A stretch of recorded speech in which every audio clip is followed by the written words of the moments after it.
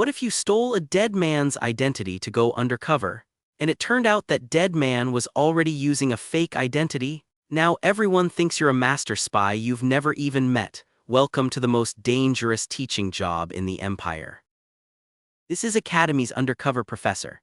A man from another life takes over a dead spy's name, Ludger Cherish, and walks into Ceoren Academy as its newest magic professor. Trouble is that stolen name comes with a secret rank inside a killer group called the Black Dawn. Today we're covering the whole webtoon, all 168 chapters. Quick note, we're using the official English name spellings, so if you read the fan version, a few names will sound a bit off. Our main character has already lived and died once, and he is not happy to be dodging assassins all over again in life number 2. In his first life he was an ordinary guy on Earth. His mother was a shaman who tried to force the family trade onto him. He refused, buried himself in normal studies instead, and years later a traffic accident ended the whole thing. Then he wakes up. New body, new world, a world stuffed full of magic. In the present he is quietly working as a teacher at a magic academy under a completely fake name. Right now though he is on a train bound for the imperial capital Lindenbrot, and to the passenger sitting across from him he introduces himself as Gerard, a man from fallen nobility with no surname to give. That passenger introduces himself right back. His name is Ludger Cherish, a freshly appointed teacher on his way to Ceoren Academy in the Exilian Empire, assigned to the second-year class, riding this line all the way out to the city of Leatherbelk. Polite, friendly, a perfectly ordinary new professor. Hold onto that name because our guy is going to be wearing it very soon.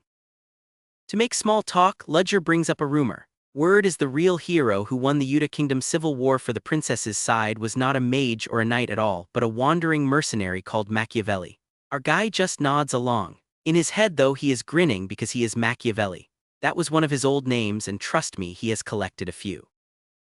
And then the small talk dies. An explosion tears straight through the train engine, ripping apart the protective magic that shields the whole thing.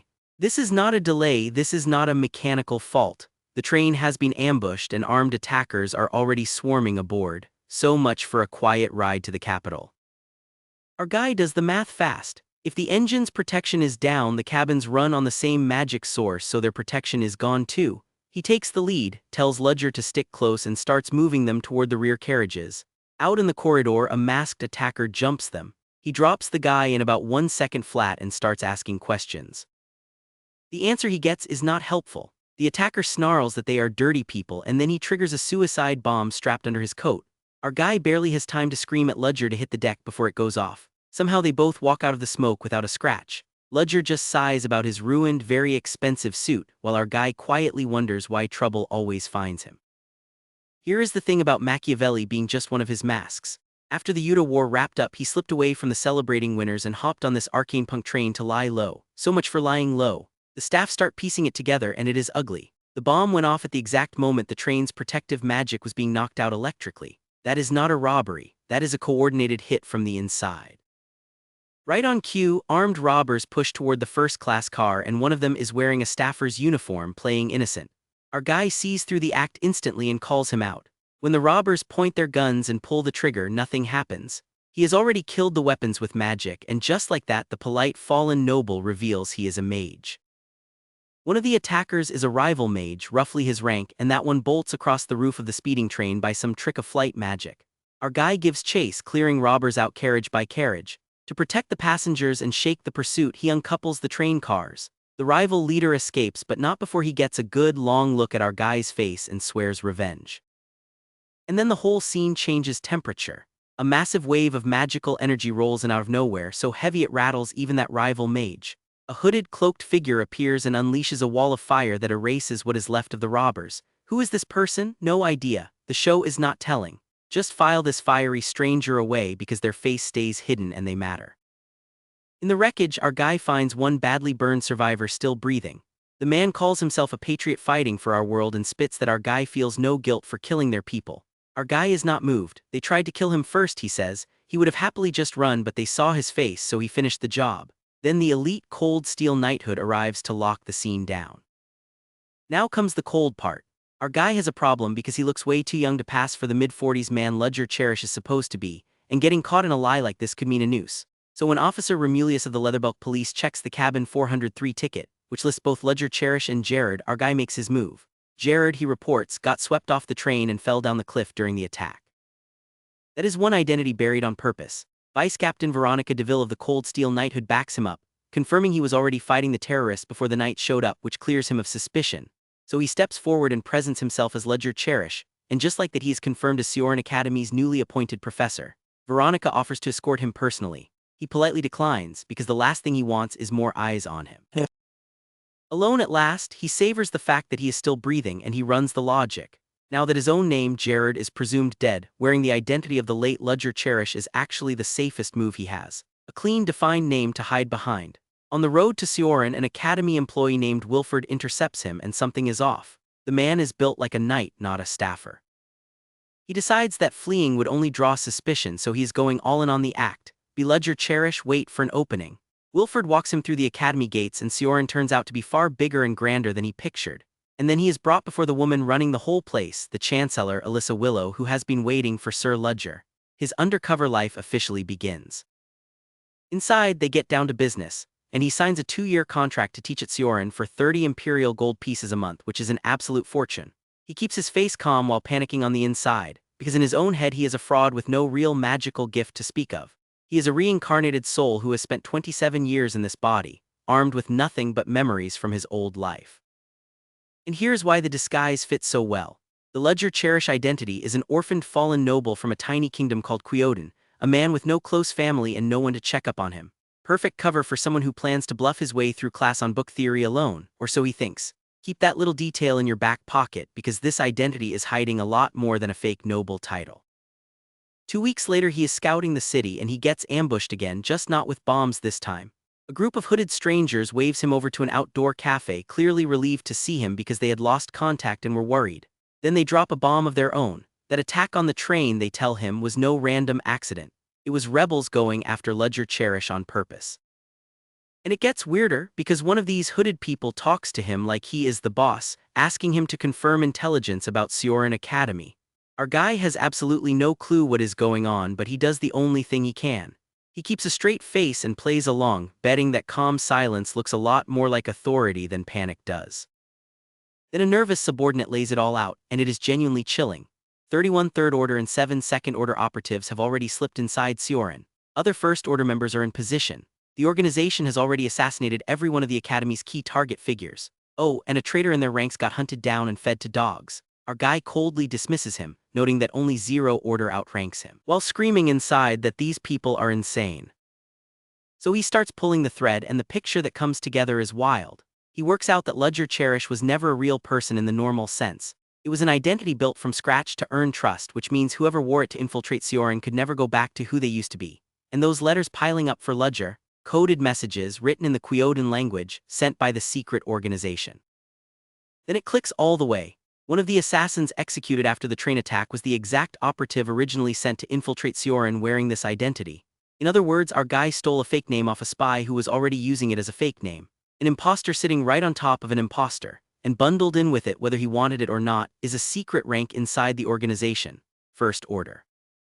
He decodes the rest of the hierarchy, 0 Order down through 3rd, and confirms his stolen job description word for word. First Order members infiltrate Ceoren, win everyone's trust and report back. That is exactly the seat he is now stuck in. He cannot fight this organization head-on, so his long game gets simple. Let Ceoren itself crush them one day and never get caught feeding secrets to either side. Fast forward to the first day of the semester. The lecture hall is packed, and students are buzzing about the mysterious new professor who replaced the last one, the guy who supposedly quit out of nowhere. A student named Flora and her friends swap rumors. Ex-military officer, published mage, maybe a noble from a fallen house. Then the man himself walks in and introduces himself as Professor Ludger Cherish, in charge of manifestation. He opens the class to second years and any first years brave enough to sit in, promising real battle application over dry theory. When Flora pushes back on letting first years crash the room, he shuts it down as equal opportunity, and warns that nobody gets an easy grade off a rookie. What rattles him is that not one student asked him a single personal question, almost like they were told not to. Then a pink-haired colleague named Selena stops him in the hall, hesitates and asks, "Have you eaten yet?" That loaded little question hangs there, but he lets it slide. A mixer for the new professors, he shakes hands and quietly clocks a real possibility. Since he is passing himself off as a fallen noble, another First Order plant could easily be hiding in this exact batch of new hires. He just cannot tell who yet. Meanwhile, a snobbish noble professor, Chris Benimor, openly talks down to a non-noble colleague. Our guy decides to keep his head down and eat alone. But keeping his head down is getting harder because the rumors about Professor Ludger Cherish are spiraling.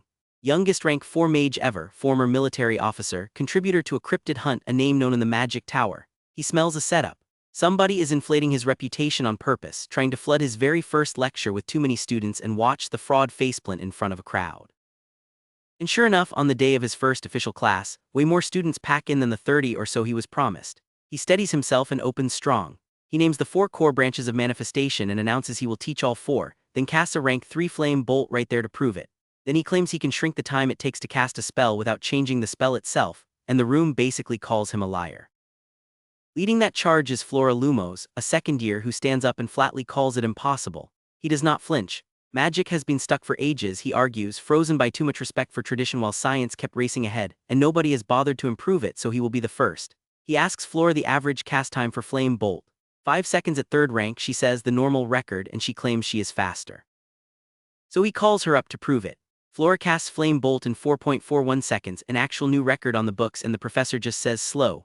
Then he casts his own Flame Bolt in 0.24 seconds, skipping every standard step, and the whole class loses it. He calls his method source code. The body is the hardware, magic power is the data, and the spell formula is the software. That is all you need for now. He tells Flora her outburst is worth a 10-point penalty for disrespecting a teacher, then flips it and gives her 10 points instead because her Flame Bolt was flawless. And he announces he will personally teach source code to any student willing to grind for it. The class is stunned, but not everyone is charmed. One arrogant noble sneers at an impressed classmate that this, right here, is why commoners are worthless. That noble, the eldest son of Baron Felio, rounds on a bespectacled student he claims was mocking him and threatens payback for disrespecting nobility. Before it gets ugly, a teal-haired kid named Leo steps in, cool as anything, and dares the noble to throw a punch in front of all these witnesses. The noble backs off. The rescued student introduces himself as Aiden and his rescuer as Leo. Remember both of them. As they walk to class, Leo gives Aiden the survival briefing on Ceoren's 3 most dangerous students. Flora Lumos, who supposedly scared off the last manifestation professor. Erendir von Exilian, the 3rd princess of the Exilian Empire, and Priden Wolfberg, leader of the biggest noble clique in the 2nd year from one of the 3 great duke families. Good names to keep straight because every one of them matters later. Meanwhile, our professor, hooded and alone in his thoughts, looks back on where source code even came from. He built it by welding magic together with science, leaning on knowledge that feels a lot like the technology of old Earth. His mentor once looked at the idea and just shrugged. This isn't that bad. He also knows source code by itself is not enough material to keep teaching forever without eventually getting exposed as a fake. Then the Chancellor herself, Alyssa Willow, pays him a personal visit in his new office, welcoming Professor Ludger by name. But this is no friendly drop-in. She probes why he really came to Ceoren, casually mentions rumors of a secret association, and lets slip that he was the last new professor she visited because she checked every single one. She asked him to make sure no harm comes to the princess in his class, and says she has high expectations. And the second she leaves, the trapdoor opens under the whole scene. An unseen voice asks someone off to the side, how is he? Is Ludger someone we can trust? So let me be crystal clear about this because the show is. Alyssa Willow is not fooled by him, she does not buy the act for a second, she is already circling. Ludger, meanwhile, is doing his own digging, poring over student files like a detective. He notes the Lumos family's wealth and clocks a so-called profit backed by the Magic Tower and the Exilian Princess. One boy's photo nags at him, oddly familiar though he cannot place it. And he is well aware the Chancellor's inner circle does not fully trust him, which has him weighing how much to lean on the secret society instead. And now the show says the quiet part out loud. In his own head, Ludger lays out the twist the whole series is built on. The real Ludger Cherish was most likely killed or swapped during that train incident, and he, a disguise and infiltration expert his so-called allies keep calling First Order, quietly stepped into the dead man's life. That is the engine driving this entire story. And he is right to stay nervous because at that very moment Alyssa and Wilford are talking about the train terrorism case, tying it to the infiltrators who slipped into Ceoren. Out loud, they float the theory that Ludger could be an imposter swapped in during the chaos. Wilford is not certain yet, but he says one thing with total confidence. This man is not an average person. Out on patrol, Ludger catches a scene he cannot ignore. A haughty noblewoman is publicly tearing into a silver-haired commoner student for refusing to give up a public plaza, sneering at her as a vulgar commoner. That silver-haired girl is named Lynn, and I need you to really lock her in right now because she looks like background filler and she is anything but. She is one of the most important people in this whole story. The noblewoman does not stop at insults. She blasts Lynn with an unprovoked magic attack and Ludger gets there just in time to freeze it dead in the air. He declares flat out that Ceoren does not care about bloodline, that every student here is equal, and then he hauls the noblewoman off for discipline, coldly writing her off as a puny fallen noble brat. Lynn just stares, stunned that a professor stood up for her. It happens again soon after. Another noble spits the same fallen nobility insult at Lynn, and Ludger steps in, leaning on his authority as a professor even though on paper he is fallen nobility too. He checks on her by name. Lynn, are you hurt anywhere? Then hands her over to Selena. The students catch that. He already knew this commoner girl's name, and in a quiet flashback Lynn resolves to trust this man and work twice as hard as anyone. That night, alone, we see a crack in the armor. Ludger suddenly doubles over from some hidden bodily fit, the kind only his medicine can settle, and he is down to about 5 days of doses left. He cannot just stroll into a pharmacy for more because using magic in there would leave a paper trail pointing right at him. He needs to reach a certain someone, and he needs to do it fast. Around campus, the gossip has shifted to something with teeth: a werewolf. Students and Selena trade stories about a dark figure prowling the leatherbulk rooftops at night, and whispers that someone inside Ceoren itself might have seen it. Colleagues keep pressing Ludger to patent that source code technique, and he keeps dodging, not wanting to paint a target on his back. He also admits to Selena that other professors are hunting him, naming Chris Benimor and that killer stare of his. So that night Ludger goes out on patrol alone, and sure enough a werewolf-looking creature ambushes him on a rooftop. He draws his sword and strikes it down clean, but then the thing changes shape and it is not a monster at all. It is an old acquaintance named Hans, who looks up at him and cheerfully calls him Hyung Nim, older brother. Turns out our lone wolf professor has a sworn little brother in town. Hans immediately scolds him for still finding trouble everywhere he goes, then explains his own bizarre gift. Whenever an animal bites Hans, he turns into that animal until he takes an antidote, which is how he once ended up as a giant chihuahua after a dog got him. He recognizes Ludger's current cover, Ludger Cherish, professor at Ceoren, and thinks back to the cryptid hunting job where the two of them first crossed paths. Then Hans drops something that does not add up. He only got into Leatherbulk that very day, which contradicts the letter Ludger sent, and it means something else caused the werewolf rumor 2 whole days earlier. The underworld is whispering that Ludger belongs to a secret group called the First Order, and when he studies a certain coin, his memory snags on a newly surfaced criminal outfit calling itself Black Dawn. He is sure the two are connected. Right then they spot a real werewolf crouched on a rooftop under the full moon, and Ludger clocks something shiny on its neck, a collar somebody clamped there on purpose. He reaches for his oldest identity, the cryptid hunter Abraham Van Helsing, and a chain blade he has not touched in years. He pins the beast with a supersonic strike no human ear can catch, wanting a sample and a lead on who collared it. Then a guard patrol swings toward the noise. The beast tears loose and the fight is back on. The guards spot him mid-brawl and start yelling to arrest the suspicious deviant on the roof, which forces his hand. He had only meant to suppress the werewolf, but now he has to finish it fast. He overpowers the collared beast and slips away with its unconscious body before the guards arrive. When he examines it, the truth is worse than a stray monster. This is no natural cryptid. It is an artificial test subject engineered by someone. So he makes a call. He tells Hans they should settle in this city instead of the capital because between Ceoren's secret organizations, the lunatics running experiments, and the street gangs, everyone's attention stays split. Hans gathers intel while Ludger lies low under suspicion. Then a newspaper stops him cold. The unnamed beast is still killing, 5 more deaths last Sunday, past 10 victims now, Black Fur reported. And police brushing it off as a human serial killer, which means there is more than one werewolf out there. And it all comes to a head back at Ceoren. Students whisper that 2 first-years were mauled overnight, raked with beast-like claw marks. Alyssa Willow calls an emergency staff meeting and confirms it. Something got inside the academy, and witnesses think a werewolf wounded those 2 students. Then Professor Hugo Bertigo stands up, waves off the whole werewolf theory because both victims happen to be noble, and instead points the finger at a commoner student. And that is where this section leaves us hanging. The werewolf he just put down has a human name and a nickname for him, and now a professor is standing up in a faculty meeting pointing the finger at a commoner kid, which means Ludger's cover and one of his students are both about to be in the crosshairs. That werewolf calling Ludger Big Brother is the thread that unravels everything, turning this into something way uglier than a monster problem. So while Bertigo's accusation still hangs over the meeting, Ludger just sits there and says nothing. Because privately, he knows he messed up, leaning on the Black Dawn cover like it was some kind of advantage, and now that gamble is about to put one of his own students in the crosshairs. So here's where we're at. The faculty's in full damage control mode over the attacks, and Vice President Hugo Bertigo stands up and basically goes, obviously it's the commoner students, a werewolf theory is more believable than a noble doing anything wrong. Ludger just sits there, because privately, he knows he messed up leaning on the Black Dawn cover like it was some kind of advantage. Then he gets a message, and not a normal one. A coded little insect crawls in carrying a warning. 3 test subjects are loose, and if anybody catches them, the whole fake identity he's been wearing could come apart. Suppress them fast, so the werewolf running around campus, it's not some random beast, it ties straight back to him. Selena, the sweet pink-haired new professor, notices he looks kind of pale and asks if he's okay. He waves it off. Meanwhile, Chancellor Alyssa Willow tightens everything down. Night patrols, curfew warnings, hand out demerits if you have to. Nobody wanders after dark, which, for a guy trying to quietly clean up his own mess, is the worst possible timing. That night, Ludger clocks someone tailing him. He spins around ready for a fight, and it's a student, a girl named Celinder Rosen, and she drops a bomb. She's a third-order member of the Black Dawn from a noble family, and she's been trying to get a private word with him this whole time. So he soundproofs a little cafe with magic and lets her talk, and what she says fills in the picture. Those werewolf incidents come from Shamus experiments, cryptid stuff, run by a wing of the Black Dawn that got kicked out for testing too twisted even for them. One of the escaped subjects has been crawling through Ceoren's drain pipes. That's the monster.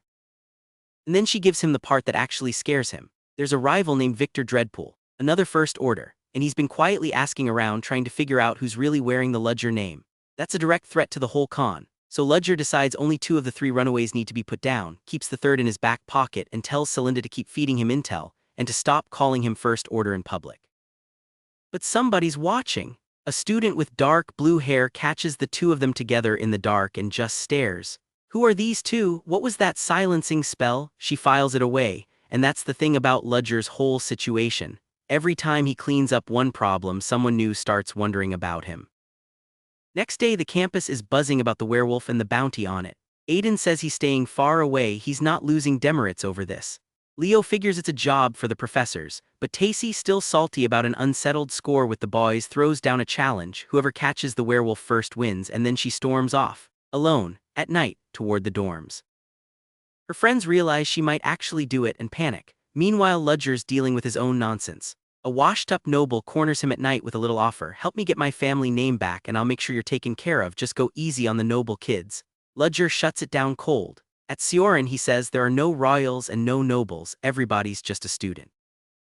On patrol, he nabs a few kids out past curfew, hands out demerits, and then heads for the sewage plant because Celinda said the thing came in through the pipes. He finds tracks, 2 creatures, not one, and they split up. The bigger one's heading for campus to hunt, then a scream cuts the night. He can't follow the prince in time, so he just runs at the sound and blasts a werewolf off 2 girls at the last possible second. And the 2 girls he just saved, one's Erendir von Exilian, a princess. The other's a silver-haired scholarship kid named Lynn. Remember her, by the way, she matters way more than she looks right now. And how does our hero handle the emotional reunion? He immediately slaps both of them with 5 demerits for breaking curfew. Just saved your life. Also, you're in trouble. Erendir is not having it. She chews him out for yelling before even checking if they're hurt and for not taking care of himself after a fight. She asks him to at least let Lynn off the hook. Turns out Lynn only wandered out because she fell asleep studying. He softens, waves the demerits, and tells Erendir to walk her back to the dorms. And then the second werewolf shows up. He shouts at the girls to run and squares off. Problem is he can't cut loose with students watching, so he's fighting with the brakes on and it's wearing him down. Worse, this thing tanks his strongest hit. It's too tough, it's using tools, and that detail sticks in his head, because normal werewolves don't do that. Across the grounds, Leo and Aiden are hunting for Tacy, half ready to give up when they hear a scream they're sure is hers.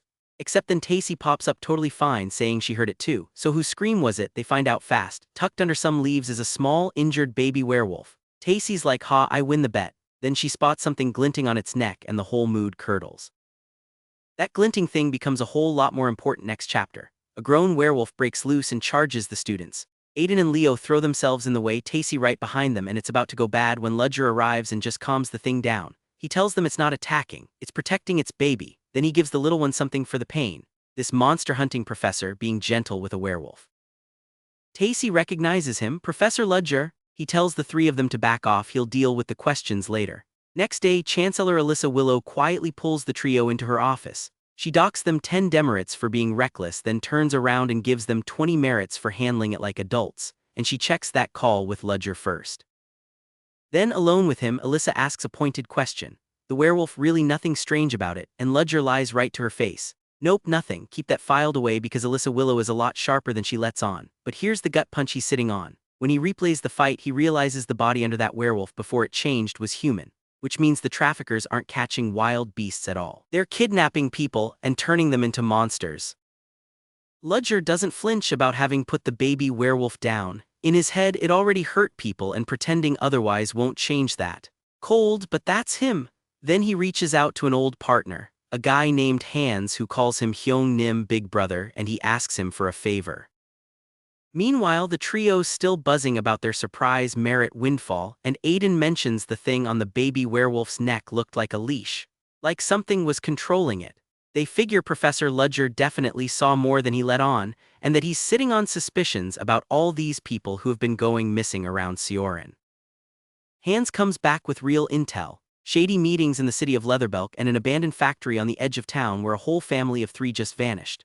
Ludger goes there at night and overhears the guards griping. Some kidnapped kid got underdosed, started screaming, and set off his own parents who'd already been turned into a riot that let them escape. Ludger asks Hans how old the child is. 7. 7 years old, that number does something to him. The factory's crawling with maybe 40 people, guns, a couple of dark mages, and he decides to go in alone through the drains, obviously. He breaches the place and starts taking the captors apart. But somewhere out in the dark, another enemy is watching through a bug, an insect familiar, grinning to himself that he could wipe out this whole facility and nobody would care. Inside, it's a war zone. There's a dark mage shielding the gunmen with alchemy-boosted metal magic, deflecting bullets, even lightning. Ludger blows through about 20 guards and the mage in basically no time using his own metal and windwork. Then he notices the bugs again. These insect brothers, spies for hire out of the criminal underworld, are watching everything, so he cuts their signal. The bald crime boss running this place, they call him Baron, sets an ambush, sure Ludger's about to walk right into it. Instead, the lights cut out and Ludger silently drops one of the 2 bug brothers before he can even move. The surviving one loses it. He hurls a centipede, throws fire to buy space, and Ludger just carves through it and wounds him.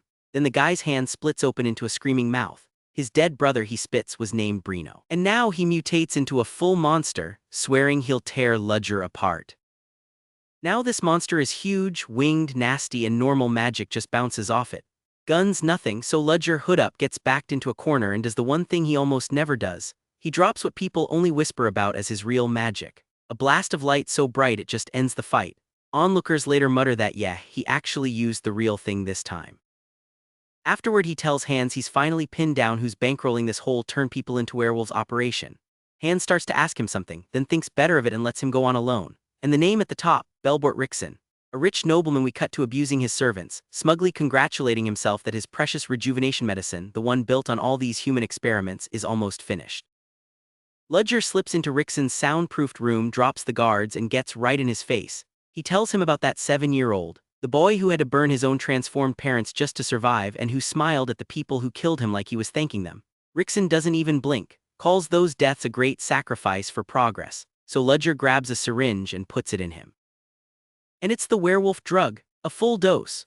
Rickson twists into a monster right in front of him while Ludger tells him to feel the same pain for once. His own guards find the thing and spend an entire hour blasting it into nothing, which conveniently erases any trace of what happened to their boss. A few looters grab a hidden stash in the chaos and slip out. Ludger tells Hans he'll be back with a new identity, one built for the underworld so he can keep digging. Hans just tells him to get some rest. Around the city, the story writes itself. Belbort Rickson got eaten by a monster, and hey, word is he was secretly into black magic anyway. Nobody's mourning him. But this whole drug operation doesn't just die with him. Because somebody does care about the how. The elite Nightcrawler Knights roll in and take the case off the local police. Their grandmaster is a silver-haired woman named Tarina Lionhowl, and she is sharp. She finds the burned monster corpse and a hidden wall compartment where a safe used to be. Her read, somebody extremely skilled pulled this off clean, and she's already got a suspect, a legendary phantom thief she calls Arsene Lupin. Here's the punchline the audience gets and she doesn't. Arsene Lupin is Ludger. She's chasing the guy she's basically standing in the wreckage of, and she has no idea. Her knight Lloyd tells her about an abandoned factory that burned down at the exact same time, and she connects the two on the spot. She's taking this one personally. Let's go. Back at the academy, Ludger's paying for that real magic stunt. It drains him, so he's popping monarchovery pills to stay upright. And he's got a loose end nagging him. Aiden was close by the night of the werewolf mess and might have seen something. For a cold second he actually weighs whether he needs to silence a student. Then he decides no, too risky, especially since the Chancellor is personally watching Aiden as some special type talent. He lets it go. Meanwhile, Tarina keeps pulling the thread. Lloyd tells her a werewolf hit Ceoren Academy too, came up through the sewers and got put down by a current professor there, leaving no corpse, just like Rixon's monster. Same fingerprint every single time. Burned clean, no evidence. She files that unnamed professor away as a lead. She's circling closer to Ludger without knowing his face. On campus, the students have decided Professor Ludger is basically a legend now. Hunting werewolves, war record, old cryptid campaigns, the whole thing. And in a quieter moment, that scholarship girl Lynn gets invited to sit with Princess Erendir as an equal, which earns her plenty of jealous side-eye. In class, Ludger runs a demo that spikes a kid's magic output and leaves the whole room stunned at how efficient his own casting is. Next class is a whole lecture on the history of elemental magic, how the four elements started out as tools for war and burning and driving off the dark and slowly turned into water wheels and windmills and electric light. Flora Lumos, the proud genius of the class, answers that fire's original job was simple: to burn people and kill them. His point lands. Magic means whatever people decide to use it for. During practice, he zeroes in on Aiden, the commoner freshman who still can't get an element to show up. Instead of writing him off, Ludger teaches him something personal. Forget the textbook, pull up a real memory, something you can actually feel. So Aiden reaches back to being a poor kid in a snowstorm, huddled by his family's fireplace, and out of that comes his own flame. Warm instead of hot, soft instead of destructive. Ludger holds up Aiden's flame as the whole point and teaches the method to everyone. And Flora, she hates it. She remembers him calling her out in front of the class, and it lands right on an old wound, because her own father looked at her the exact same cold way. So she tries to one-up Aiden with a reckless combined spell that spins out of control. Classmates scream. Ludger orders an evacuation and grabs her hands to stabilize it as the whole room goes white. They pull it off. Flora stabilizes this wild fire and ice thing that basically snows in the classroom, almost braiding 3 elements at once, and it wipes out her mana. Ludger chews her out for showing off and endangering everyone, even though privately he thinks it's genuinely beautiful work. His actual lesson, though, is harder. Right now he tells her your magic exists to show off and nothing else. Go find a real reason to use it. It stings, but she also notices his quiet concern felt more real than anything her father ever gave her. And Ludger, for his part, realizes he's basically repeating advice his own mentor once beat into him when he got cocky with power. Later, walking the campus at night, Alyssa tells him this year's freshmen are a golden age of talent, and she's not wrong. Then he spots Lynn nearby and calls her to his office. She's terrified, sure she's about to get cut from his class for only having one weak element. Instead, he hands her a book. A rare, one-of-a-kind text on non-elemental magic, written by a researcher who's since passed away, someone he actually knew. She's floored, and keep that book in mind because whose work it really is turns into a very big deal way down the line. Here's why he gave her that specific book. Ludger's caught a glimpse of something in Lynn, a rare gift called the sight of judgment, the power to actually see the good and the evil in people. The dead researcher who wrote that book had it, and he suspects Lynn quietly carries the same thing still asleep, so he reassures her that even one weak element, mastered all the way, can make her extraordinary. Out on the grounds, an arrogant noble named Gevaudan Felio decides to be a problem. He mocks Aiden, sneering that he can't even materialize his own element, which we literally just watched him do, so it's pure trash talk. Then he insults Tacy, the red-haired fallen noble in their little group. Leo's had enough and calls for a magic duel. But here's the important part. Leo says the words, but Gevaudan turns straight to Aiden. What are you gonna do? And it's Aiden who steps up and takes the duel, setting the stakes himself. Ludger tries to kill it, safety, no first-year duels, but the crowd accuses him of abusing his authority to block a fair, agreed-on fight, so he backs off and lets it happen, supervised. Then he trades jabs with a rival professor, Chris Benimor, this smug blue-haired noble who thinks Gevaudan's the real talent here. The two of them make a side bet, wagering their own research documents. Chris on Gevaudan, Ludger on Aiden, and Gevaudan, still fuming, rounds on Tacy and openly threatens her over the whole embarrassment. Real charmer, this one. Privately, Ludger pulls Aiden aside and tells him he's already got a hidden advantage, a variable he could play at just the right moment to win, and Aiden says no. He doesn't want the trick. He wants to beat Gevaudan with nothing but his own skill, and he asks Ludger to train him himself. A commoner kid just begged Ludger to train him to take down the Academy's nastiest young noble on skill alone, no tricks. Ludger says yes, that's going to cause problems. Remember that commoner kid who wanted to fight fair? Turns out fair includes a specialty that flat-out deletes other people's magic. Quick recap, Aiden turned down Ludger Cherish's shortcut and got trained the hard way instead. Now right before he duels Gevaudan Felio, Ludger leaves him with one cryptic line. When the moment comes, follow your heart. No trick, no explanation. Hold on to that because it comes back. Over on the noble side, Gevaudan is furious. He storms up to Professor Chris Benimor, complaining that he's being coached with cheap tricks instead of leaning on his own specialty magic. So Chris takes over his training personally, drills him into the ground for 3 brutal days, and Gevaudan starts wondering why his professor is so weirdly confident he's going to win. Turns out Chris has a card up his sleeve. That card, right before the match, Chris slips Gevaudan an illegal, completely untraceable potion that amplifies his magic, telling himself he's only matching a commoner's dirty tactics with the noble's own. The whole academy is buzzing, bets flying everywhere. A barrier goes up so nobody actually dies. The rule is simple: first one to lose their magic aura loses, and the duel begins. Gevaudan comes out swinging with his heaviest fire magic, juiced up on that potion, and just bulldozes Aiden across the arena, sneering at him as a pathetic commoner. Aiden is cornered, seconds from losing, and then he remembers the 3 days Ludger secretly trained him. His eyes light up. Whatever Ludger taught him is about to hit the field, and nobody in that crowd is ready for it. What Aiden pulls out is maneuver moving, a combat technique that's supposed to be exclusive to trained bow mages, and Chris nearly loses his mind because there's no way a commoner learned that in 3 days. But that's not even the scary part. Aiden slices clean through Gevaudan's strongest spell, snaps his concentration, and wins outright. The commoner beat the noble, and his friends Leo, Tacy, and Lynn are losing it in the stands. Gevaudan does not take it well. He spirals into denial, and then he breaks every rule there is, hurling a lethal fire spell at Aiden after the match is already over. And here's where Ludger's advice pays off: follow your heart. Aiden uses that same unknown power again, cuts the killing spell right out of the air, and protects himself. Chris finally puts a name to it: anti-magic, a rare power that erases other magic entirely. Freuden Wolfberg, leader of the senior noble clique, publicly tears Gevaudan apart for that dishonorable stunt and announces he'll be keeping an eye on Aiden, who just proved he's better than your average noble. Chris, meanwhile, storms up to Ludger, furious that he hid Aiden's anti-magic from everyone. And Ludger, he refuses to collect a single coin from their side bet. Profiting off someone else's hard work just isn't his style. But the duel was never really the point for Ludger. Privately, he pulls aside Cylinder Rosen, his quiet line into the Black Dawn, and tells her the Chancellor still suspects them both, though his little public win just bought them some goodwill. Then he hands her a direct first-order mission.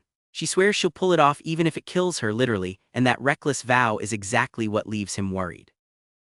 Because here's the thing about Ludger. He's boxed in on 2 sides, the Black Dawn, who think he's one of their own, and the Chancellor's faction watching his every move. Win a duel by some time, sure, but he needs something nobody can take from him: his own power base. So he calls up Hans and he goes digging into the criminal underworld wearing a brand new face. And this is the one you cannot get twisted. The man who walks into that underworld calling himself James Moriarty is Ludger. Same guy. Moriarty is a legend down here, a crime consultant who once ran the entire underworld of Delica Kingdom before vanishing off the map for years. Ludger just picked the name up and put it on like a coat, because a legend opens doors a professor never could. He walks straight into a closed bar and confronts the local boss of the Red Society, the biggest of 4 gangs carving up these back alleys. The boss tries to test him, his men draw hidden guns and the guns just don't fire. Sabotaged in advance. Ludger drops them himself, and then a werewolf, Hans in his monstrous transformed form, lumbers out of the dark to terrify whoever's left into submission. Ludger and Hans connect the dots fast. The Red Society has been weak and rattled ever since Belbort Rickson died, which makes right now the perfect moment to wipe them off the board. So he strolls into their leadership meeting as the businessman Moriarty, says he's starting a new venture in town, and then flatly announces the Red Society will cease to exist as of today. Cue the brawl. He cuts the lights and finishes them off from the darkness with a glowing cane sword, Hans comically slipping away to leave him to it. The next night, still wearing the Moriarty face, he gets jumped again, this time by a gang armed with poison daggers and dark magic. He just coats his whole body in mana so the poison does nothing and cuts them down one at a time. The last man alive recognizes the name Moriarty and gets a front row seat to something he didn't think was possible. Ludger casting magic straight out of his own shadow away from his body entirely. Fight over. Then Hans shows up, drops his disguise because the smell of blood is wrecking his animal senses, and over drinks the two of them plan what comes next. Using a secret account book Hans lifted from the gang's office, Ludger handpicks a few of the Red Society's leftovers, about 10 people, and builds them into something new. He names it UN Owen, a little pun on the word unknown, and get this crystal clear. UN Owen is his, not the Black Dawn's, not the Academy's. His own organization, his own leverage, so he never gets cornered again. They toast to it. So take stock for a second. Ludger now has a teaching job at Ceoren, a secret identity running the criminal underworld, and a fresh organization that answers only to him. 3 separate lives and none of them know the others exist. That's a lot of plates to spin at once. and back at the academy one of those plates is about to wobble. Students keep asking Professor Ludger why he still doesn't have a teaching assistant when other professors keep whole teams of them. His answer is a shrug. Light lecture load, never needed one. Then he catches Celinda loitering outside his hall again, and instead of scolding her he just says it, "Be my assistant." She accepts on the spot. And the assistant thing is not kindness. Privately, Ludger notes that keeping Celinda right beside him is the cleanest way to quietly mine her for Black Dawn intel and keep tabs on exactly what she's up to. A watchful arrangement dressed up as a favor. Meanwhile, a fresh rumor is sweeping the school that a wish-granting universal stone is hidden somewhere inside Ceoren. That's when Julia Plumhart corners him, top-ranked new student backed by the magic tower, and she wants to know how he picked his assistant. Ludger tells her the only thing he judges is character, not skill, not a famous name, and then without blinking he tells Julia she doesn't have the character for it, calls off any interview and walks away, leaving her stunned and in tears. Remember her face, she is not done with this story. Next, Flora Lumos approaches him, first insisting she absolutely does not want to be his assistant, then admitting she just wanted to thank him for saving her and for the advice he gave her. She asks how many elements he can actually control. He tells her 5, it's a lie. He can quietly handle 6, but showing your full hand only invites the wrong kind of attention. Then the Chancellor calls him in. Alyssa Willow confirms the rumor is real. An ancient universal stone, something 100 times more powerful than any relic ever forged, has been hidden away in Ceoren for a very long time. Its existence was top secret, so any leak had to come from the inside. She asks Ludger to quietly investigate, alongside a handful of other professors. Ludger agrees, though privately he suspects this is half a real assignment and half a loyalty test, because the Chancellor's people still don't fully trust him. But this stone lights up something much bigger in him. Because every single mask he has ever worn, the mercenary, the crime consultant, the merchant, all of it served one secret purpose: hunting the scattered pieces of a single legendary relic. Think about what that means. This man has been a mercenary who won a kingdom's civil war, a merchant, a crime consultant feared across nations, and every one of those lives was a cover for the same quiet errand. He isn't chasing power or a throne or revenge. He's chasing 7 broken pieces of one ancient thing, and he'll wear any face it takes to find them. 7 pieces, he's found 3, and he starts to wonder whether the Ceoren stone could help him track down the other 4. That night he sits alone, turning it over what completing the relic would actually mean, and then he just trails off, doesn't finish the thought. Whatever the end game is, he isn't saying it, not even to himself. Hold on to that. 3 of 7 and something's about to move. Elsewhere, Grandmaster Tarana Lionhowl of the Nightcrawler Knights is chasing the werewolf case, and she actually credits the new Ceoren professor for cleaning it up, with no idea that the same professor is the man she's been hunting under other names. Her junior NEA brings worse news. The factory they raided held nothing but burned, unreadable papers, and the Red Society vanished from Leatherbelk overnight. We know why she doesn't. At the academy, Ludger runs a lecture on something called the coordinate assignment formula, casting a burst of fire well away from his own body while a classroom full of students just stares, though he insists he's only showing it to prove that real magic gets built step by step from a solid foundation. And then the urgent report lands. The universal stone has been hijacked. Here's the twist, and it matters. This theft was not a Black Dawn order. The investigation traces it to a second order named Demilus, a guy everyone writes off as less talented than his peers, who heard a rumor and moved entirely on his own, hoping to deliver the relic and grab a vacant first order seat for himself. No mission, no orders, just personal ambition. Celinda tracks Demilus's group to the Silent Forest and reports in, and the Chancellor praises her work. Ludger decides to handle this one personally so nobody's identity gets exposed. To close and unseen, he casts Aether Nocturnus, a rare, mana-hungry teleport spell that scrubs the caster's presence from every form of detection. Basically, he goes invisible to magic itself, or almost. Almost, because one person feels it.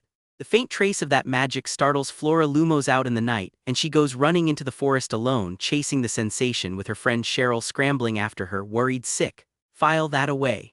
Flora is the one who can feel Ludger's trail, and that gift is going to matter a lot more than anyone realizes. Deeper in, Demilus realizes the stone he's carrying isn't reacting to anything and calls it useless.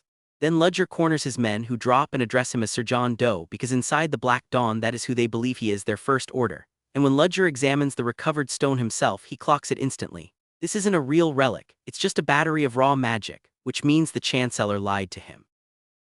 And before he can sit with that, a blast of magic rips straight through the forest. When the smoke clears, a silver-haired sorceress is standing there completely unharmed, petals drifting around her, the stone in her hand, and she says 2 calm words, "It's the end." Cliffhanger, New enemy, right? Except no, hold that thought. Because Ludger barely escapes her next attack with another teleport and then he recognizes her. That silver-haired sorceress is Alyssa Willow, the Chancellor, the Academy's own 6th-rank lecturer. She isn't a new villain and she isn't really his enemy. She's the one who set this entire thing up, gloating that she planted a fake universal stone as bait, while quietly hoping her professor wouldn't get caught in it. Let that land? The theft, the leak, the rumor, all of it was Alyssa's own trap to flush out Black Dawn agents, and she ran it completely alone, hiding it even from her own allies. Ludger just quietly calls her a truly extraordinary person and honestly fair. She played the entire board and told absolutely no one. On his way out he runs into Flora, who followed the disturbance in, and he brushes off her questions and offers to guide her and Cheryl out of the off-limits forest. Alyssa catches them leaving, confirms the earlier blast was her own doing and already handled. And privately her ally, an older man who fits the profile of Wilford, spells it out. The rumor was deliberate bait so that the little rats take it first. The real universal stone, by the way, was safely moved somewhere else a long time ago. But Ludger has one more trick. He secretly planted a tracking trace on the fake stone, betting Alyssa would go check on the real one afterward, and she did, which means now he can find it. He channels its power to demand where the other relic pieces are hidden. It can't show him all of them, but it tells him one thing: one piece is unexpectedly close by. So the hunt narrows fast. Ludger and Hans compare notes. Of 2 suspected relic locations, one is roughly pinned down and the other traces straight to the city of Leatherbelk. They figure the piece is tied to an item going up for sale at the Kunst auction house, the only auction house in the region, and it just so happens to have a big event coming up. Convenient. Before that, though, a top student is waiting outside his office, too nervous to say what she wants. Turns out she's the only one who solved his coordinate assignment homework, and she wants a real reward, not just a grade. So he shows her an experimental formula he calls the Klein bottle. She touches it, her senses completely overload, and she blacks out cold. When she comes to, Ludger tells her she has a rare specialty. She can feel every sensation of magic there is, the whole texture of it in the air around her. He claims he couldn't care less about her gift, warns her to keep it hidden from every other mage, and sends her off with nothing else. That's the kind of gift that doesn't stay buried for long, remember it. That night, dressed up as a sharp, dapper gentleman, Ludger meets Hans, who rolls up in a fancy carriage sent from his little society, and the two head for the Kunst auction house together. They get waved right up to the exclusive 4th floor, no security, known among the underworld's organizations as neutral ground under one unwritten law. Nobody fights up here, and they step toward a hidden gathering. Waiting on that 4th floor are the leaders of 3 underworld organizations, and Ludger, back in the Moriarty mask, sits down across from all of them. There's Violetta of the Black Rose Women, Pinion of Cursico, and the pair who run the Old Kids. Remember, to this room, Moriarty is the legend who vanished after failing to start a war back in Delica Kingdom, so they are tense. Violetta comes at him first, accusing him of crawling back to finish the war he failed. He denies wanting any conflict at all. He just needs reliable allies since he can't move openly right now. The room gets nervous once it clicks that he is the one who wiped out the Red Society, sure that he's building a replacement. He isn't. Instead, he pitches them something nobody expects: a legitimate business. His idea? A ready-to-wear clothing venture for the common people, built up in the city's neglected industrial district with a real stake in it for each of their organizations. Actual money made cleanly. Pinion is already dreaming bigger: theater, dance, music. It's such a left turn from a legendary crime boss that it actually works, and the tension in the room starts to melt into something like interest. Then Ludger walks off to one side with Violetta alone and makes her a personal offer. He'll protect her sisters and let her use her own magic openly in this new business because he already sensed that she's a mage. In return, she trusts him with something real. She drops her illusion and shows him her true face, badly scarred, a magic burn left by the abusive mentor who taught her. She chooses to keep hiding that face from the world anyway, and they seal the deal, with Violetta stepping in as a genuine, recurring ally from here on out. But the second they leave the meeting, they are ambushed. Remnants of that destroyed Red Society, led by a masked attacker whose diffusion-sent magic hides his killing intent so well he's almost impossible to detect. Moriarty is cornered, no escort, no clean way out. So he turns to Violetta and asks if she can dance. She can. They stand back to back as a full circle of armed attackers closes in, and then they cut loose together, though Moriarty is honest about it. He's tired and a little out of shape. One of these attackers, though, is not like the rest. He's a lone professional, and his thrown daggers are coated in a near-unstoppable poison. That poison belongs to the Kaldapa, a feared group of paid killers said to come from beyond the southern desert. Rather than gamble on outlasting the assassin's supply, Ludger just grabs Violetta and runs. Up on a rooftop, they set a trap. Violetta plays an abandoned, easy target while he hides, betting the enemy will suspect the bait and probe it before committing. He's exactly right. Using the leftover traces of the assassin's own diffusion scent, Ludger tracks him by sound and ambushes him, and when the killer goes for a hidden second weapon at the last second, Violetta spots it and shouts a warning just in time. Moriarty takes him down, telling him he had good judgment but dropped his guard at the one moment that counted. Then they mop up the rest. And here's how it all ties back. Those forced, loyalty-less attackers were hired by the remnants of Belbort Rixon's old drug operation, a leftover ring called Dutry. Moriarty confirms flatly that he is the one who personally killed Belbort Rixon, disgusted by how cruel that man was to people. So the ambush traces right back to a monster Ludger already put down chapters ago. Violetta hands the whole Dutry problem over to Moriarty to deal with, and takes charge of building their new business herself, the two of them parting on a confident, even pact, each responsible for their half of the plan. And step back and look at what he's actually holding now. Ludger's built himself a crime empire, a fake academy name and a teaching job, 3 lives in one guy, and there's a piece of that relic humming somewhere close by. Because he is not the only Black Dawn First Order hiding inside Ceoren. That relic humming inside Ceoren, and whoever's hiding it will have to wait. Because before Ludger can chase that thread, a very different problem is waiting for him in Leatherbelk. A pile of bodies. And people are starting to wonder if the quiet new professor is the one who left them there. It kicks off in a hidden workshop, where his engineer Sheridan shows off an upgraded mechanical claw. Smaller, twice the punch with a hidden paralysis needle inside. Then Ludger heads to a crime scene, a room full of corpses. Red Society thugs and poison assassins all killed up close, some run clean through the heart, and he reads it instantly. A mage who's just as deadly with a blade, working a serious grudge. He ties it back to Belbort Rixon's old money and a burned-down factory, threads we've seen before, and here's his grim little joke. The rumor mill could easily pin these killings on a certain Ceoren professor who once burned a werewolf to death. That would be him. Worse, out in the dark, a Cold Steel patrol spots silver-haired Tarana Lionhowl, Lord Protector of the Nightcrawler Knights, circling the exact same case. Back at Ceoren, the spirit professor Selena catches him in the hall, compliments his sharp outfit and warns him someone from the National Security Bureau is waiting. She also clocks his banged-up hands, notices the wounds look magic-made, and asks if he got into a gang fight. He did. He says nothing. The knight waiting is Lloyd, all smiles, asking Ludger to walk him through the campus werewolf case like he's just telling a friend. Ludger relaxes for one reason. His interrogator isn't Tarana, so he talks, which is exactly the mistake Lloyd wanted. Because when Lloyd shook his bare hand earlier, he was feeling for the calluses a blade user carries. Lloyd's a germaphobe, and that friendly handshake was a trap. But Ludger saw it coming and fitted a layer of artificial skin over his hand, built by Sheridan just to beat it. The case dies again. Then Tarana Lionhowl walks into Ceoren herself and runs straight into Chancellor Alyssa Willow, who's been quietly blocking every meeting between Tarana and Professor Ludger. Her reason? She's taken a liking to him and doesn't trust Tarana anywhere near him. The two women part on that needling, dangerous kind of friendly. Alyssa is keeping the hunters off her new favorite, whether he asked her to or not. A week later, Lloyd learns something wild. 3 students, Aiden, Leo, and Tacy, took a paid outside job to cover tuition and ended up capturing 3 Black Dawn Third Order agents. Actual operatives bagged by kids. You'd expect Ludger to be proud or at least protective. Nope. He talks it over with his people and decides to do nothing because he has no use for anyone who'd lose to mere students. Then he plays Professor. He opens his manifestation exam and dangles the ultimate prize. He'll teach his signature source code formula 1 piece per test to whoever scores highest. Afterward, Lynn, the silver-haired scholarship kid, tries to return a rare magic book he lent her and he refuses. Keep it, he says, I trust you with it. And Alyssa, being petty, hand-delivers his exam to his rival Chris Benimor just to rub it in. Chris gets measured against, in his words, a mere ruined noble and storms off swearing revenge. Keep him on your radar. Then Chapter 39 opens rough for Lynn.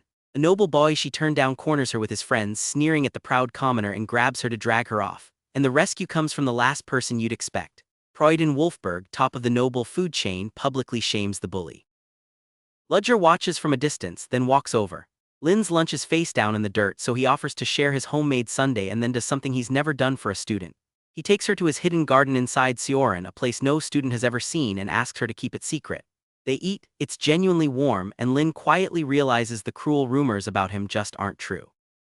Then Selena pulls him to her spirit exam and nudges him to try contracting one himself.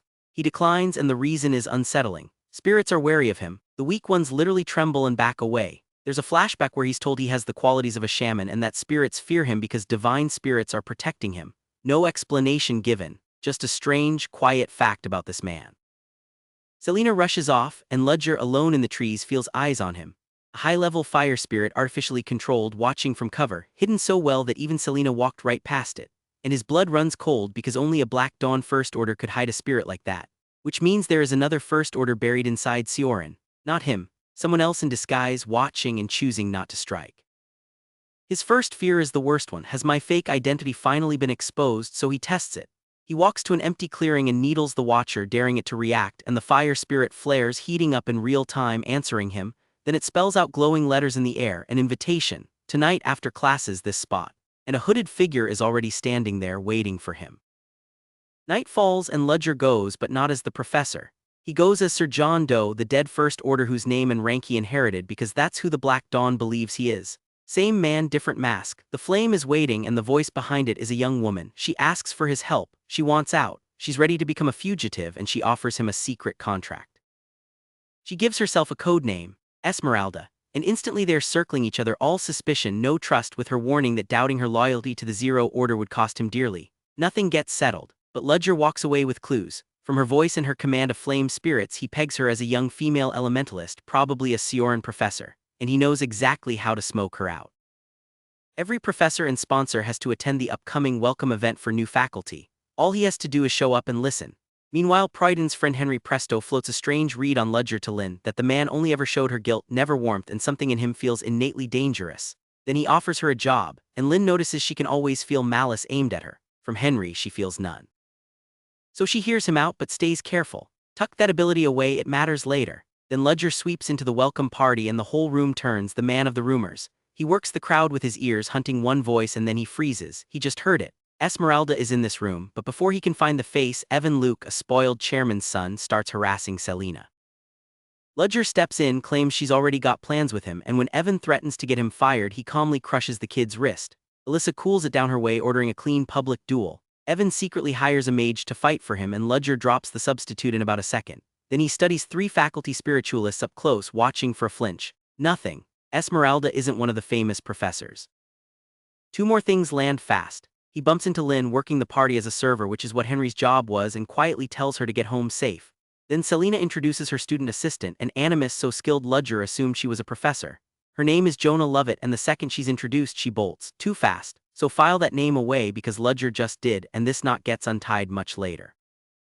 Chapter 42. On edge, Ludger overhears nobles sneering about commoners daring to break into the fabric trade, and he just smirks, thinking their contempt will cave in on them soon. Hold that thought, then the night detonates. A humanoid figure of black flame erupts in the middle of the crowd, people screaming that a monster's appeared, and Ludger knows that signature on sight. He says the name out loud, Esmeralda. The beast-taming professors throw everything they have at it, and it just washes off.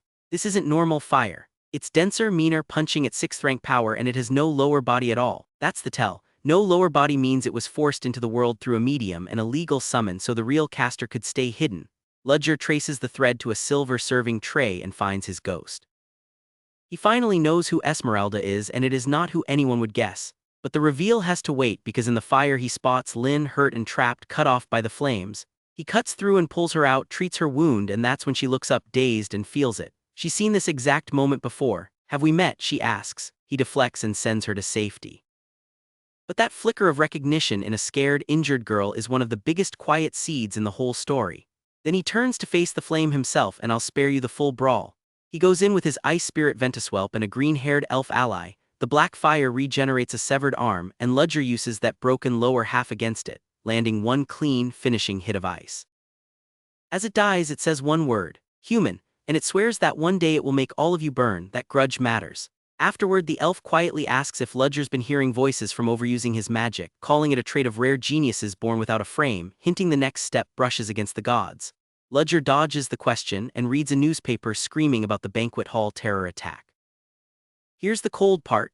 Ludger already knows the attacker was Esmeralda, but he decides to hide it because if the Black Dawn learns he took down her spirit, they'll start looking hard at him. He also reads that the Kunst auction house has tightened security and mutters that it's annoying. Annoying because he already had plans for that place. And right on cue at dawn, Violetta strolls up in a wide-brimmed hat. Come see how the slums have changed, she says, and what she shows him is his own empire growing. A renovated street in Leatherbulk's old slums lined with a story pamphlet stall, a magic stone shop, a fresh tailor, all quietly funded by his organization. Remember those nobles sneering about commoners in the fabric trade? This is the thing about to cave in on them. The UN isn't a gang anymore, it's a power base. Then he builds his crew and I won't line them all up. The key hires land here, Bellalina a long-lived elf who cooks up medicine and gunpowder, Arfa Phantos a mountain of a beastman the muscle, and Alex a titleless young noble from the south that none of the others trust. He officially recruits Violetta too then lays out the job. They're hitting the Kunst auction house. Hans slaps down a stolen blueprint. And here's what makes this heist matter. The thing they're really after isn't loot, it's an item tied to a relic. Another piece of the 7-part relic Ludger has been secretly hunting under every fake name he's ever worn. Van Helsing, Machiavelli, all of it, all in service of collecting these 7 fragments. The auction just put one on the table, so of course he's going to take it and everything else on the way out. But first, back at Ceoren, a quiet scene that hits completely different once you know what's under it. Ludger runs into Selena, still shaken, still drowning in guilt over the banquet fire. She says she should have done more in the evacuation. She wonders aloud whether she even has the right to be called bright and kind, and Ludger gently tells her she did everything she could. Now here's the part that'll crawl up your spine on a rewatch, because Ludger already knows. That trail from the silver tray led him right here to the sweet, apologetic spirit professor in front of him. The one crying about not saving enough people is the one who lit the hall on fire. He knows she's his ghost, he just isn't ready to play that card, what she really wants and why we come back to. He quietly sends his little fire familiar to keep digging on Jonah Lovett too, so both threads stay live. Then it's back to the job. The crew infiltrates the Kunst. Alex goes in disguised as a visiting noble with Arfa as his silent bodyguard and talks the manager into personally showing him the storage. And the vault is a nightmare. 30 meters down, one key, armored knights, a tracking artifact. Ludger's verdict, not impossible. Then the recon nearly collapses. A nightcrawler knight named Enya shows up and she turns out to be Alex's ex-girlfriend. Of all the people of all the knights, the crew scrambles to hide him. Alex bails on the manager to dodge her and Ludger tells him to explain everything. Alex and Enya, remember those two because that's a whole story for another day. Chapter 46. The crew locks the plan. 3-day sail steal on the lighter second day. They even shrug off news that the Cold Steel Knighthood is sending reinforcements, and then a new hunter checks in the rain. Private Detective Casey Selmore and her assistant Betty bickering over paperwork, but Casey is sharp, telling Betty the recent cryptid sightings and a noble's stolen documents feel connected, like she's chasing something much bigger. Then she connects the dots that should terrify Ludger. She runs through the legends who each pulled off one impossible feat and vanished. Abraham Van Helsing in Derman, Arsene Lupin the Phantom Thief, James Moriarty the crime consultant who ended a civil war as Machiavelli, and Casey lands on the thought nobody's dared. What if all of them are the same man still alive, and you and I already know she's right? Inside the auction, Princess Erendir von Exilian haggles over an item's insane price, noting how many commoner families that money could feed. Meanwhile, the crew hunts the elevator key and Violetta goes to work. Undercover in a lace gown, she seduces a rich noble, signals a partner to lift his key, then drops him with a single reinforced body punch, crediting the leader for teaching her that strength magic. Up in the hall, the first big lot, a jewel called the Mermaid's Tear, sends bidding to the roof until Evan Luke casually reveals it's a fake. Then Casey makes her move on Erendir. From a few tiny tells, she deduces the princess is hiding royal blood and introduces herself properly. Private Detective Casey Selmore, holder of the title Ceoren Greenwater, the Water Wizard. Erendir knows exactly who she is. Ludger, meanwhile, gets boxed in. Evan Luke insists on assigning guards to protect the honored professor, which really means he can't move during his own heist, so he goes to codenames. Hans checks in as Kafka and Ludger asks to be called Dumas. The machinery starts turning. An operative named Wells cloaks herself with a spirit trick, slips past security, grabs the stolen key and gives the word. She's moving in. Chapter 48, and Ludger is sweating it, trusting his crew to pull this off without him while guards pen him in at the gala. Then the signal. A gas device goes off inside and it instantly reads as a chemical terror attack. Security splits in every direction, leaving just 2 guards on the elevator. One of Ludger's masked operatives drops an armored guard with a single, precise, non-lethal blow. Then Ludger spots trouble. Casey Selmore in the crowd. His stomach drops because he knows she didn't earn the Ceoren Green title being slow. And Casey, with no idea how close she is, says the quiet part loud. She'd give her life to bring down a villain like him, and she shouts the name. James Moriarty. She's hunting the myth, blind to the fact he's in the same room wearing a professor's face. Down below, the misdirection lands clean. Security chases a decoy intruder into a second room while the assault team storms the real storage and finds it empty. That calm video feed showing everything's fine, a looped fake screen buying the thieves time. By the time Command realizes the genuine transfer got intercepted at its true spot, the relic piece is already in Ludger's hands. And then the elevator connecting the vault to the surface collapses, sealing off any reinforcement, any pursuit. Nobody's coming up after them. Meanwhile, dressed as security, Ludger's people calmly wheel the stolen crates straight out the front, right under a banner reading Mission Success. Clean, quiet, perfect, except for one jittery crew member fretting that he should have handed something in sooner. So here's where we leave it. The crew's out clean, the auction vault is caving in behind them, and Hans is about to do something that turns a quiet heist into a citywide monster hunt. That harpoon-scarred wolf thing smashing through the city, that's Hans, and he might not be able to change back. Remember the one jittery guy at the walkout, fretting he should have handed something in sooner? That's him. The gentlest, most careful man in Ludger's crew is about to swell into a monster the size of a house all over the thing he kept. And to see how, start with the job he was pulling. And that heist is Ludger's operation. Remember, he runs the Leatherbelk underworld as a phantom the gangs only know as James Moriarty. His people have already jumped the real guards, tied them up and pulled on their armor. 3 little squads transfer redcoat assault, hauling stolen auction pieces up to a lift, patting themselves on the back for how easy this all went. One masked crewman gets handed the real prize, a relic shard, to carry straight to the boss. And the word coming down from Violetta, Ludger's ally running the Black Rose women, is simple: wrap this up fast. Which, in a story like this, is basically a guarantee that something is about to go horribly, spectacularly wrong. Cue the something. A totally separate group crashes the party, armed robbers, nothing to do with Ludger's crew, opening fire on a hall packed with panicking nobles. And down in the crowd, one guy, dark hair, mild face, just another water mage guest, clocks something strapped to an attacker's chest. A vest, and he recognizes it in a heartbeat. It's a Liberation Army bomb rig. The thing goes off and our water mage strolls out of the smoke completely unbothered because obviously that's Ludger under the disguise. But he's rattled. He's thinking, how do these clowns have this much gunpowder? He personally torched every last barrel of it back when he was tearing through the underworld as Moriarty, so who restocked them? Nearby, a man gets hit with something worse, a curse that twists his whole body while onlookers scream about black magic. A blonde knight named Betty is frantic, desperate to know if the princess got out alive. So she and the disguised Ludger team up, soak the bombers' powder vests and trap the whole squad inside floating bubbles of water. Handled. But when Betty regroups with the other knights and the rescued princess, nothing adds up. Where did all of Kunt's own guards go? How did armed men just stroll past security? And before anyone can answer, a blue-haired knight looks up and her stomach drops. The whole building is failing. The auction house is coming down on top of every last one of them. So how does a stone auction house just collapse? Funny you should ask. Rewind one more time to a quieter memory. Hans, Ludger's sworn little brother, once sat his boss down and called himself a coward. Asked why Ludger ever let a guy like him into the crew at all, and the answer Ludger gave him has been sitting in Hans's chest ever since.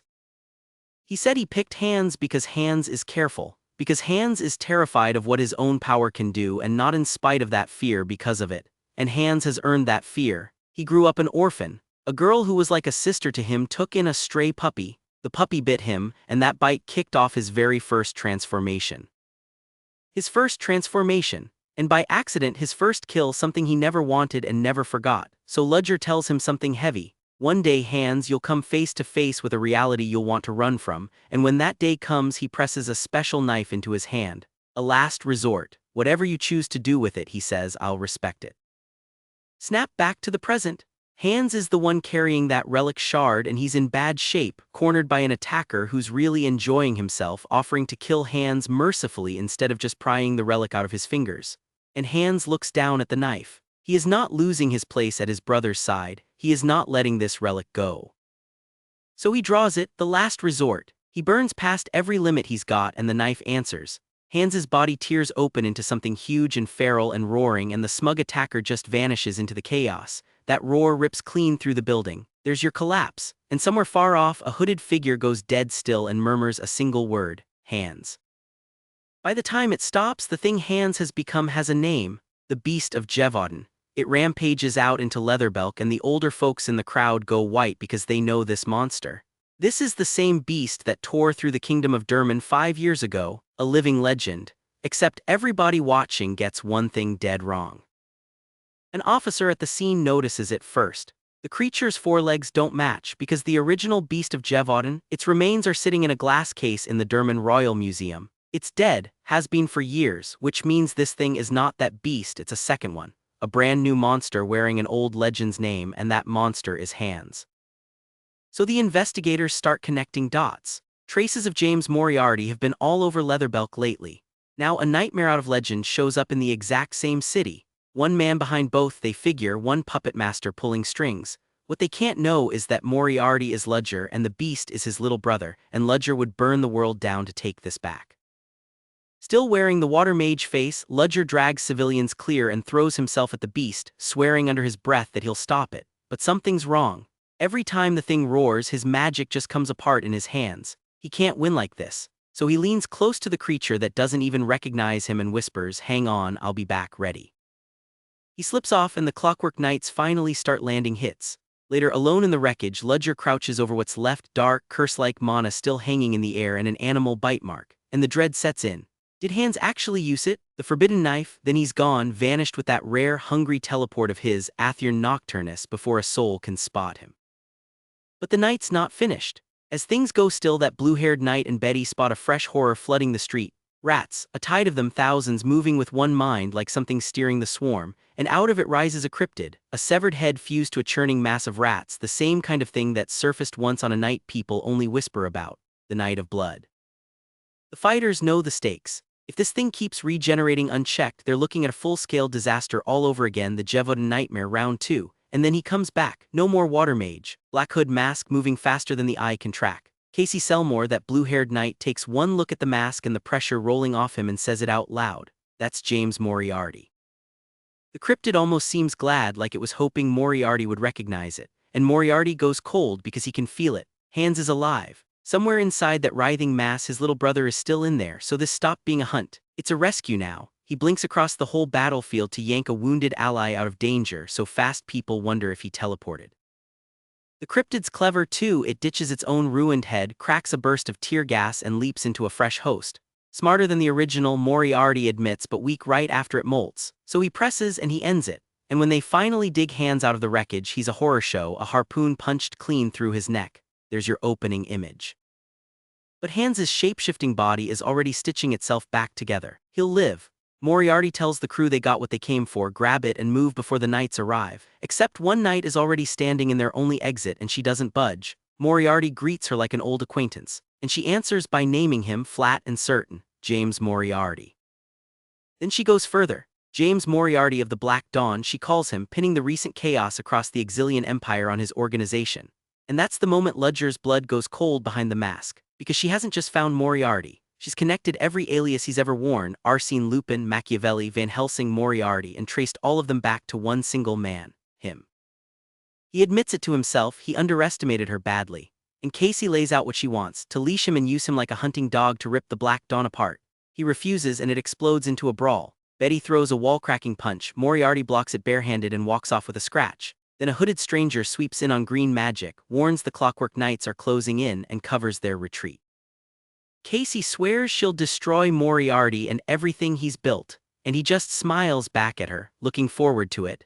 And on that line, the season closes. But before we move on, you're probably wondering, who is this woman who saw through every last one of his masks? Rewind one more time. Years back, a captured killer sat across from a young interrogator and taunted her, said that deep down, she heard the same dark voice he did. And looking back, Ludger admits he misread the whole thing. Because that's where young Casey Selmore first pointed at him and swore, "I will arrest you here, James Moriarty." In the present, Detective Casey quietly closes the auction bombing. That gunpowder came from an outside supplier, somebody restocked them exactly like Ludger clocked, and she's certain the Black Dawn's behind it.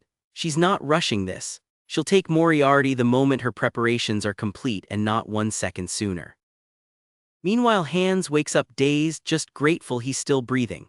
And Ludger asks him for one thing, the object his monster form kept clutching in its fist this entire time. The relic shard, because that is what this whole bloody night was actually about. Another piece of the 7-part relic Ludger's been quietly hunting under every single mask he's ever worn. Then one of his allies has a quiet, stunned little moment because he's an automaton, a machine built to pass for human, and he realizes Betty is one too. Another child like him, he can't believe another one lived. The Delica Kingdom mass-produced these things, disposable steel soldiers stamped out for war and thrown away. And that loops right back to Casey. Years ago, chasing Moriarty into a hidden factory full of them, an explosion let him slip the net. But in the rubble she found one still intact, dormant in a capsule, codenamed Beta. She pulled her out and named her Betty. The two parted as friends, and on her way out Betty asked Casey to say hi to someone named Teresa. Tuck that name away. Back in the present, Ludger reads the papers and frowns. The monster made every front page. The cunt's disaster, not a word, which tells him Casey buried it. She's tracked him to Leatherbelk and she's peeling his fake faces off one by one. But at her own office, Casey's looking the wrong way entirely. She decides Moriarty isn't tied to the Knights after all. The real hand behind the chaos, she concludes, is the Brettis Holy Knights. So who are they? Quick version. They serve the Brettis Holy Nation, an isolated island theocracy that spent 20 years hunting down what they call heathens, meaning every non-human species alive, and dressing the slaughter up as holy purification. Lately they've gone dead quiet, and in this show quiet is never ever good. Ludger's chasing a different thread though. A favor pays off. One of his own students going by Jonah Lovett is using a fake name. She's secretly a Second Order of the Black Dawn and a survivor of the Great Fires of Elotten, a massacre in Durman over 10 years back that nobody's ever explained. He asked how many survivors even exist. 3, Jonah, a painter named Pierre, and a third still unnamed. Then it's back to being a professor. Ludger posts the exam rankings. Julia Plumhart ties Flora Lumos for first, so no one gets second. Tacy Pryad takes third, Lynn fourth, Leo fifth, and his lesson floors the room. He draws a magic circle that's a square, all sharp angles that should snap the mana flow stone dead. It glows anyway, it works.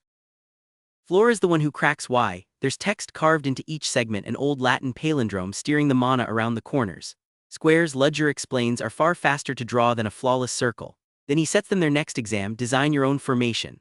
And on the quiet he slips Leo something special, framework, one of 4 ways to calculate his source code, and tells him to stay in the top 5. But not everyone's rooting for the commoner kid. Alone in the rain, Leo gets boxed in by a pack of aristocrats sneering at his low birth, daring him to do something about it. His face goes cold, dangerous cold. Before it boils over, another Beastman classmate steps in to break it up, and a passing professor scatters the nobles with a warning that the faculty are watching how they treat commoners. And here's the big one. Once they are alone, this rescuer reads Leo like an open book. He knows Leo's a Beastman, someone who enrolled at Ceoren even though the academy flat-out bans Beastmen.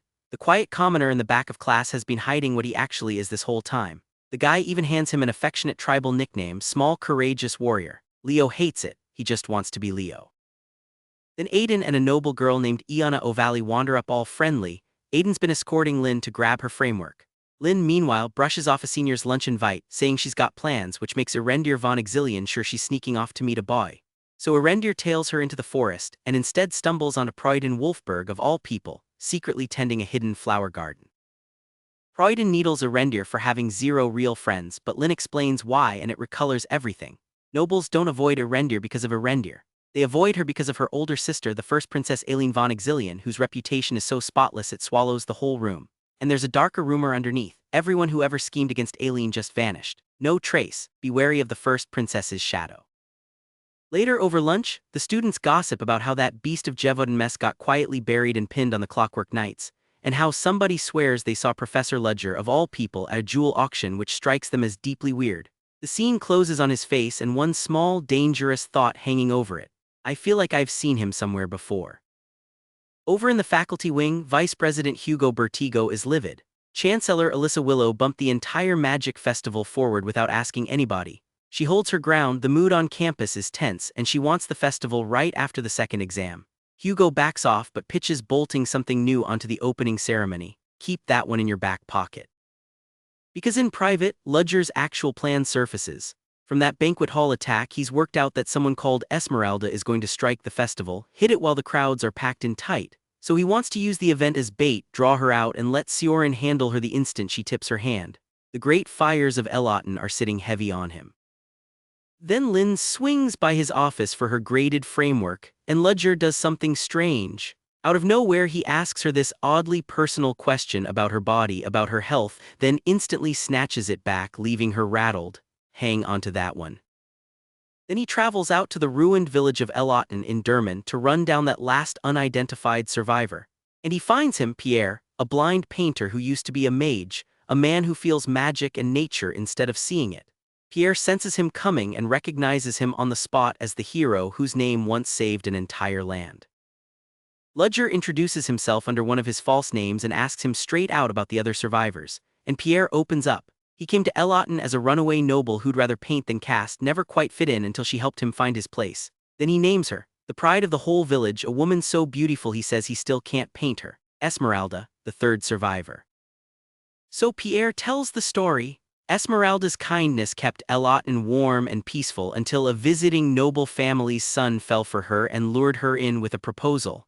"Come live with me," pretty words, but the villagers didn't trust him for a second and they were dead right not to. They couldn't openly defy a noble, but one of them rallied the whole village to stop the wedding anyway.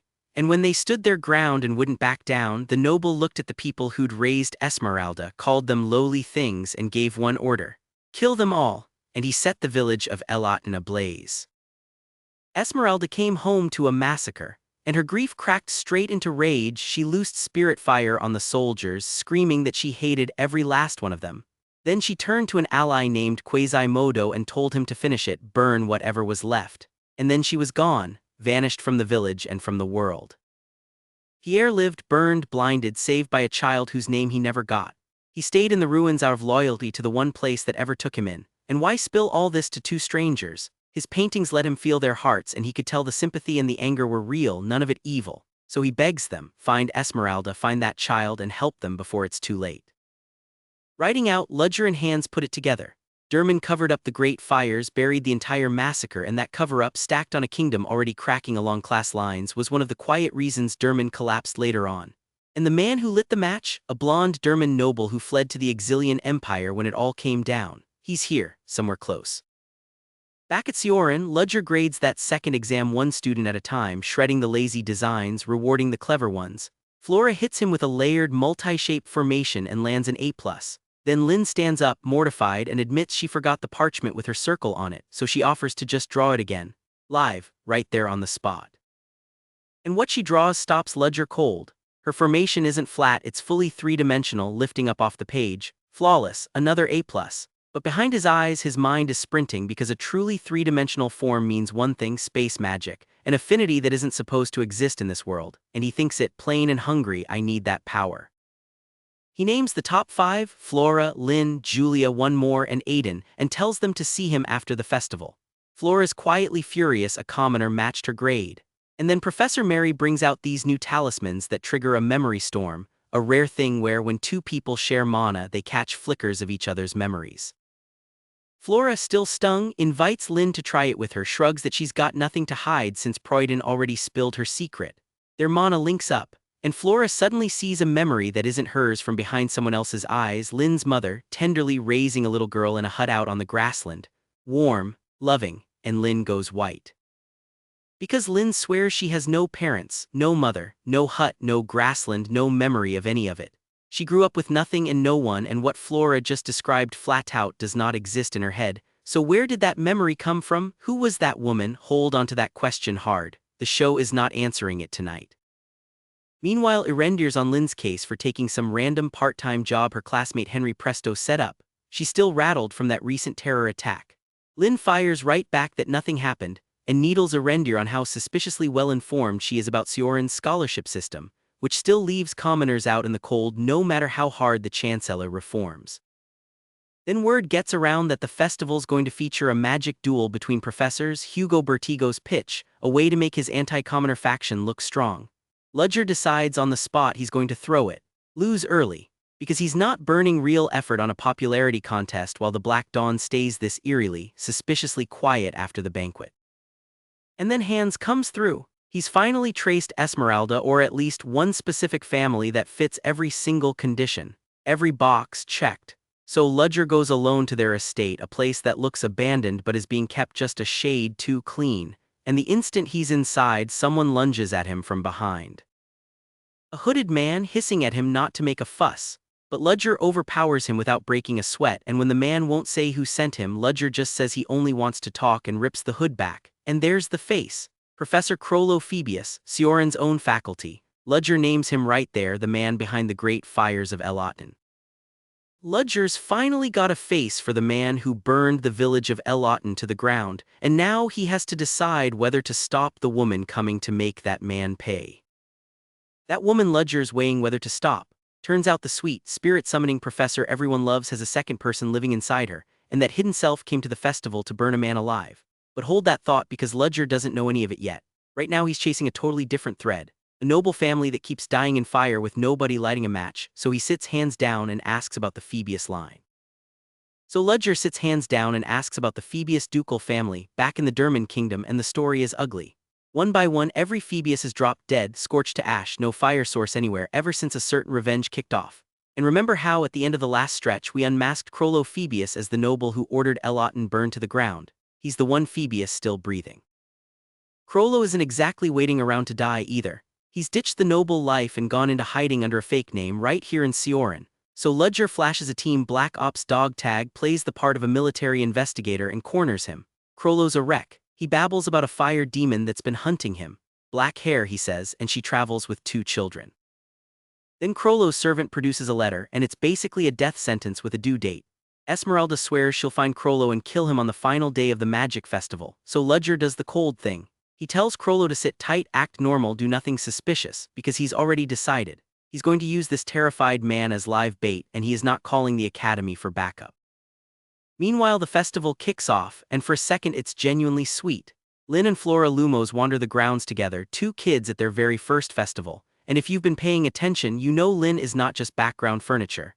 That silver-haired girl is going to matter a whole lot down the line, but tonight she just gets to be a kid eating festival snacks. Ludger pulls patrol duty, and his assigned partner is Professor Selena, the sweet pink-haired spirit summoner everybody adores. They walk the grounds chatting about tomorrow's sparring exhibition, the one Selena wanted to enter but got barred from. Then Ludger casually clears an impossible shooting booth game, wins a creepy little Derman-style doll and hands it off to some delighted festival kids. Selena's honestly kind of touched by it. Off to the side, one of Ludger's own people is working the crowd too. Cylinder Rosen, stuck with a boring undercover shift, finally gives in and enjoys some festival candy. Nice quiet night, which is exactly when it goes sideways. As Ludger and Selena split up for the evening, Ludger spots a face he really did not want to see, Crollo Phoebus, out in the open, after being told to stay hidden.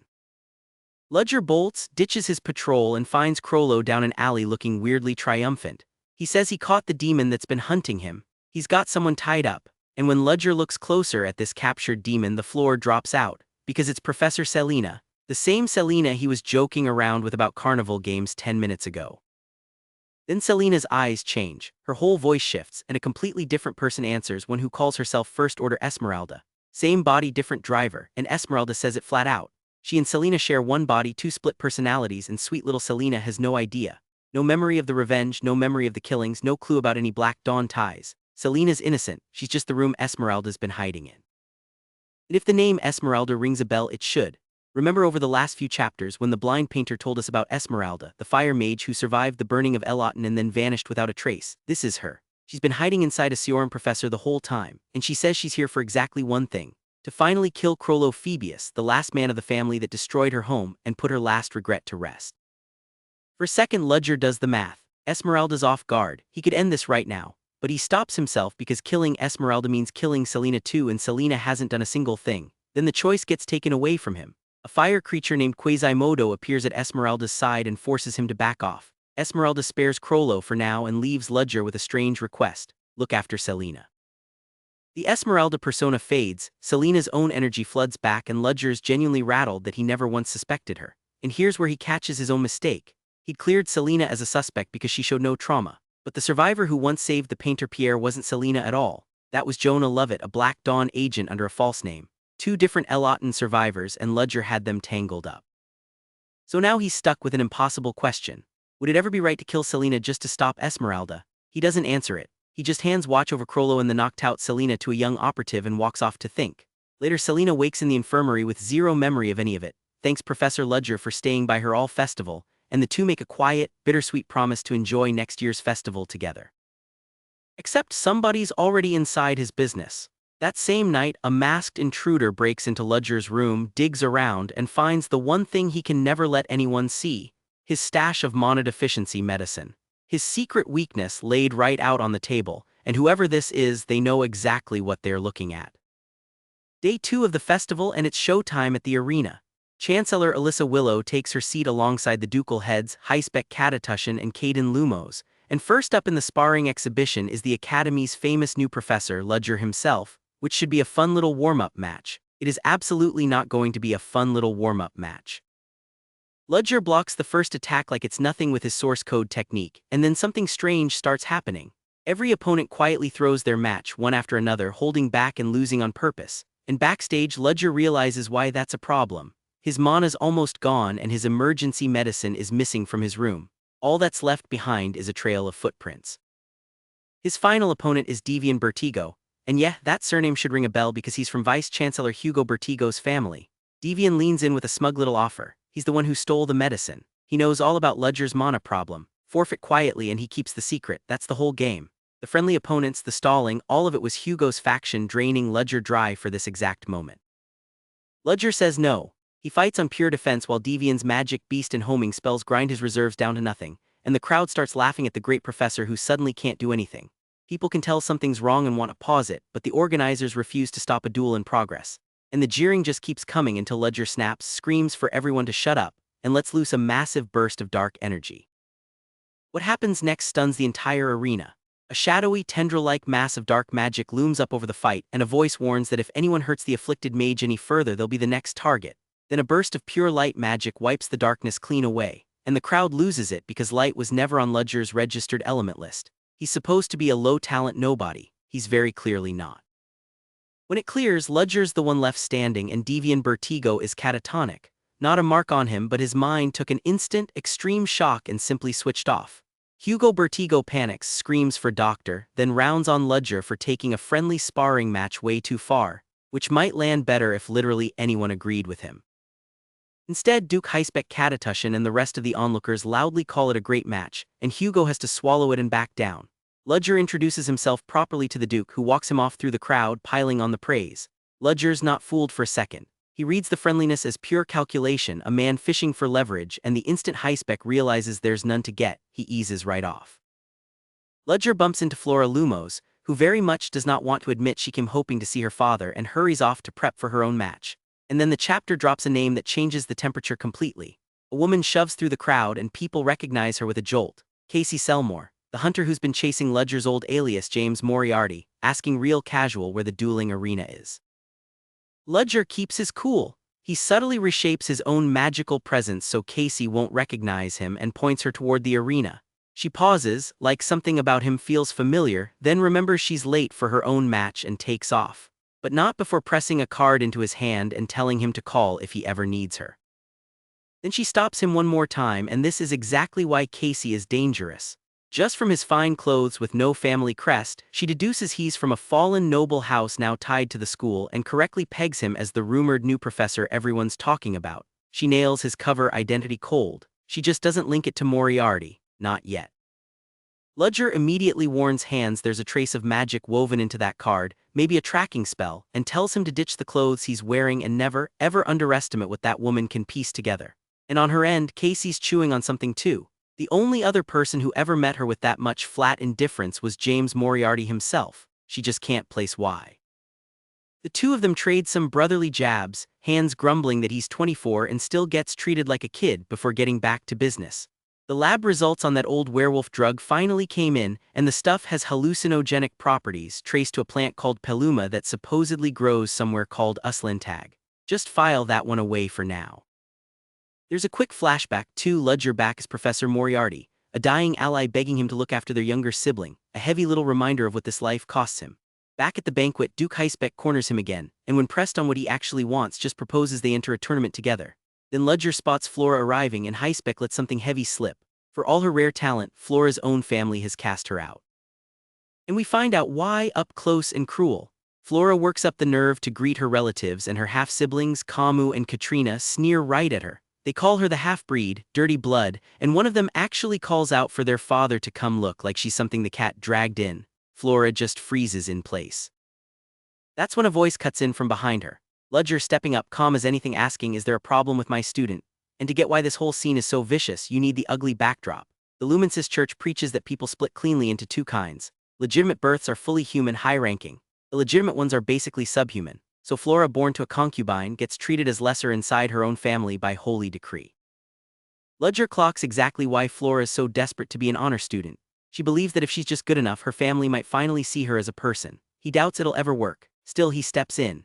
Katrina Lumos struts up, brags she's first in her class, and demands he evaluate her magic, so he does. He calmly rips it to shreds, calls it shallow and sloppily built, and she and Kamu are furious a fallen noble would dare. Duke Lumos himself steps in, tells everyone to knock it off, and asks Ludger not to meddle in a simple family matter, though he does quietly admit his kids went too far. Ludger brushes off Flora's thanks and sends her back to her friend Cheryl, who leads her away. Kamu and Katrina want their father to file an official complaint. He flatly refuses, saying there's nothing to gain from it but a cheap flash of satisfaction. Then Heisbeck gives Ludger the real story. Duke Lumos is a devout Lumensis believer, the kind whose faith brands rejected children as less than human. The only reason Flora escaped that fate is that her late mother shielded her before she died. Not one drop of it was fatherly love, and Ludger's verdict is cold and final. A man like that doesn't get to be called a father. He only kept Flora around because she's useful to him. Business doesn't wait, though. Ludger intercepts a coded letter carried by one of Celinda's paper magic messengers, and it tells him something urgent. There's suspicious movement abroad, which means Black Dawn agent Jonah Lovett is planning to make her move on the festival's final day. And when he pokes around an experimental pharmacy lab at the festival, he spots a pile of materials that makes his stomach drop. Somebody's assembling the pieces for a poisoning. Turns out that lab belongs to Chris Benimor, and he is not happy. He confronts Ludger about the highly toxic Patricia leaves and cocoon flower buds found in Ludger's room, straight up asking if he's planning to poison somebody. Ludger dodges every question, including why a manifestation professor is messing around with pharmacy at all. He gives Chris absolutely nothing. But Chris watches Ludger brew mana recovery pills and he's floored. 0 failed reactions, flawless, the kind of dosage that only makes sense if you're hiding a chronic illness. And then Chris pays off a thread from way back. Remember back in chapter 25, when he secretly slipped Gevaudan an illegal undetectable magic boosting potion right before that duel. He finally confesses it out loud, calls it beneath a noble, and swears he's going to apologize. As a peace offering, Chris hands Ludger a vial of the Benimor family's special mana sedative, quote, for a patient, and here's the detail to hold on to. When Ludger's done with it, he does not toss out the poisonous powder left over as a byproduct. He pockets it, calls it the real deal, and files it away. Keep that poison in the back of your mind. It comes back around. Meanwhile, Ludger's laying his own trap for Jonah Lovett. He plants anonymous notes around the school, warning of hidden rebels inside Ceoren and ordering whoever reads them to find and deal with Jonah on the last night of the festival. One goes to Aiden and Tacy together, so Aiden won't charge in solo. And a separate one goes to Leo, this one threatening to expose his secret as a Liberation Army informant unless he plays along. The kids aren't dumb though. Leo and Aiden compare notes with a few others and realize a bunch of them got the exact same message. Elsewhere, Esmeralda's caught in a nightmare, reliving the Elauton massacre all over again. And she admits the hard truth to herself that sweet Selena is an identity she built out of her own grief. She's torn between stopping and finishing. Then the burning voices of the dead villagers push her to go through with it, and she agrees. So on the festival's final night, Esmeralda, wearing Selena's face, tracks Crollo Phoebus down to his room. She knocks, and when he answers, she's smiling at him like something crawling out of a nightmare. "Anyone home, Mr. Crollo Phoebus?" Crollo senses something's off and follows a trail of enchanted mice out of his room, telling himself an ally must have sent them. Nope. Esmeralda reveals herself laughing, tells him she sent the mice to lure him out, and dares him to keep running. From a distance, Ludger and Hans track the chase and get ready to move. And across the grounds, Aiden, Leo, and Tacy decide the notes point to Jonah Lovett, and go to confront her themselves instead of pulling in a professor. Esmeralda finally corners Crollo and says it to his face. He ordered the massacre of Elauton because she turned down his marriage proposal. A whole village burned over wounded pride. In Crollo, not 1 ounce of guilt. He blames the villagers for daring to protect her and calls the slaughter rightful punishment for commoners who defied a noble. This is the man Ludger is trying so hard to keep alive. Esmeralda's rage boils over. Her fire goes out of control and the blaze spreads to a nearby storeroom, threatening the whole festival. Ludger, disguised as a festival worker, spots it and does something clever. He sets the fireworks show off early to yank every eye up and away, then moves in. He rides a shifting automaton straight into the flames and calls out to Esmeralda's fire golem, Quasimodo, telling it he's not here to fight her, she's his colleague. He only wants to help. Quasimodo seems to accept that, because the instant Ludger closes the distance, the thing turns on him and attacks. It never believed a single word, it was never going to. While all that's burning, Casey Selmore is wandering the festival forest, missing her partner Betty, when she overhears hooded figures muttering about the Black Dawn and clocks the glasses and black hair as Jonah Lovett. Aiden's group is closing in on those same figures, and Ludger, watching it all unfold, decides to quietly tail everyone rather than step in. Back at the fire, Quasimodo nearly incinerates Ludger point blank. But a defense automaton snaps to maximum guard and eats the hit. And here's where that save poison earns its keep. Quasimodo warns the shield won't hold long, so Ludger swallows the toxic byproduct he kept from Chris, betting on the poison resistance he spent ages building up, and forces himself up to rank 5 for a big water spell. At the same moment, Jonah's group ambushes Aiden and the students with a lethal green spirit attack, out to kill them all. Casey Selmore arrives just in time, shields the kids with water, and reveals she's got business with the Black Dawn too. Ludger's water spell rips one of Quasimodo's arms clean off, and it just grows right back. He realizes he's only got maybe 2 big spells left in the tank, so he sends the battered automaton back in to buy time, apologizing to it as it braces to hold the thing on raw strength alone. Then Ludger vanishes with Aether Nocturnus, reappears in the air with his spell fully charged and lets it fly. Try withstanding this. Ludger recognizes the enemy's technique as Oceanic Icebreaker, a rare high-rank spell, and turns it right back on the fire creature. And he notes something crucial to himself. Once a thing like this gets summoned, it just keeps regenerating forever unless you seal it with the soul of a living being. Then he grabs the red string linking the summoner to the creature, and it triggers memory storming, that same soul-reading trick we saw seeded back at the exams, flooding him with the creature's memories. And that's when the real twist lands. This fire creature has been secretly controlling and draining Esmeralda the entire time. It calls itself First Order Quasimodo of the Black Dawn. So remember that First Order Esmeralda who introduced herself back in the alley? That was never really Esmeralda calling the shots. That was Quasimodo puppeting her from the inside all along. She was the host. He was the hand pulling the strings. Quasimodo admits he's caught but says it's too late. With the summoner knocked out, he can finally unleash every scrap of power he'd been holding back, and the fire roars up dangerously. Ludger shouts for Casey to get clear, throws up shields and summons elemental spirits to stall it. Quasimodo hits him with his ultimate attack, and Ludger answers with a massive pillar of light called Yesod that has Quasimodo shrieking that he needs to escape. For a second, Esmeralda surfaces on her own and asks Ludger why he even bothered saving her, before Quasimodo slams control back down, roaring and tearing still more strength out of her.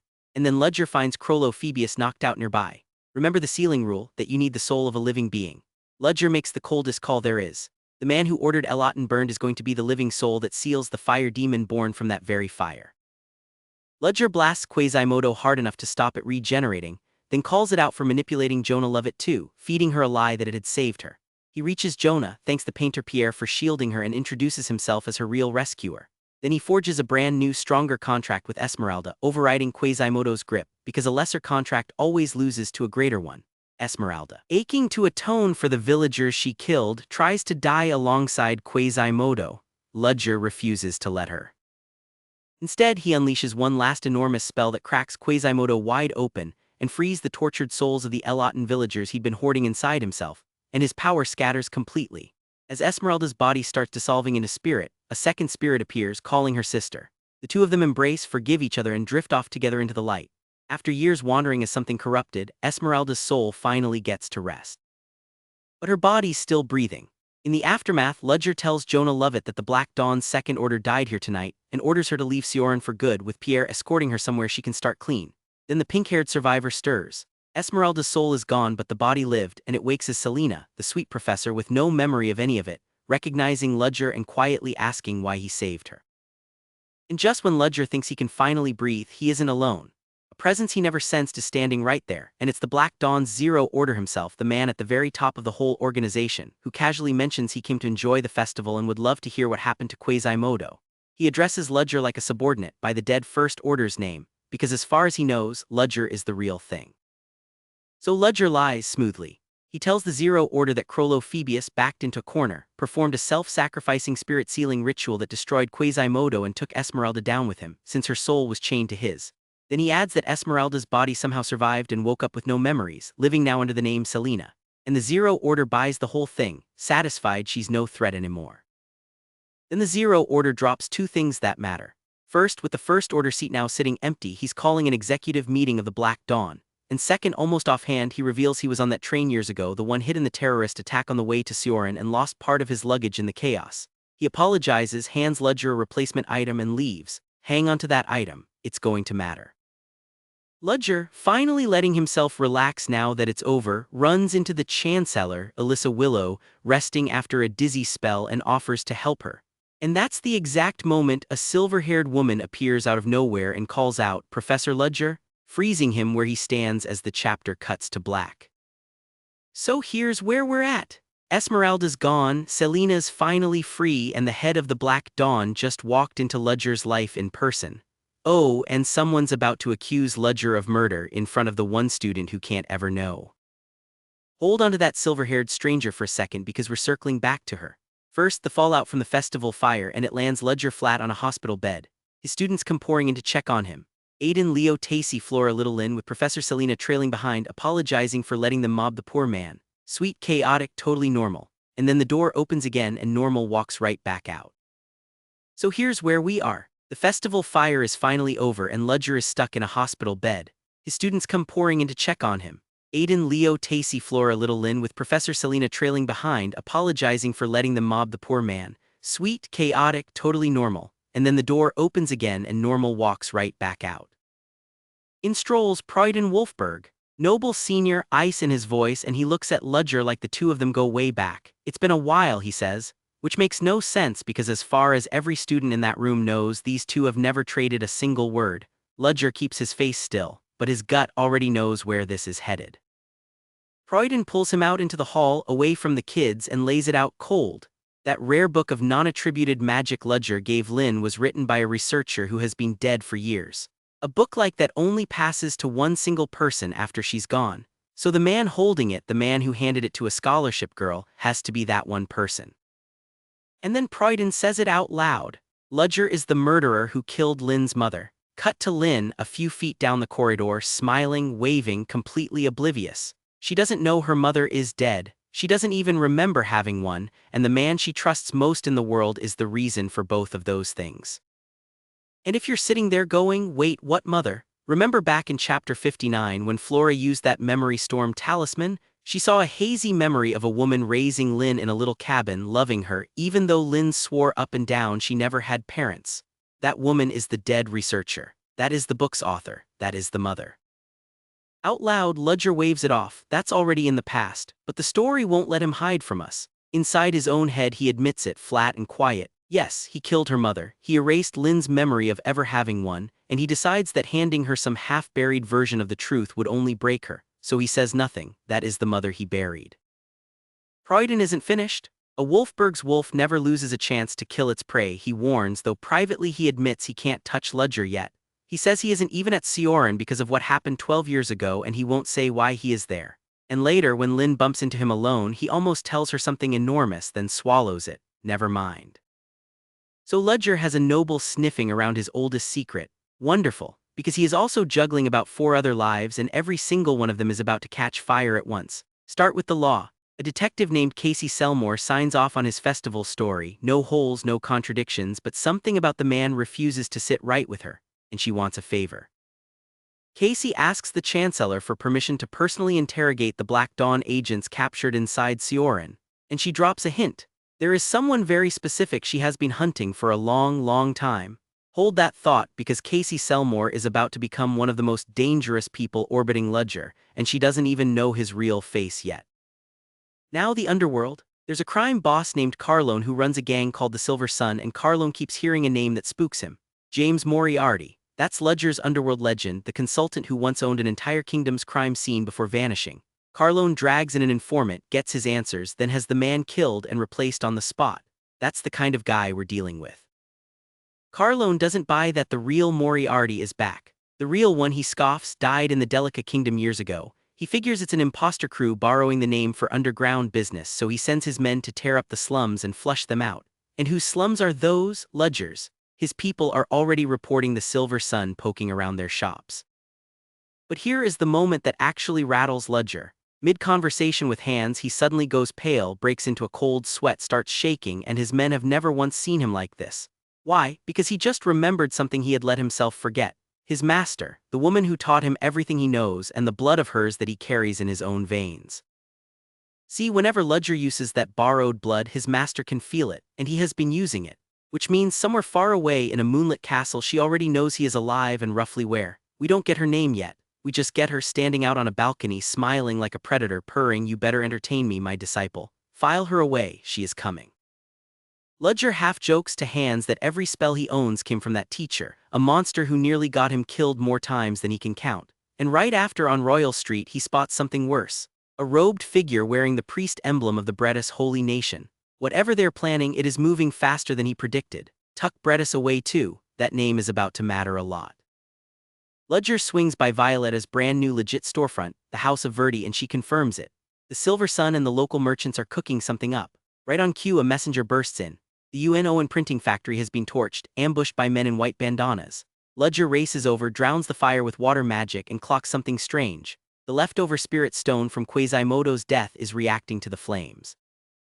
The real target was never the factory. It was two of his people, Dion and Marcella, who had finally been building an ordinary, honest life.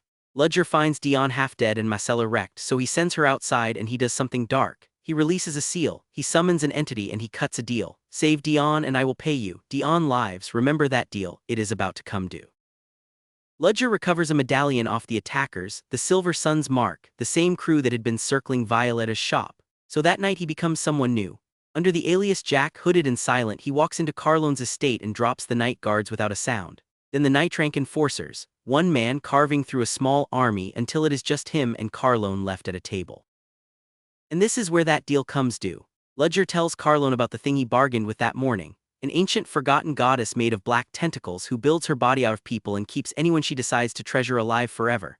Ludger's punishment for a man who once turned a victim into a monster. He hands Carlone and his men straight to her. Carlone begs to just be killed instead. He doesn't get the choice. By the next morning, every last member of the Silver Sun, Carlone included, is simply gone. No bodies, no blood, no trace at all.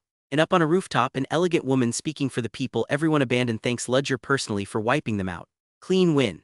Except clean is exactly the problem, because 100 armed men vanishing without a mark is the kind of thing that summons the Nightcrawler Knights. Enter Grandmaster Taryn Lionhowl, and the trail leads her straight into the Leatherbelk slums. Her team sweeps the empty Silver Sun mansion with a shiny new mana-reading artifact, and after 36 hours they get nothing. No residual magic at all, which should be impossible unless whatever happened here used no magic the machine could even see. Taryn lands on one suspect, the man who rebuilt these slums, the Silver Sun's business rival, the one they call the owner. And here is where you have to keep two names straight because the story is messing with you on purpose. Carlone was the alley owner. This new guy, the owner, is somebody completely different, and the owner is Ludger. Same man, another mask, tipped off by hands. He has Violetta set up a decoy headquarters, a fake hideout built just to entertain his hunters, and he greets Tarana's knights as a masked man named Oliver. Oliver claims the mask hides a badly burned face and his shameful Aliborn past. Tarana leans on him hard, full murderous pressure, and he doesn't so much as flinch. One of her knights, Inya, quietly clocks that this is no ordinary man. But Ludger sees the alley folk gathering outside, terrified for their hero, and decides a fight would only get civilians killed. So he lets the knights walk out, and then it almost all falls apart. Because Inya freezes. Across the room is a blonde man she recognizes, Alex, and he recognizes her right back. Masked Ludger's stomach drops because of all the moments for this reunion. This is the worst one. When Alex catches up to her later, Inya shuts the door cold. There is nothing left between us, leave. Privately, she calls it a shame, someone that talented ending up in the gutter. So who is Alex? Ludger watches him take a beating from bullies in the rain without lifting a hand and offers him a way out. Alex tells him the whole story. Commoner cadet at Tarana's elite knight academy. Fell for noblewoman Inya. When the bullying over them turned vicious, he faked cheating on her to push her somewhere safe, then got dishonorably discharged after finally snapping at 3 years of abuse. Ludger recruits him anyway. Back with his crew, they finally corner Ludger with the question they've been dying to ask. Who are you really? And he gives them the closest thing to an answer he has ever offered. He holds up a relic and asks if they have ever felt the whole world was one huge birdcage. His goal, he says, is to shatter that cage using the relics, not the world, just the cage. He starts to say his real name, and the panel cuts him off. We don't get the name. Instead, we cut to Lynn, pulled into a shared dream by a classmate named Julia Plumhart, who turns out to be a rare dreamwalker, someone who can step right inside other people's dreams. Julia realizes dreams can be real memories and that Lynn's memories were forcibly sealed by someone, so they dig through the fog together. Lynn can't find a face, but she does find one name. Heathcliff van Bretis, a prince of the Bretis holy nation, son of its former king. That is the name buried in the locked-off corner of Lynn's mind. Now, why a Bretis prince is sitting inside the sealed memories of a commoner scholarship girl, the story flatly refuses to tell us yet. Just hold the name, Heathcliff, it is going to come back sooner than you would ever guess. And somewhere out there, a young noble in Bretis dress is thinking to himself that his own body is dangerously easy to possess, that he has to stay hidden from the current interim emperor who would kill him on sight, and that the Bretis Inquisition just woke up after 20 years asleep. Meanwhile, Casey Selmore is at home, pinning every Leatherbelk mystery of the year onto one board, and chasing a thread to a place called Voltanung. "Wait for me there, James Moriarty," she says, with no clue that Moriarty and her polite professor suspect are the exact same man. Back at Ceoren, all three magic factions, the Old Magic Tower, the New Magic Tower, and the Scholars Association, invite Ludger to an event called the Mystical Night. He decides to accept every gift and favor absolutely no one. Then a colleague, Professor Vierano, comes to talk about his assistant. His assistant is Celinda Rosen, and Vierano drops two bombshells. When Celinda is a half-elf hiding her blood out of pure fear of how this world treats elves. 2. Vierano offers to take her away to live safely among elvenkind, but Celinda says no, she wants to keep following the one professor who actually saw her worth. And that is when Ludger decides to stop lying to her and tells her, "I'm not the First Order." Celinda is gutted. "You're not the First Order, that's not funny. Everything she did, every risk she took, all for a rank that was never even real." In flashback we learn the Black Dawn only ever wanted her for her family name, and this fake First Order was the first person to look at her and praise her for her own effort. So Ludger opens the door. "Leave, back to the Black Dawn, or stay, your call." She stays. "Good job," he tells her. "You did well." And Vierano, it turns out, is no ordinary professor either. He reveals himself as an elf, one of the 7 roots of the world tree, head of the Dentis family, guardian of the forest's border. He privately realizes Celinda's late mother came from the lost Flant bloodline, so Celinda reintroduces herself using her mother's real name, Celinda Flant. Now Ludger folds her in for real. He tells her he means to wipe the Black Dawn off the map entirely and asks her to keep feeding him intel from the inside. His crew gets a status update on the relics. One of the 7 pieces already recovered at the auction house, 3 still out there, and 1 likely sitting in Debalk Castle in the Exilian capital of Lindenbrot, and Ludger says it is time. Next stop, Voltanung. Voltanung, Ludger slips into an abandoned factory chasing a hidden Black Dawn branch, and the chemical stink tells him there is a lab underground, but he is not alone. Casey Selmore catches him there. She had felt a familiar trace of mana off a tracking card she once planted on the professor, and she calls it. "You are James Moriarty." He doesn't fight her seriously. He toys with her, teases her about being scared of mice, and watches her magic wobble. He says he doesn't have time to play detective, seals the entrance behind him with a barrier, and heads in alone. Casey, locked out, uses a memory-storming technique on his leftover mana, trying to claw into his past. Inside, Ludger tears through a Black Dawn drug lab stacked with corpses, puts down a hulking guardian called Malrock the Night Slayer, and comes face to face with the First Order who runs this place, Victor Dreadpool. They fight. Dreadpool conjures a liquid golem, some fused nightmare of magic, alchemy, and living metal. Ludger answers with a finishing space teleport strike that should have ended it right there.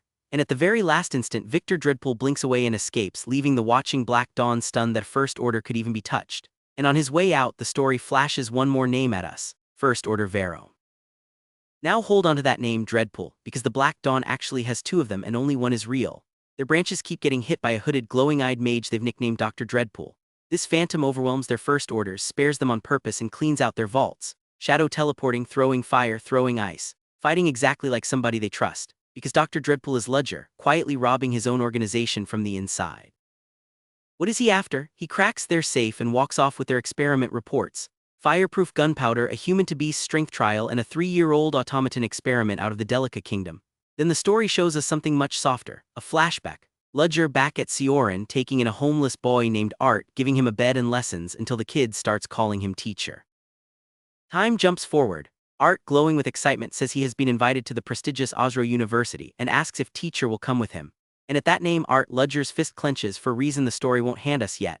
In the present, the Chancellor, Alyssa Willow, offers Ludger a reward, the long empty head of planning post. He suspects it is a leash, so he refuses the free handout and says he will prove he earned it. In 1 week, not 6 months. Then in class, Lynn asks him about a magic formula, and both of them feel this strange tug, like a memory trying to claw its way to the surface.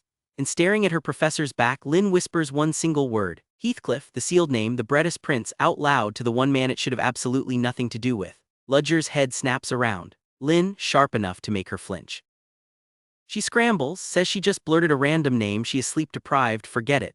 He plays it off and warns her not to overwork herself, while inside he is anything but calm. She thinks she got away with it, and she cannot explain why she still feels so uneasy afterward. Neither of them says the obvious. That name should not exist in either of their mouths. Ludger pivots to a strange new project, a clinical trial to artificially boost how much magic a person can release. 6 students sign up and sign NDAs, and he quietly warns one of them not to lay a single finger on Lynn. Meanwhile, a silver-haired student who can literally read the color of people's dreams notices something. Celinda's dream, once the darkest she had ever seen, has brightened, while their professor reads as strangely, perfectly dreamless. And then that night the ring glows. Remember back in chapter 73 when the Zero Order handed Ludger a ring of dream magic, a key into the First Order's shared meeting dream? It is lighting up now, calling an executive meeting. So Ludger accepts and lets his mind get pulled into that dream space, projected in as John Doe, taking his seat at the Black Dawn's high table for the very first time on the page. He recognizes some faces and not others, and they bicker over rank the way nobles always do. He asks after Esmeralda, and one First Order Nikolai is stunned to hear from him that she is gone for good. Ludger, of course, is the reason why. Then the Zero Order arrives and opens the meeting. And I'll keep the politics short because this council decides 3 things, and every one of them points a blade at somebody Ludger is protecting. First, Werewolves tells the council about that hooded raider, Dr. Dreadpool, who gutted the Voltanung branch, the same shadow-teleporting, fire-slinging culprit they blame for the Leatherbelk branch too. Ludger oversees Leatherbelk, so the whole room turns to him, and he does something cold. He points them straight at Casey Selmore, the detective actually hunting his aliases, and the council votes to have her killed. He steers them off himself, and quietly he hates that he did it. Second, when the meeting ends, the Zero Order keeps Ludger behind and hands him a private job. Find the one blessed with fate hiding inside Ceoren, a woman who can see what others cannot. Ludger's stomach turns because that is Lynn. He knows it instantly, and he looks the leader of the entire Black Dawn dead in the eye and says nobody like that comes to mind. He just lied straight-faced to protect her. Third, the Zero Order sends a First Order named Ceoren off to the Aerite mountain range to deal with a colorless mage. And alone in the dark, Nikolai, sick with jealousy over how the boss favors John Doe, swears that once he is fully prepared he's going to kill him. So look at the board now. A detective marked for death, a student he is shielding, a rival gunning for him, a master already on her way, and a name waiting in the mountains. Because out in that snowy Aerite range, a hooded figure finds a man who dragged himself off a cliff, barely clinging to life, and calls him by a name we all thought belonged to Ludger. John Doe. The Black Dawn thinks Ludger is John Doe, but the real John Doe just turned up in the mountains, barely breathing, and to understand why that matters we have to go back 3 years to the man Ludger used to be. But before we fall back that far, watch what that hooded figure does next. It is Ceoren, and he did not climb up here to save a dying man. Kneeling over the broken body, he drags John Doe's dormant soul back awake, just long enough to interrogate it. And the half-dead man, confused, barely holding on, still thinks he has a mission left to finish. Remember the original John Doe? The real First Order whose fake identity Ludger stole off a burning train. His broken body has been rotting out here, barely clinging to life. And a Black Dawn First Order named Ceoren drags his dormant soul back awake, just long enough to interrogate it. The dead man, confused, still thinks he has a mission left to finish. And the soul spills everything. The plan to infiltrate Ceoren wearing the Ludger Cherish mask, the train attack, and one strange little detail. Right before the bombing, he had fanboyed over a fellow passenger. A passenger who secretly carried the names Arsène Lupin, a legendary thief, and Machiavelli, the man who won an entire civil war. And the name Machiavelli made that stranger flinch. Ceoren connects the dots. If the man now wearing the John Doe identity is that same buried legend, no wonder he runs Black Dawn meetings like he owns the room. Then Ceoren dissolves the soul for good. The original John Doe is now truly permanently dead, and alone Ceoren drops the real bomb. He does not care who Ludger is. If Ludger can help him wipe out the Zero Order, the head of the Black Dawn itself, he will use him like a knife. Meanwhile, Ludger has been busy in a way that is about to make him famous for all the wrong reasons. For a week he quietly fed 6 students a homemade monosuppressant pill, helping each of them find a hidden mana path. Their output tripled. So he takes the research public at a huge conference, the Divine Arcane Chamber, still wearing his mild professor face. And that draws one very specific guest, a blue-haired knight who came for a single reason. She heard a rumor that Moriarty himself might be presenting. Casey Selmore. On stage, Ludger reveals the pill's recipe is written in Larsal, an ancient language everyone swears is impossible to even transcribe. A skeptic calls him a liar. Ludger just answers flat and calm no. So how does anyone read an unreadable language? Quick flash to Ludger as a boy begging a terrifying woman he calls master to teach him Larsal. She refuses to hand it over, but she is impressed that he will not quit, so she gives him one hint. Larsal is not one language, it is 3 fused together. Remember that, she says. Hold on to that woman. She matters far more than she looks, and we are coming back to her. 3 days later, Ludger returns and proves it live, decoding a hidden double meaning buried inside a Larsal passage. The skeptic goes silent, but the room does not cheer. They get nervous, because a man who can read the unreadable is a man who knows things nobody is supposed to know. Alyssa Willow, the Chancellor standing at his side, quietly warns him he is showing far too much. There is a swordswoman there too, Caroline Monarch, who had heckled him thinking he was hiding his work. When she realizes she was wrong, she apologizes and slips him a VIP mercenary card. Turns out she and Alyssa were old school rivals, and both Alyssa and Ludger are 6th Circle mages. That is the polite version of the evening. The version that actually matters happens somewhere else entirely. Because that same night, Casey Selmore cannot let it go. This professor, this Moriarty rumor, it is eating her alive. So she pulls out a monomark slip of paper and casts a ritual called memory storming, built to rip the truth out of a memory. Let's see your truth, she whispers. And this ritual right here is the doorway. Everything you are about to watch is what she sees. 3 years ago, Delica Kingdom. A street kid named Art gets accused of stealing a book he never touched. And a young man steps in, pays for the book, and offers to walk the boy home. That young man is James Moriarty, not the crime lord yet, not the legend. Just a sharp, kind stranger who cannot stand watching a poor kid get shoved around by a shopkeeper. Art takes him back to the boarding house where he lives with a little girl named Selly and an older housemate. And when Moriarty hears that this kid dreams of becoming a great scholar, something in him softens. He offers to tutor Art for free. 2 weeks later, a puzzle Art solved earns a personal invitation from the prestigious Ordo University. Except the invite is really meant for Moriarty. His own research had stalled, so he takes it. And here is the part that rattles Casey, watching from inside the memory. She can feel Moriarty's emotions, and they are real, genuine, warm. This is the monster she has spent years hating, and he's being tender with a lonely orphan. Worse, something about Art feels weirdly familiar to her, and she cannot say why. File that feeling away. It pays off later, and it pays off hard. At Ordo, Moriarty's lecture is so flawless that the headmaster, Gord Himbel, offers him a reward. Moriarty asks for one thing, a teaching post, so he can quietly raid the university's central library for his own work. And that is the official birth of James Moriarty, the man who would later become the underworld's most feared criminal consultant. This right here is as far as Casey's records ever reached. From this point on, it is the story nobody knew. So the memory keeps rolling, and young Casey is already circling him. She has been staking out this Ordo professor for weeks, furious that his dull daily routine gives her absolutely nothing. Finally, she barges into his study, calls herself the genius detective, and tries to expose him with a handwriting reading. He flips the whole trick around, reads the creases in her own book, and proves she never finished reading it. She leaves red in the face. But the longer she watches him, the more Casey starts to doubt her own hatred.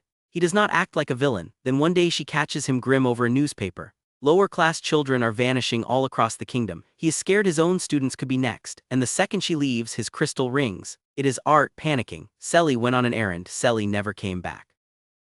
Moriarty tells Art to stay put and sends hands to track the missing girl because he already knows this reeks of the trafficking case. But Art cannot sit still. He sneaks out alone, follows a truck packed with sack-bound kids straight to the traffickers' hideout, and when he spots men he thinks are police, he begs them for help. They are not police. One of them escaped, they snarl.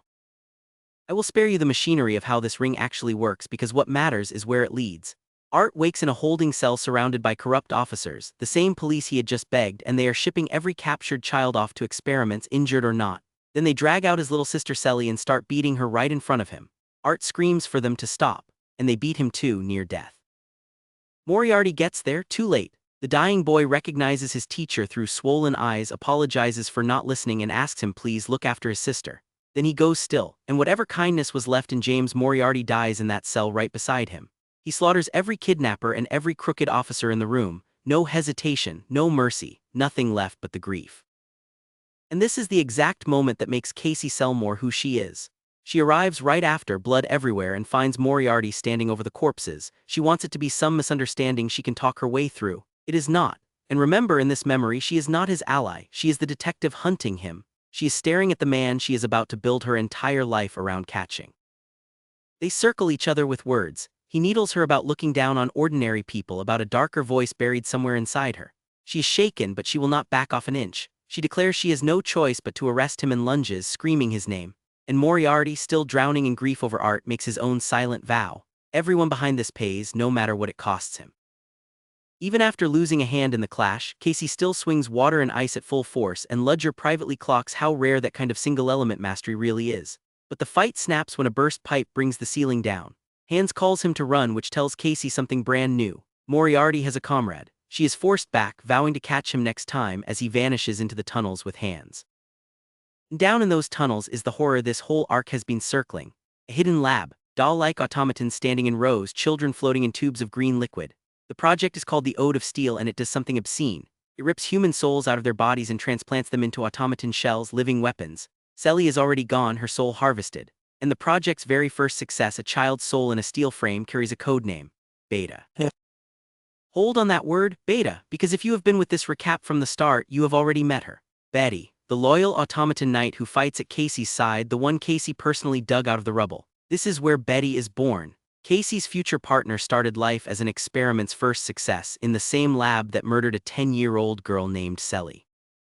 Selly he could not save, but Art's soul is still intact, so Moriarty makes a choice. He will pour that soul into an empty prototype body codename Alpha and try to bring the boy back, and he swears to gut everyone tied to the project while the transfer runs. Chasing the rare metal supply, he and Hans hit a slave mine and recruit Sheridan Ironfid, an explosives expert who was about to blow the whole place herself. That trail runs all the way up to Headmaster Gord Himbel, the same smiling man who handed Moriarty a job now exposed as part of the project. Moriarty confronts him, and even with Casey bursting in to stop it, he cuts Himbel down and slips her ice. He leaves her one taunt on the way out, a hint that his next stop is the capital Dardangs. Come and follow me if you dare. I will keep Dardangs quick, because it is really one long reckoning. The people funding the Ode of Steel are racing to build gunpowder weapons immune to a field that silences a mage's magic. Guns to arm non-mages against mages. Moriarty finds the hidden factory, detonates the entire cache from a distance, and one by one hunts down the war-hungry officials behind it. 6 of them turn up dead, and the world reads Casey's name attached to the killers. Then a duke named Ludwig Bencanto throws a memorial banquet, weeping crocodile tears over Moriarty's victims. Casey warns him he is a target. He just smiles because the whole banquet is bait, wrapped inside a barrier that blocks magic up to 6th class. Moriarty walks in disguise, tears through the trap anyway, and corners the duke, who plays his own card. He has already sent cleaners to destroy the Ode of Steel lab. That is the worst possible thing to say, because Art's half-finished body is sitting in that lab. Casey saves the duke at the last second, draining an entire lake into one enormous water spell, and Moriarty teleports out the instant it crashes down. Now it is a race. Casey and the duke's soldiers push through booby-trapped halls, and Moriarty flies back toward the collapsing facility, toward the one soul he has left to protect. He gets there as it is coming apart. Casey breaks in from above, and the two finally square off underground, trading barbs and heavy spells, her ice against his lightning. He is running on fumes, days without sleep from chasing her, but he still senses a razor-thin chance to win. Then the ceiling starts to fall, and he realizes the barely synced Art is about to be buried alive. So he stops fighting, he grabs the boy and runs. He tucks the unconscious child somewhere safe, whispers "I'll be back, Art," and takes off alone to lead Casey away. And behind him, digging through the rubble, Casey finds a hidden space carved into the walls with something inside it. Who is this, she wonders. Yeah, that is Beta. That is the day she finds Betty. And 15 minutes later she catches Moriarty at a lonely, roaring waterfall. He gives it a name, Reichenbach. Both of them are nearly out of mana. He mocks how exhausted she looks. She refuses to fold because she will not waste everything it cost her to corner him this far, so she does the only thing left. She grabs him, vows to end his evil by throwing her own life away, and drags him straight off the edge, screaming, "Let's die together, James Moriarty." And this is it. This is the crack in Casey Selmore that never once heals. The kingdom wakes up to headlines, the brave detective who defeated Moriarty by tackling him over the falls. She is pulled out, hospitalized, hailed as a national hero, but his body is never found, and she survived the exact same fall he did, so somewhere deep down she already knows the truth. He is not dead, and that doubt becomes the obsession that runs the rest of her life. Casey visits Duke Ludwig, tells him no body means no confirmed death, and warns him to stay careful. Walking away, she is certain he is tangled up in the automaton project, but she has no proof to move on. Meanwhile, Moriarty confirms he spared the Duke on purpose, judging it crueler to let a coward keep living afraid. His work in Delica is finished. Let the whole world bury James Moriarty.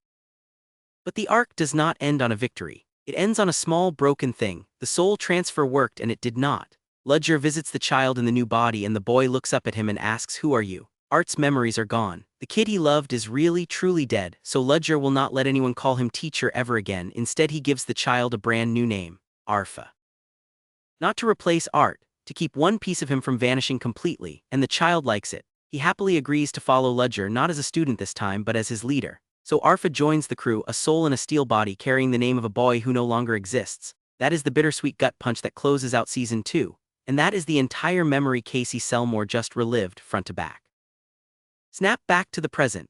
Casey wakes from all of that shaken to the bone. We catch her later crying, comforted by a blonde guardian who reminds her she once saved his life and tells her he likes her better fierce than hollowed out. And in her own head she keeps measuring herself against that man. The one who saved a whole nation while everyone spat on his name. She feels small, stupid, haunted. Ludger, meanwhile, is climbing. Back at Ceoren, he has just been handed the head of planning post, and he uses it the second he gets it. A surprise disciplinary audit aimed straight at Vice President Hugo Bertigo for corruption. Name your dirty subordinates, Ludger tells him, or take the fall yourself. Hugo folds, humiliated on the spot, and his whole anti-commoner faction goes quiet for a good while. And there is a much bigger move sliding onto the board. Ceoren's joint field trip is headed for the capital Lindenbrot, where a relic is being kept under guard. Ludger is signing on as a guidance professor, publicly to chaperone a bunch of kids, privately to get his hands on that relic, which is exactly the kind of tidy, quiet plan that never, ever survives contact with this series. Then the person who hunted him for years does something wild. Casey Selmore walks into his office and asks him straight to his face, "Are you really an enemy of the Black Dawn?" And then she hands him stolen Black Dawn research lifted from a branch that vanished overnight. When she is told mentor signups for the trip are already closed, she torches the paperwork with magic to force her own name onto the list. The hunter is now riding shotgun. Ludger warns her the Black Dawn have started hunting her right back. She shrugs it off, but the danger is already stitched into this trip. Leo, the quiet commoner student, fakes an illness, locks himself away and reports to a Liberation Army handler. The handler orders him to track the Ceoren kids in the capital and accept sacrificing them for the revolution. His family's safety is the leash, and Tacy walks in right in the middle of the call. Tacy only catches fragments through the door. Revolution, liberation, terrorism, enough to scare her stiff, not enough to prove a single thing, so she bites her tongue for now. And in class, Ludger is teaching magic history, the legendary names of the ranks. Rank 5 is called Amumuki. Rank 7 is Imperia, each one named for the mage who first mapped that power out for everyone else. Then he reaches rank 8, a rank so impossibly high that no living magician has ever rebuilt it, a name kept alive only by word of mouth, passed down through generations and never once earned again. That name is Grander. Sit with that word for just 1 second, because you are going to hear it again very soon, and when you do, it is going to change everything. Prepping for the trip, Ludger asks his assistant Celinda Rosen about the Black Dawn. Her answer is dead quiet, everyone on standby, which bothers him because as a first order he should have orders too, and he has nothing. He suspects a hostile first order named Nikolai is choking off his intel. Then he checks on Hans, who can suddenly command crows on top of rats, a leftover of his old beast form, perfect scout for a palace. Taking a breather, Ludger and Hans go shopping at the house of Verdi, and there he runs into Professor Selina. She is thrilled, showing off a darkness spirit she just contracted, a spirit she has decided to name Esmeralda. The thing lunges at Ludger and then abruptly vanishes into nothing, and Ludger's whole face drops. He tells Selina, low and urgent, whatever happens next, stay silent. Because he felt her coming. Remember that terrifying woman from the boy's memory, the master who taught him Larsel, and remember, if you have been here long enough, that this is the teacher he once swore to himself he would one day kill. She is standing right there in front of him, dormant for 7 long years and now wide awake, and she has a name after all, Grander, the living answer to rank 8. Before we see what she does to him, the story cuts somewhere cold and far away. A man broken almost to death by a fall in the Aerite Mountains lies there thinking about how he has survived 7 straight years of assassination attempts. And now a mysterious figure has finally tracked him down. Keep him in the back of your mind. He is not the John Doe that Cetadel dissolved. He is someone else entirely, and he is coming. Back with Grander, she looks Selina's spirit over and starts to explain what Esmeralda really is, a division of body and soul, and Ludger cuts her off cold to keep Selina from ever hearing it. Then Grander gets to her real grievance. While she slept, Ludger drew and used her blood. He admits it flatly. He spent it fighting a fire being called Quasimodo, and she is very much not flattered. Furious that he wasted her precious blood on something she considers beneath her, she demands to test how strong her student has actually become. Half an hour later, in a forest outside Leatherbelk, Ludger opens with his strongest fire, the Sephiroth tree's 5th Sephira Jebura.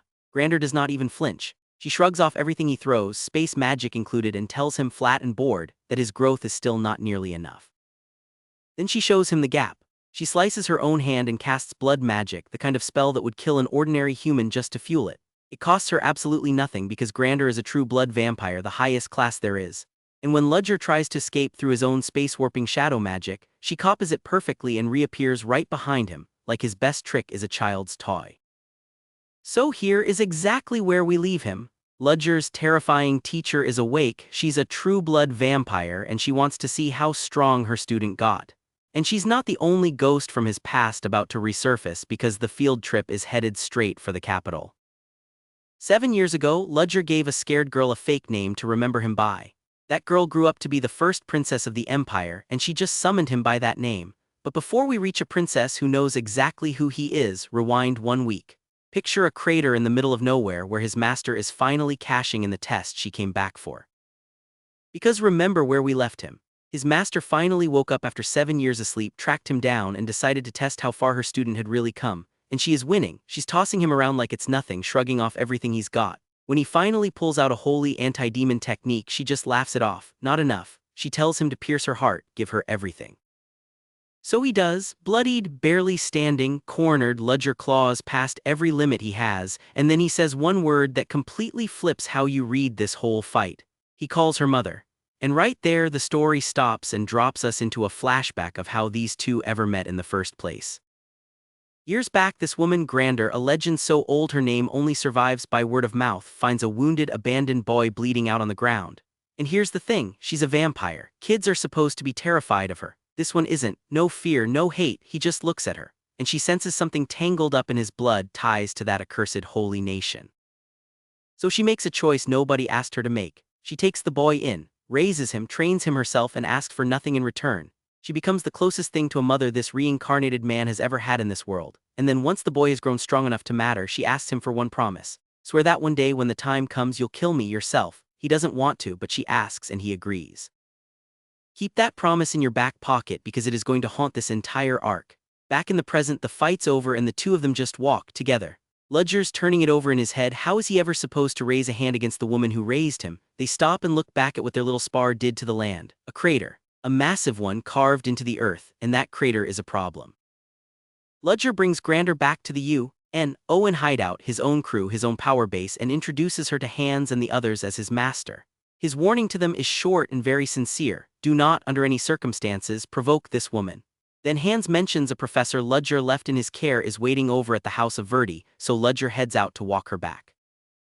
Meanwhile, that crater does exactly what you'd worry it would. Paladins of the Lumensis religious order come to investigate the destruction near Leatherbelk, and they read the wreckage like a signature. Their conclusion? This is the trail of the sole vampire left in this world. A creature their holy order has hunted for a very, very long time. In other words, they can smell Grander now. And it gets worse for Ludger personally. After he drops the recovering professor off near Ceoren, he gets cornered alone in an alley by a young Lumensis bishop named Frieden. Frieden looks at him and says he can feel its sacred power, blessed by a god, pouring out of Ludger, and he'd like to bring Ludger into the holy order, just like that. Ludger shuts him down cold. No warmth, no explanation, just a veiled little threat. If you're thinking of me, then you should never have come, and he leaves Frieden standing there with no idea what he meant. Now don't let that slide past you. So what is that power radiating off him? The man was not telling you yet, and neither am I, because that reveal is worth the wait. 2 holy powers just clocked him in a single chapter. Hold that thought. Grander agrees to reinforce the sealing technique hiding his power, but with a warning wrapped inside it.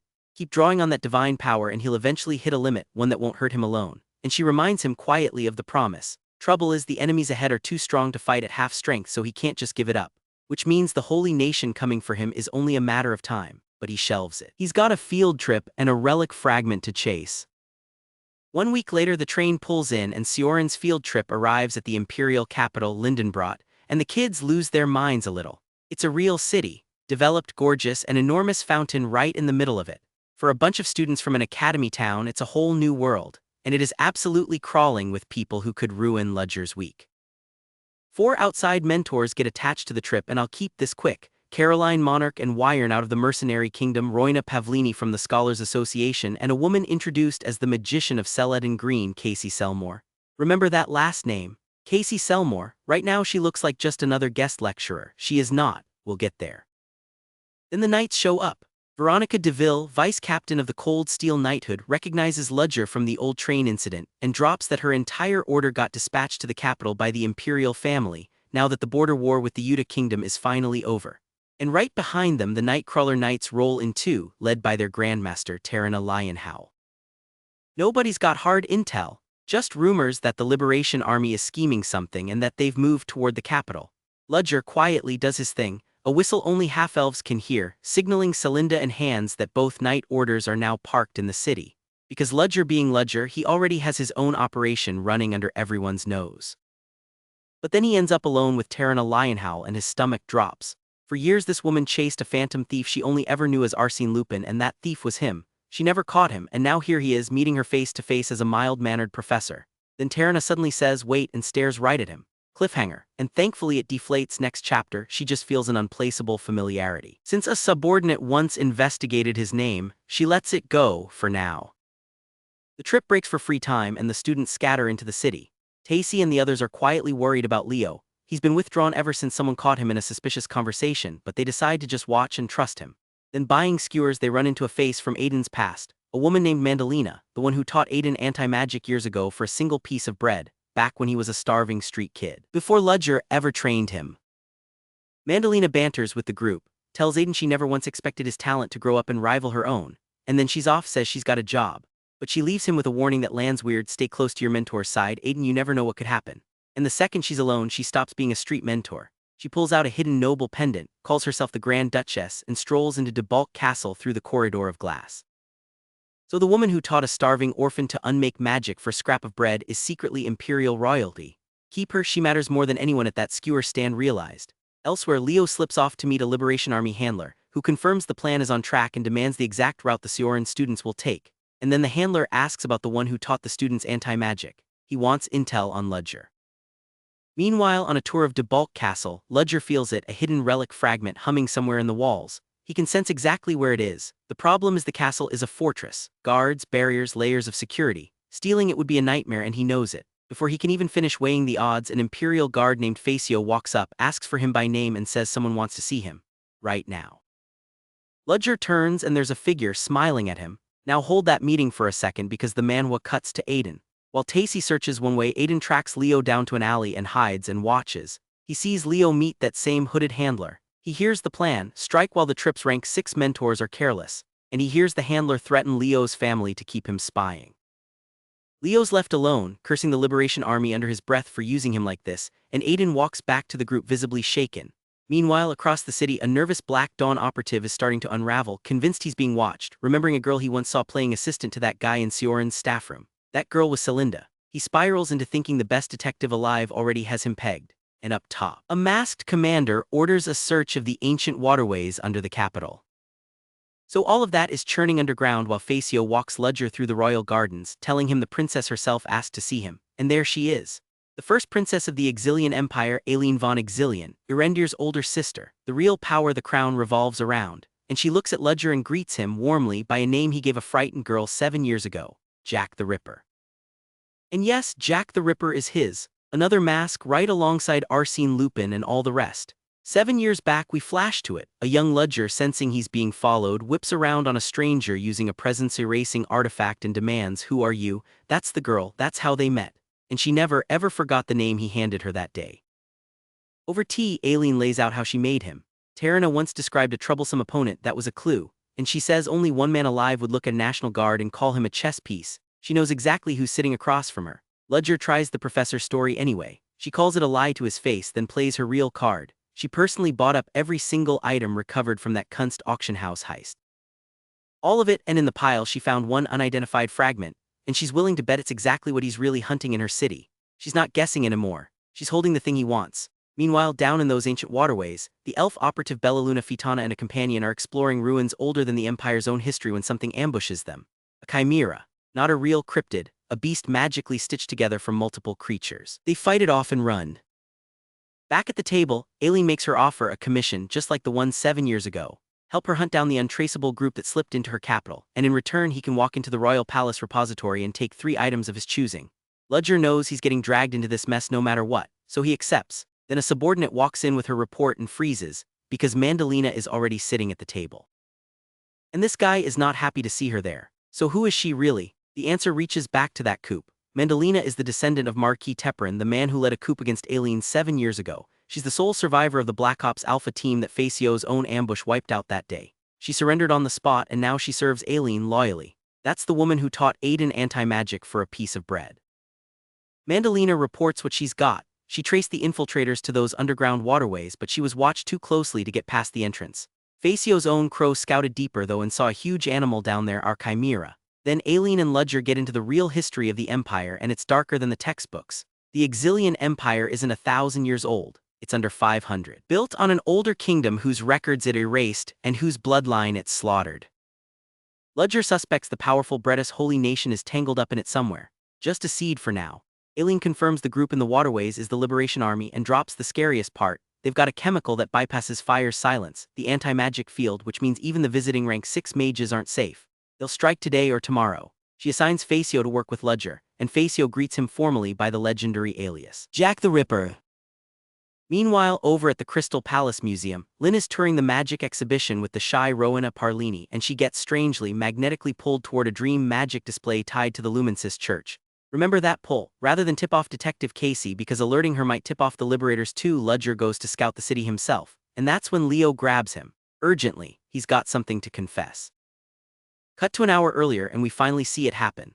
Aiden confronts Leo after overhearing that phone call and Leo panics, sure he's been caught, then he breaks. He confesses everything. He's a Liberation Army member, he's been lying to Tacy, to Aiden, to all of them, and he begs Aiden not to expose him because if he's found out his family is dead. And Aiden, to his credit, makes the right call. Don't run to the Knights. Tell Professor Ludger. He's the one man who might actually help. So Ludger hears Leo out and he doesn't hesitate. He'll save the family. Now, he sends his own man Facio to handle the rescue personally, and Ludger himself goes after the ambush squad holding Leo's mother and sister. When one of them hits him with an explosive, he absorbs the entire blast with an item called Quasimodo's Spirit Stone, then beats the guy into the floor. In parallel, Facio duels a rival swordsman in the backstreets and wins, clearing the family's escape. Leo's mother and sister make it out. They're reunited. Leo's in tears thanking Ludger. But then Ludger tells Facio the cold truth. He doesn't actually trust Leo, not as a person. He trusts the leverage. A family kept safe is an insurance policy, not faith. And Facio gets it because it mirrors why Ludger picked him as his shadow in the first place. The same moral contradiction Ludger himself carried under the name Jack the Ripper, chasing justice with blood already on his hands. Then Facio reports he's already handed the Liberation Army intel to the Knights and warns a large-scale attack is coming. Somewhere crowded. The Crystal Palace or the Grand Plaza, and he's right. 2 o'clock hits and the sewers erupt. Chimeras pour up into Lindenbrot right by the Crystal Palace, panic screaming, civilians going down. The mentors move fast. Heron and Caroline Monarch plant themselves at the palace entrance and hold the line. The Ceoren students, Aiden included, want in. They're ordered to stay back. And then Casey Selmore reminds everyone why guest lecturer was a joke. She unleashes one massive spell and wipes out an entire wave of chimeras in a single strike. Everybody watching just kind of stops. This is the magician of Celadon Green, and she is terrifyingly strong. Ludger arrives, checks on her and the kids, confirms everyone's safe. The immediate wave is done. At a shelter in the Central Plaza, First Princess Aileen personally thanks the Knights and mentors for keeping the death toll down. And the Nightcrawler Lloyd reports what actually happened. The whole Chimera swarm was a distraction. A screen to let the Liberation Army strike the Ceoren students and mentors directly. But Aileen's earlier warning about hidden gunpowder let the Knights scoop up the Liberators easily. Still, the Chimera casualties are ugly. And Casey Selmore, revealed here as the second daughter of the Selmore family, argues the real scheme isn't over. Only black magicians can create chimeras. So black magicians are backing the Liberation Army for something bigger. Facio, on the princess's orders, traces the chimeras to a huge abandoned waterway facility, and buried far beneath the capital, unknown to the world, the corpse of a dead world tree. That's the monster factory, a dead world tree feeding the chimeras. A scout, seeing through an animal's eyes, which is Hans's whole trick, confirms the site might be the elves' great source, the world tree itself, which stuns his companion because a living world tree should be way up in a canopy, tended by elves, not rotting in a sewer under a human capital.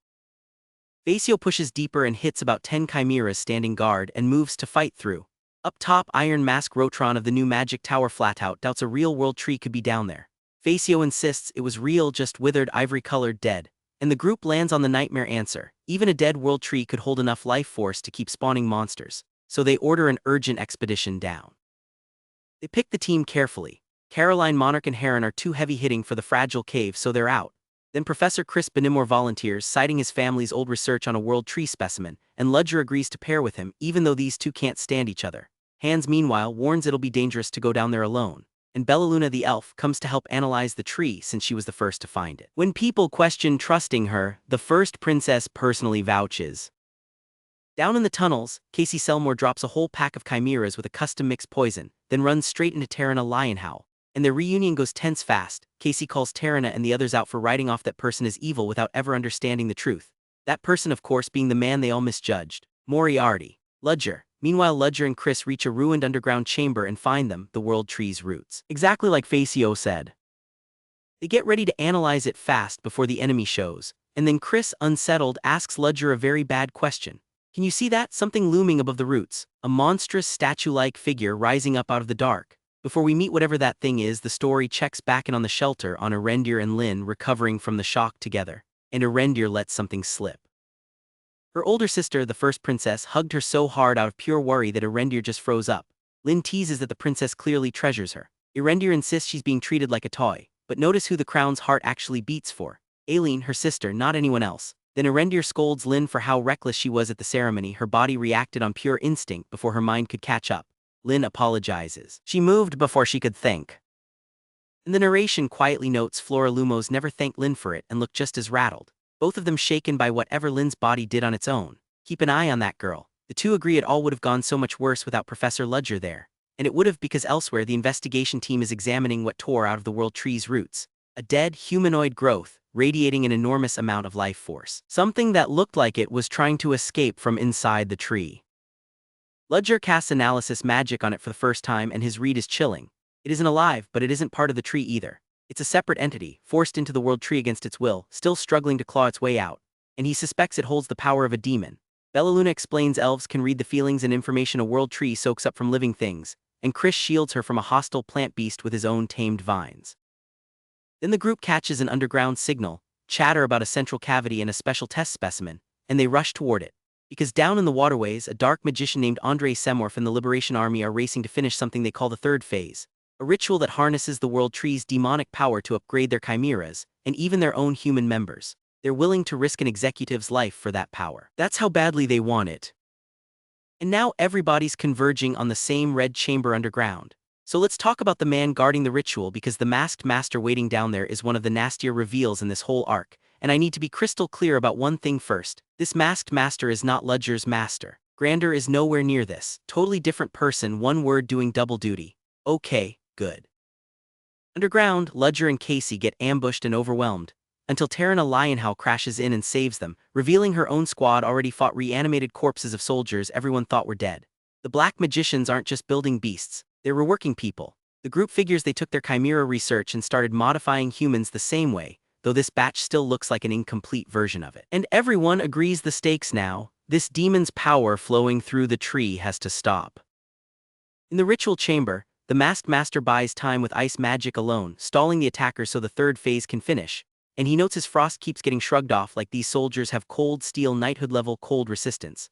Then the combat analysis lands the real horror. These chimera specimens can't be burned, can't be frozen and regenerate any wound. The group actually calls it the future of mankind, and then the mask comes off.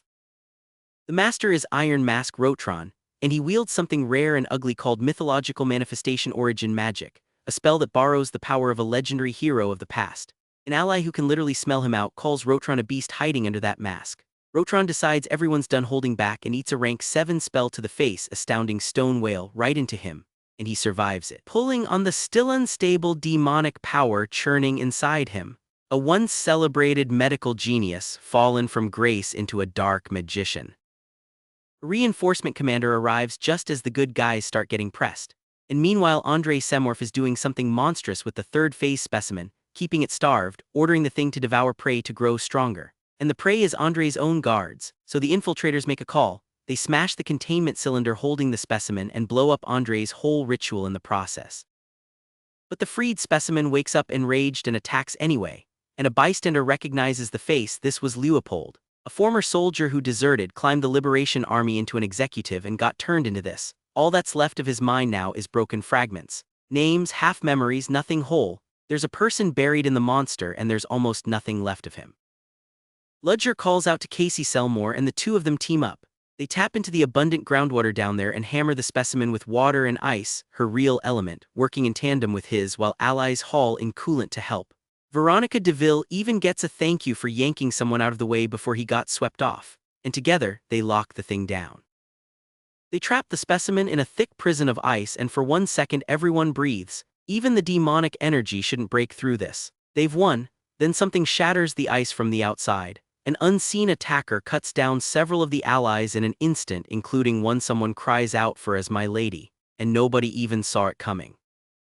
Standing over all of them is a stranger with purple hair, and they reveal what just happened. They reached into every single mind on that team at once and fed each fighter a tailor-made illusion, accusing Casey for one of being a fraud who framed innocence to play genius detective. One breath and every fighter present just dropped. The illusionist sneers that they're all empty and pathetic on the inside.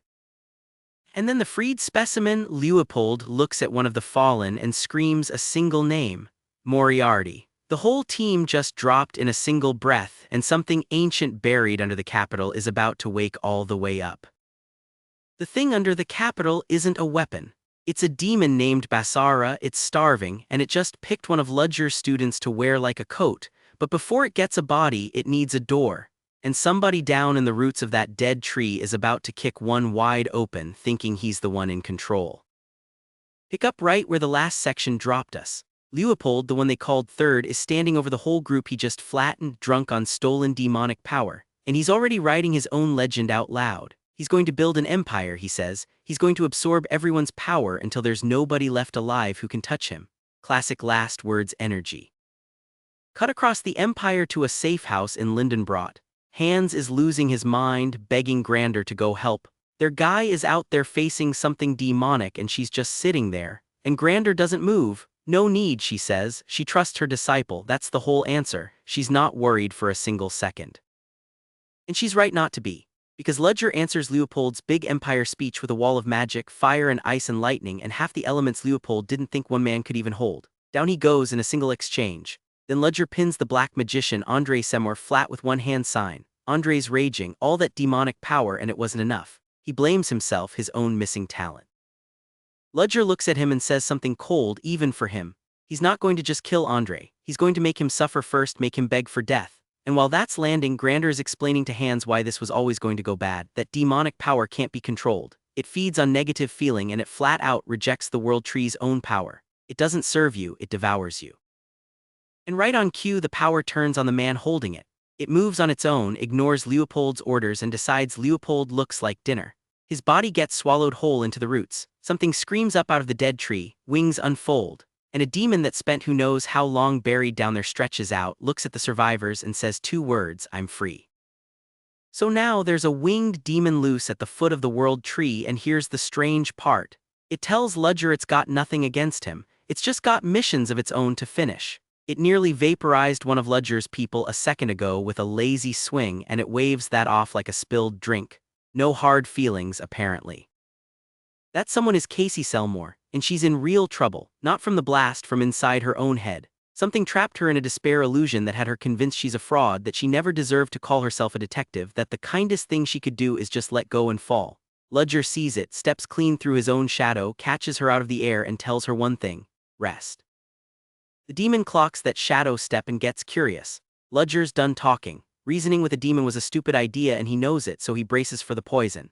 Remember, he's still running on that mana byproduct he took off Chris Benimor, and it's eating him from the inside. He pays that price and opens up. First a fused glacier of ice, then something he has never shown a living soul. A golden giant huge as the sky that clamps the demon still.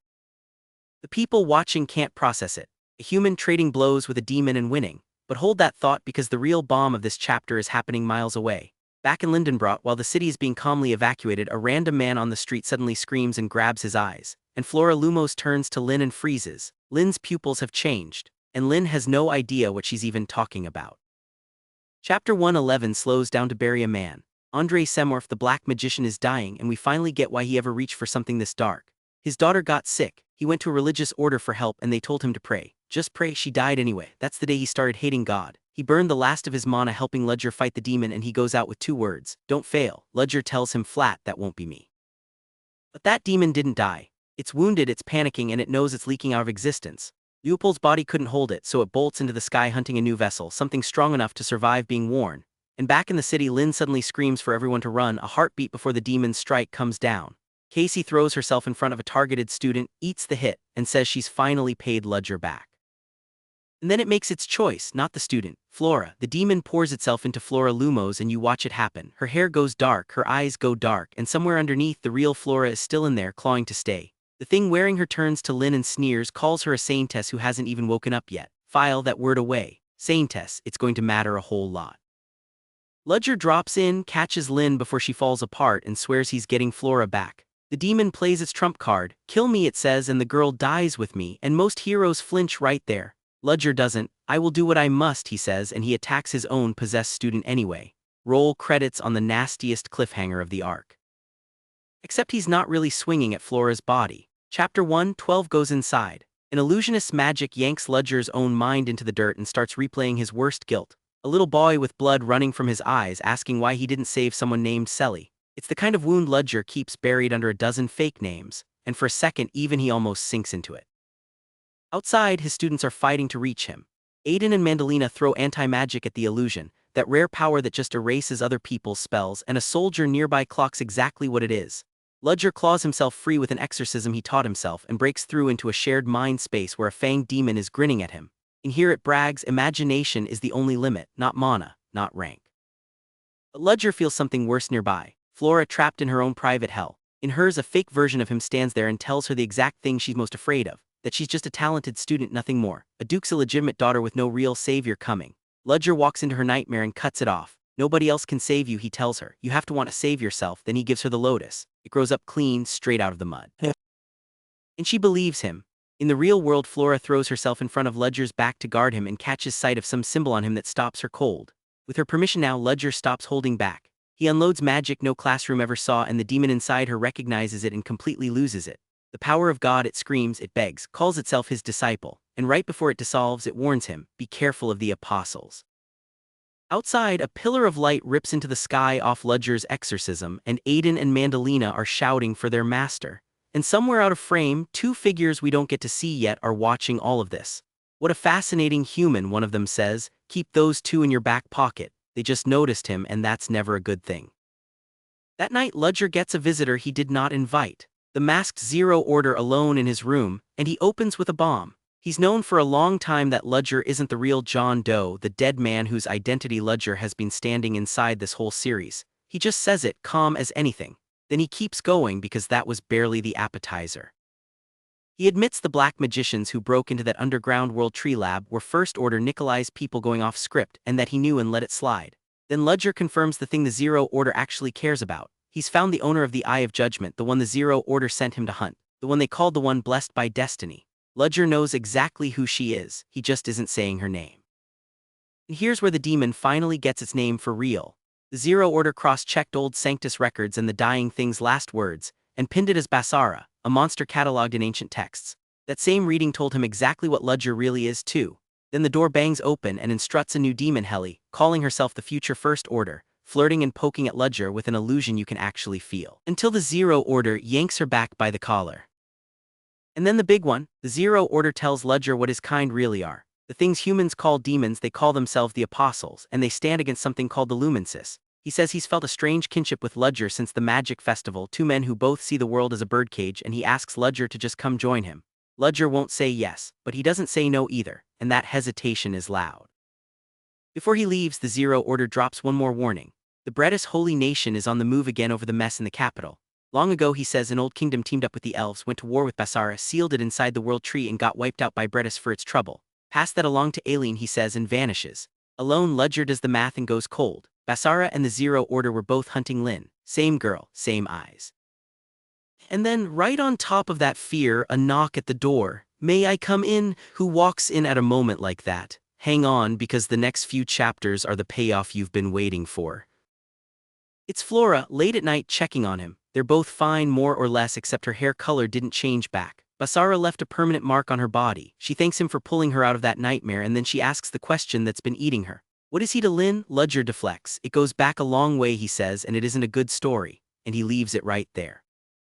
But he gives her something else. That real magic she saw him use inside her mind. It isn't about rank, he tells her. It runs on belief, on chasing mastery, on wanting it for real. He built it himself from nothing. And out of everyone he's ever taught, he thinks she's the one person alive who could actually learn it. So work, he tells her. That's a heavy thing to hand a kid. Out in the streets, the Zero Order and Heli run into someone who makes both of them nervous. A pink-haired woman with an umbrella, calling them out for strolling around with, in her words, her own kind. These two apostles remember running from her before. She tells the Zero Order he's different from the rest, that he's an immortal who actually wants to die, then just leaves satisfied. Says she found what she came for. Who is she? Not saying yet. Next morning it's medals and speeches, and we're keeping this short. The Emperor Augustus von Exilian stands up and credits Facio and Terran Lionhowl for saving the day, while everyone who actually saw the demon keeps their mouth shut. Two things stick with Ludger. Casey Selmore turned her medal down flat and left for Leatherbelk, and the overlooked second prince, Evelyn von Exilian, is staring at him a little too sharp. From Evelyn's eyes, Ludger seems to glow in the crowd. He's hiding himself on purpose, the prince realizes. Chapter 115. Erendir wakes up in the castle infirmary and thanks Ludger for patching her up, and he waves off the credit like he always does. Then he pulls Aileen aside for the real conversation. The demon told him things. The Dead World Tree is sealed under that facility, and long ago elves helped build the thing.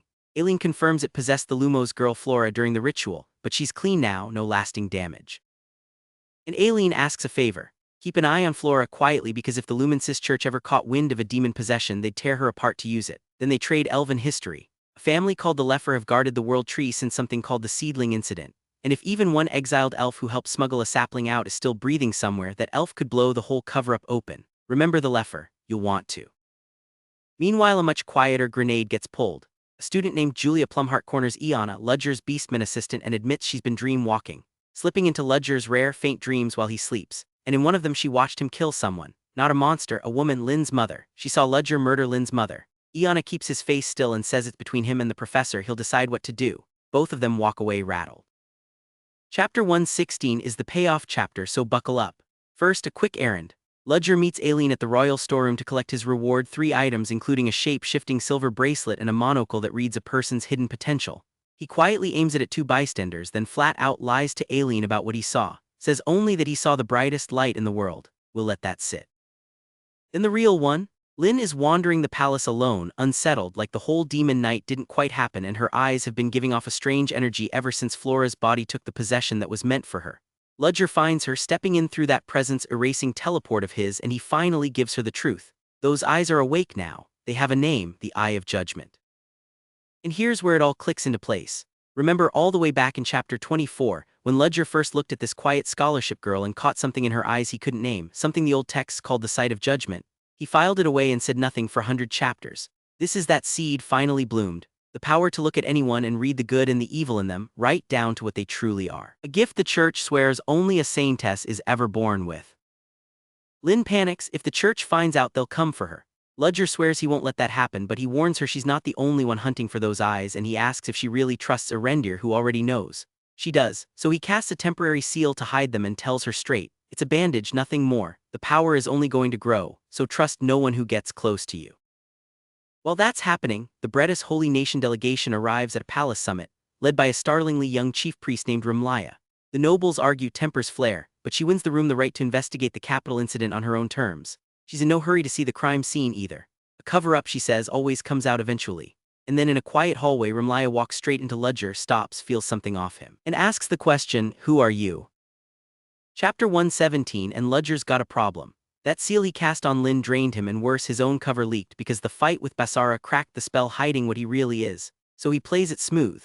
He publicly humiliates some arrogant noble over his useless entourage. Rumlaya backs him up, and in the shuffle he gives her a name.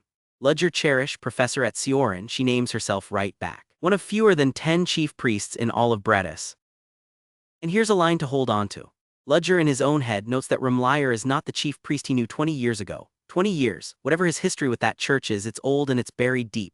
He mentions that a bishop named Frieden already caught the same scent of divinity off him once, shrugs off her curiosity, asks her to keep the run-in quiet, and walks. She sets her people to dig into him anyway in secret, especially from someone called Head Sister Catherine. Ludger's private read on Bredis is pure venom.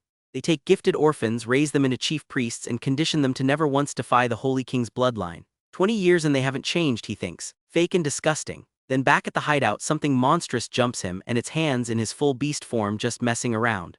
Turns out Grander slipped Hands a chimera claw on purpose, so he could trigger that transformation and test himself against a demon. Grander warns Ludger he's going to have to fight his own siblings someday. He doesn't blink. They already tried to kill him, he says, so he won't be holding back. Then his elven operative, Bellaluna Fitana, drops her piece. She snuck back to the dead tree's roots and found proof the original world tree root was smuggled there by its own elven guardian. And far away in the Elven Kingdom, the head of the Leffer family, Ventman Leffer, feels the intrusion and roars for the Shade Warden to be summoned, right now. Weeks pass. Alyssa Willow calls Ludger in, crams the school calendar tighter, and drops the news that Hugo Bertigo got caught leaking academy secrets to outsiders. He's stripped of power but kept on as a professor, just to keep the noble faction from imploding. Chris Benimor takes his seat and quietly tells Ludger they're square now since Ludger got him back in front of Lady Bellaluna. Then Alyssa hands Ludger a brand new class to teach, Magical Beast Summoning. On the field, Flora is the first to pull it off, summoning a jaguar with black-blue fur, and Ludger praises her but tells her not to get cocky. But she's noticed something scary. Her stamina, her output, all of it surged right around when her hair changed. Then Lin's turn goes sideways. Her beast comes out as a shapeless, shifting orb she can't even name. It detonates with energy. The newborn beasts around it go feral. And Ludger has to smother the whole thing with his hidden teleport. Lin faints on the spot. Chapter 119, and this is the gut punch. Before she went down, Lin looked at Ludger with this searching, guilty face and asked him something he wouldn't answer. She wakes up remembering none of it, and he lies and says she said nothing. Then alone we get the truth. Lin carries a rare, non-attributed magic that is quietly killing her. People born with it rarely see 30, and her mother, to spare her that slow death, chose to die by someone else's hand, Ludger's hand. So when Pride in Wolfburg storms up and accuses Ludger of tormenting Lin, of dragging her dead mother into it, there's a whole ocean under this that Ludger can't say out loud. In his head he just calls Lin a ticking time bomb. Then a duke walks in. Heisbeck reveals he knows Ludger's underworld name, Oliver the Owner, and that he's secretly the Empire's spymaster sitting over the Nightcrawler Knights, and he calls in their trust to ask for killing. At the coming mystical night. That same night in a Leatherbelk alley, hooded elves ambush Ludger. Not Bellaluna, who warned him they were coming, him specifically. He fights, he takes hits, and just as they close in, backup arrives, a fighter named Fantios. Ludger gives one order: take all of them except the one who looks like the leader. Leave that one able to talk. Why elves and why him? Chapter 120 spells the whole thing out. With Bellaluna brewing a truth potion, Ludger squeezes the captured elf. His name is Galleon Shadewarden, and his mission is to kill a clan traitor who trespassed on the world tree. The family head spotted the intruder personally and sent the Shadewardens out to catch that traitor and recover a second hidden world tree. And the reason he came for Ludger. Scent. Ludger smells like the Flant family. The clan that ran off with the ownership rights to the world tree 500 years ago. Hunted as traitors ever since. And that lands like a rock in Ludger's stomach, because he knows exactly whose blood that really is. Celinda. Her true lineage is Flant, and this hunt is pointed straight at her. So he takes the elf-scent masking perfume, has Fantios clean up the rest, and the next day he hands Celinda that perfume as a gift, cover for a threat she doesn't even know is circling her. That's Ludger protecting his own, quietly, the only way he does anything. Then a heavier visit. Ludger goes to see Casey Selmore, sick and bedridden now, and her assistant Betty, another one of those Ode of Steel creations, asks him to look after her. For half a second he wonders if Betty's soul carries any trace of art, then kills the hope before it can grow. And Casey, in tears, apologizes to him. She's learned the truth, that he was disowned and branded a villain because of her. He tells her he chose it and he'd choose it again. And then the last door of the section. That night at Ludger's lodge, Selena turns up out of nowhere, the sweet summoning teacher, dodging every question about why she's there so late. And once they're finally alone, she shows him something she's kept buried. A version of herself made of fire. If that word fire tied to this exact woman is scratching at something from earlier in the story, hold on to it, because nobody in this room is explaining a thing. Lin can now see the soul of anyone she looks at, which makes her the most hunted girl in the Empire. And the gentle professor down the hall just showed Ludger a face made of fire. That face of fire stays unexplained for now, so hold on to it. What pulls Ludger away is more immediate, the curse quietly eating Lin alive, and the only cure waits inside the mystical night. So he goes. What he finds there is a First Order dead for years, guiding him by the hand. But first there's a council of demons to survive, one of them wearing a dead woman's face just to test him. The newest First Order, Helia, has disguised herself as someone Ludger personally confirmed dead, just to see if the mask fools him. It doesn't. He clocks her instantly. She explains most demons are born with their authority baked in, power handed to them at birth, while the Zero Order alone clawed up from true zero, a climb that should take immortal centuries. That's how much this man scares even his own inner circle. Out in public, wearing his professor face, Ludger trades jabs with another First Order Nikolai. A recent hit on Casey Selmore has just failed, and Ludger himself is being medailed for stopping a terror attack back in the capital, which he shrugs off as swatting a few bugs. Then the Zero Order calls the full council together to formally seat Helia, filling the chair left empty since Quasimodo and Esmeralda fell. The other First Orders aren't sold. One snaps at Helia not to become dead weight, and in doing so lets a name slip. Ventman. Ludger pounces. Remember back in chapter 117 when the elves closing in on Celinda took their orders from a world tree guardian named Ventman Leffer? Same guardian. Ludger calls it out cold. This First Order is the head of House Leffer, Elven nobility. The stunned council forces the truth into the open. So the demon cult and the world tree's own guardians share a seat at the very top. That's the rot underneath everything. Then the Zero Order drops his own bomb. He's leaving his chair empty for a long trip somewhere far, telling them to convene without him. Days later, Ludger boards a train and he's not alone. With him rides Alpha, his young ward, the soul of a boy named Art housed in a little automaton body, in first class for the first time. Duke Heisbeck explains where they're headed. The Mystical Night is a festival that exists just 3 days a year, deep in the fog-choked Kassar Basin, where every faction of mages gathers to scheme and claw at the Vala's buried secrets. Heisbeck wants a quiet favor since Ludger belongs to no faction, but Ludger waves off payment. He wants one thing instead: everything Heisbeck knows about non-attributed magic, his only lead on saving Lynn. On the way in, Heisbeck fills in the rest. Buried inside the basin is a hidden estate, centuries old, reachable only during the mystical night, and stuffed with books written in a dead language about lost magic. Here's the hook. Every non-attributed mage alive, however far apart they live, shares one connection tied straight to those books. And Ludger once cracked the ancient Larsal script they're written in, making him the one man who can actually read them. They check into the lavish Lendrever Hotel, all on Heisbeck's coin, already packed wall to wall with heavy hitters. But the second they arrive, Ludger hustles Alpha up to their room. There's someone here he does not want to face. Someone he once faked his own death to escape. And that pulls us back years to when Ludger went by a very different name. Back then he was a mercenary called Machiavelli, hired by a princess named Yekaterina Bosvaya to win her a war. The Yuta kingdom was tearing itself apart, her against her cruel brother Prince Alexei. Machiavelli took the job, payment to be decided later, and he delivered. Yekaterina claimed the throne. The flashback shows her crowned queen, adored by her court, and still quietly fixated on the mercenary who made it all happen.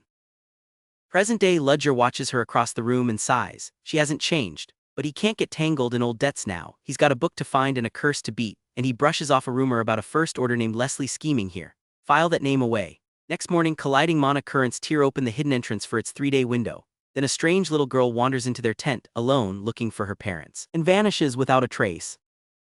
No footprints, nothing, like she was never there, unsettling. Meanwhile, Alpha's chasing the real question: which of 200+ middle-aged mages is the first order named Leslie? Then the call goes out for an expedition to that hidden estate, and fair warning, the loners who tried reaching it first all vanished. 2 names stand out in the briefing: an eccentric old guide called Sage Rimley, a yearly regular, and a Delica Kingdom lightning mage named Belkart Venmark. Remember both. A few others fold into Ludger's group, including Roina Pavlini, a scholar he once saved, and Sage Rimley himself. Before they enter, the old man lays out the estate's deranged rules. Groups of 5 to 20. Never stand still in a hallway over 5 minutes or you vanish. Every room runs its own private rulebook, and everyone's out before midnight or the monsters come. I'm compressing hard here. The point is, this place kills you for standing wrong. Inside, it turns grim fast. 10 fresh corpses in a corridor, ambushed all at once, no signs of struggle. Sage Rimley crouches, reads a Delica military dog tag, and names the dead man: Belkart Venmark, the lightning mage from the briefing, dead on the floor, or so it looks. Then the bodies simply vanish, erased by the corridor rule, taking all the murder evidence with them. Ludger makes a call: stay silent, don't tip off the hunters. As they move on, Ludger catches something no one else can: an invisible painting. A portrait said to mark its subject to die soon, a death sentence you can't even see. He stares at it, rattled, wondering exactly who it's pointing at. Keep that one in your back pocket too. The team grinds room by room to a hidden study, and inside, Ludger reads the founder's diary. Long ago, a group fought beside a hero named Sunna against demons, then took a relic called the Method to acquire freedom, split it into 7 fragments, and built this whole estate to hide it. That relic is Ludger's real obsession, the thing every fake name he's worn has hunted. He quietly finds a clue to one fragment and swears Alpha to secrecy. Then something colder: fresh footprints in a room supposedly sealed for 500 years. Someone learned to steer the shifting maze before he did. Outside, the crowd panics. The only exit just locked itself, first time ever. And an old swordsman mockingly called Tordal tells Ludger a story that sticks. Decades back, a mana storm here killed 152 people after scholars fled instead of holding the barrier. His own daughter, a rising scholar, vanished in it. Ludger does the math. Whoever sealed that exit knows this estate as intimately as he does, which means the culprits never left. They're still inside. The team decides to hunt them quietly rather than start a stampede. And on his way out, Sage Rimley presses a personal artifact into Ludger's hands, warning that things are about to get dangerous. He has no idea how right he is. An hour later, the ground bucks and the estate's armored night constructs, a defense system that normally only wakes after midnight, boot up early and start butchering stragglers. Ludger's group could run. They don't. He cracks the trick fast. The knights heal by drinking mana from the floor, so you lift them off the ground to finish them. They trace the things to hooded cultists, cranking them out around glowing crystals, and Ludger smashes the crystals. But the ambush isn't done. More hooded attackers pour in, and sweet, doddering old Sage Rimley swats them aside like flies. Effortless, terrifying, the mask drops. He turns to Ludger and uses no festival name at all. He calls him John Doe, Ludger's secret Black Dawn alias, the one almost nobody alive knows. Then he says he never wanted to go this far, but now he'll kill every one of them. So who is he? He gives up his title, Sage Rimley, swears he isn't working directly for the true mastermind, and Ludger snaps the puzzle together from that diary. The estate sits atop one of 5 massive mana veins running under the basin, each estate built to drain and tame one. And a first order named Leslie wants to make all 5 overflow at once, like blowing a dam. The vein under this estate is already sealed thanks to Ludger. But letting Ludger walk would leave a giant obstacle in Leslie's path, so Rimley decides he dies here. Ludger orders Alpha to run and get the others out, gently telling the guilt-ridden kid that you can't control every outcome. Then they duel full rank 6 Ludger's oceanic icebreaker against Rimley's blazing flame, the old man even conjuring demon-shaped things from raw mana. Then mid-swing Rimley bails. The whole estate is folding in on itself. Ludger sprints through the collapse not to save himself but to save the non-attributed magic books before they're crushed. He reaches the study and someone beat him there. A mysterious blonde stranger already holding the exact book Ludger came for. The man barely looks up. Oh, he says, you're the one who was with Rimley. The chapter digs into the tragedy underneath all this. In a flashback, the fire mage we know as Rimley hunts down a group he blames for a death and burns them, snarling it was never an accident. The old swordsman Tortle appears, stunned to see him, and the two tear into each other over whose ambition really doomed everyone. And the basin won't let its dead rest. Ghostly souls drift up, trapped, calling the place a birdcage. Rimley murmurs something that lands like a goodbye, that he's got no face left to show Leslie. Then a radiant golden figure asks if they should finish this and the estate detonates. Ludger walks out of the rubble and his group agrees the sage had zero regrets and was behind it all because that vein collapse wasn't an ending. It was a signal, triggering a coordinated strike, beasts and infiltrators on a nearby outpost. At an emergency war council, the heavy names gather. Queen Yekaterina, the noble mage Derek Olsen, Gregorium Burbot of the Old Magic Tower. They tally the dead and split into teams to guard the 4 veins still standing. And that night, in some spectral in-between, the silver-haired ghost girl finds Ludger again. She asks who he's looking for. My friend, he answers, and a dead, rasping voice hisses one word back. Leslie. That name rattles him. Right then, one of his allies confesses he's a spy, planted by Duke Heisbeck to watch Ludger's back this whole time. With that sorted, Ludger digs into the outpost history and finds her. Isabella, a scholar who vanished in a mana storm at this basin years ago. The same storm, the same grief that's been poisoning this place ever since. An old scholar portrait fills in the rest. Isabella had a fiancé named Leslie, and Derek Olsen once belonged to that same circle. Ludger connects it. The silver-haired ghost haunting the basin is Isabella, still wandering the spirit realm, still searching for the Leslie she lost. Meanwhile, a hooded flunky reports to Sir Leslie that the next vein is ready to blow, and Leslie gives the order to proceed. Out in the field, the teams take heavy losses but corner the man they believe is Leslie, except his face is wrong. He doesn't match the calm, dignified man everyone described. Then it detonates. The group re-identifies that hallway corpse as Belkart Venmark, and the enemy leader steps forward and says it himself. I am Belkart Venmark. Leslie is only my Black Dawn codename.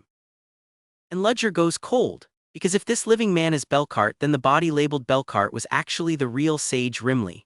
Their kindly old guide, the one who laid out the rules and dueled him in the ruins, never existed. It was Belkart wearing a dead man's face the entire time. Sit with that, and Ludger can already feel the next vein's mana starting to leak. Belkart admits letting Ludger survive the massacre was a slip.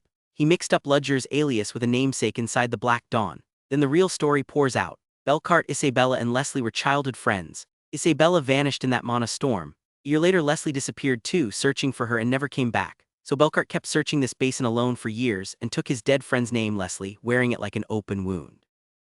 Derek Olsen begs him to surrender, calls it mass murder. Belkart calls him naive to how the world really works. Then he fights like something's wrong with him because there is. He rips the group's weapons away with magnetism, and Ludger notices his output is impossible, far too high for a rank 6. He's burning something that's tearing his own body apart from the inside. It looks like a mana-boosting poison, cousin to the one Ludger uses himself.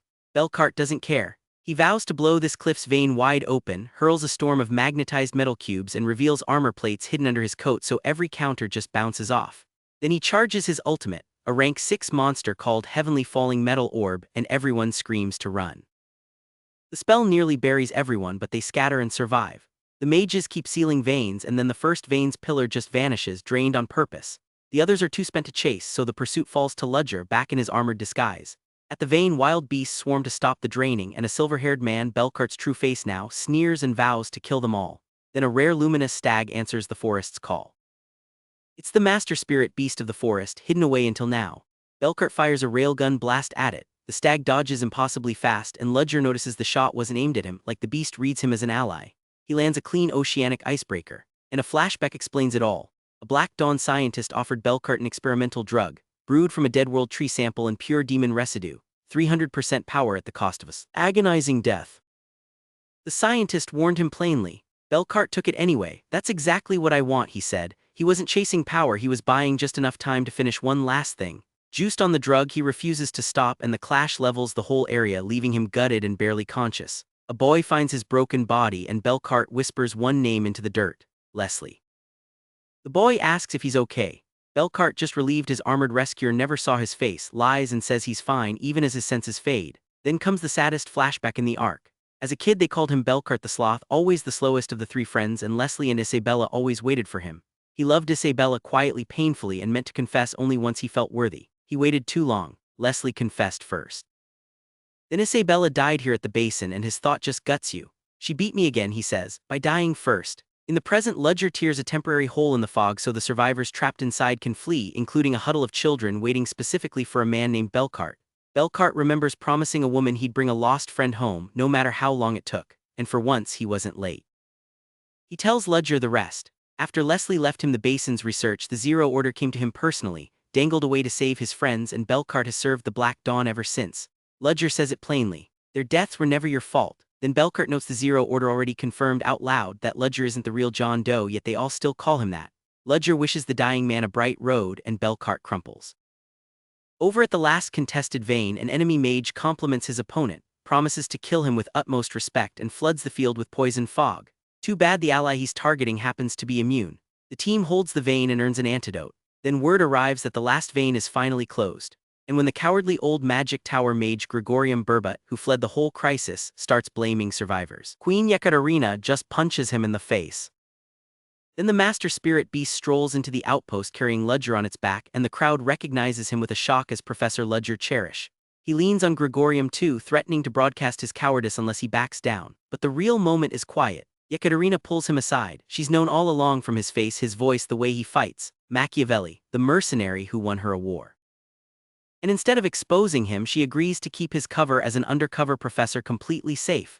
That's a queen in his corner now. She's still fighting to develop her resource-rich kingdom, still needs the old magic tower and even her brother Prince Alexei's cooperation.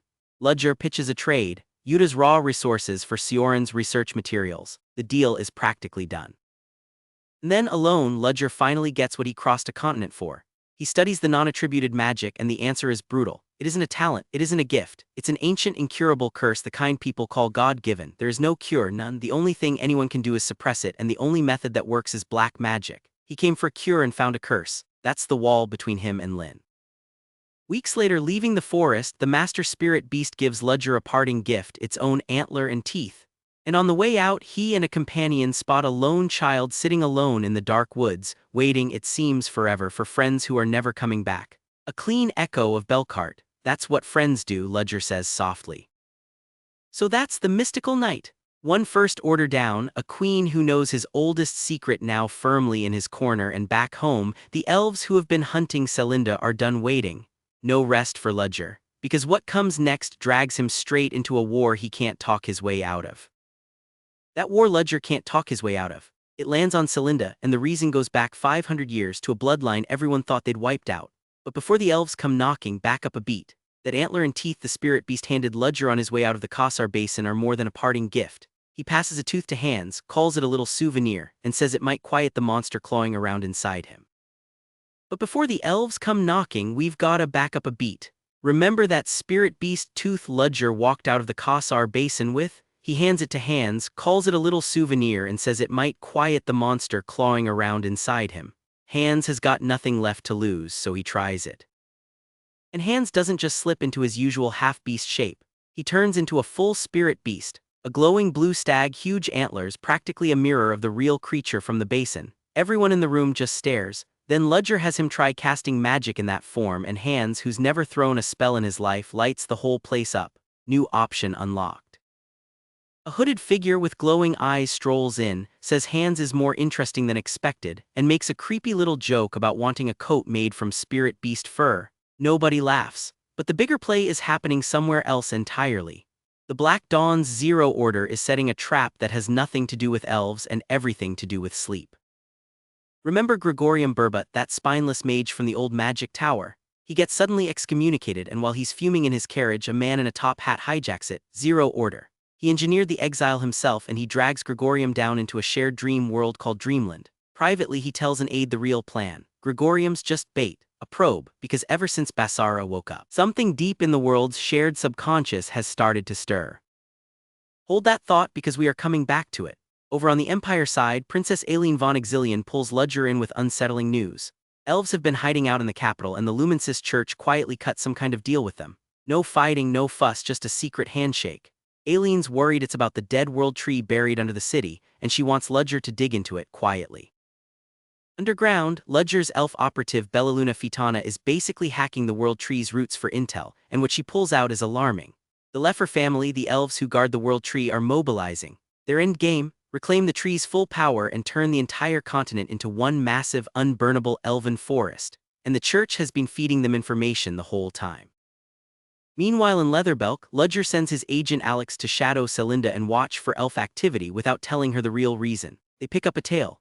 Alex sends Celinda ahead to a restaurant and turns to fight the stalker with a burst of water magic. Except the stalker isn't an enemy. He's an elf professor named Vierano Dentes, and he's there to warn them that people are hunting Celinda. And right as he says it, the restaurant explodes. Vierano catches a glimpse of a hooded shade warden elf slipping off with an unconscious body slung over his shoulder. That's Celinda. They were one step too slow. The kidnapping this whole section's been building toward just happened, and now Ludger's assistant, the girl he's been quietly protecting, is gone. That night, the team scrambles. Vierano lays it out. The second they chase the kidnappers, the Lumensis Church slammed the door shut and blocked the pursuit because the church had been secretly trading information about Celinda with the elves this entire time. The kidnappers are pureblood elves of the Shadewarden family, and they're backed by the Leffer. So why her? Because the elves want the world tree's power back to restore their lost golden age and conquer the continent, and to pull that off they need Celinda. Her bloodline gives her power over something called the Oracle. And here's the gut punch. Vierano admits he already knew who she really was, he just couldn't change her fate on his own.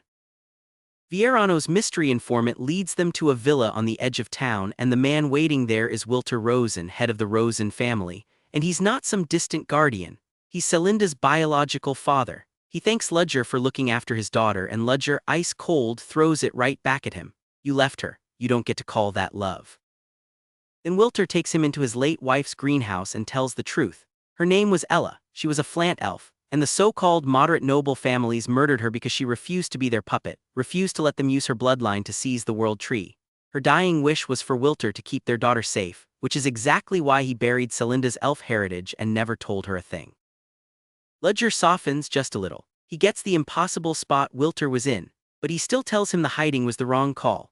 Wilter hands him the keys to everything, the family vault, the full weight of the Rosen name if Celinda comes home. And far away in the capital's underground, a shadowed sovereign admits the war is now unavoidable and summons a scarred, one-eyed commander named Luther to handle it. So how do you rescue one girl from the elves who run an entire hidden kingdom? You sneak in.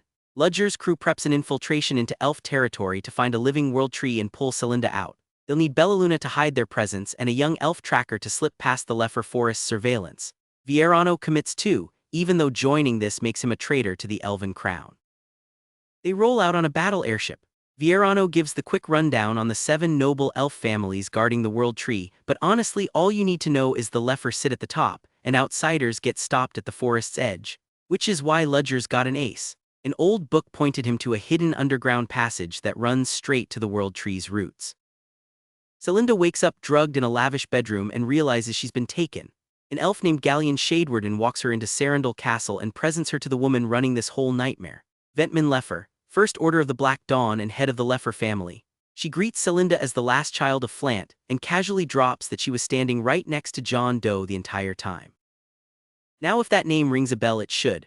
Remember a while back when the Leffer head got dragged out at the Black Dawn Council as First Order Utman? Same person.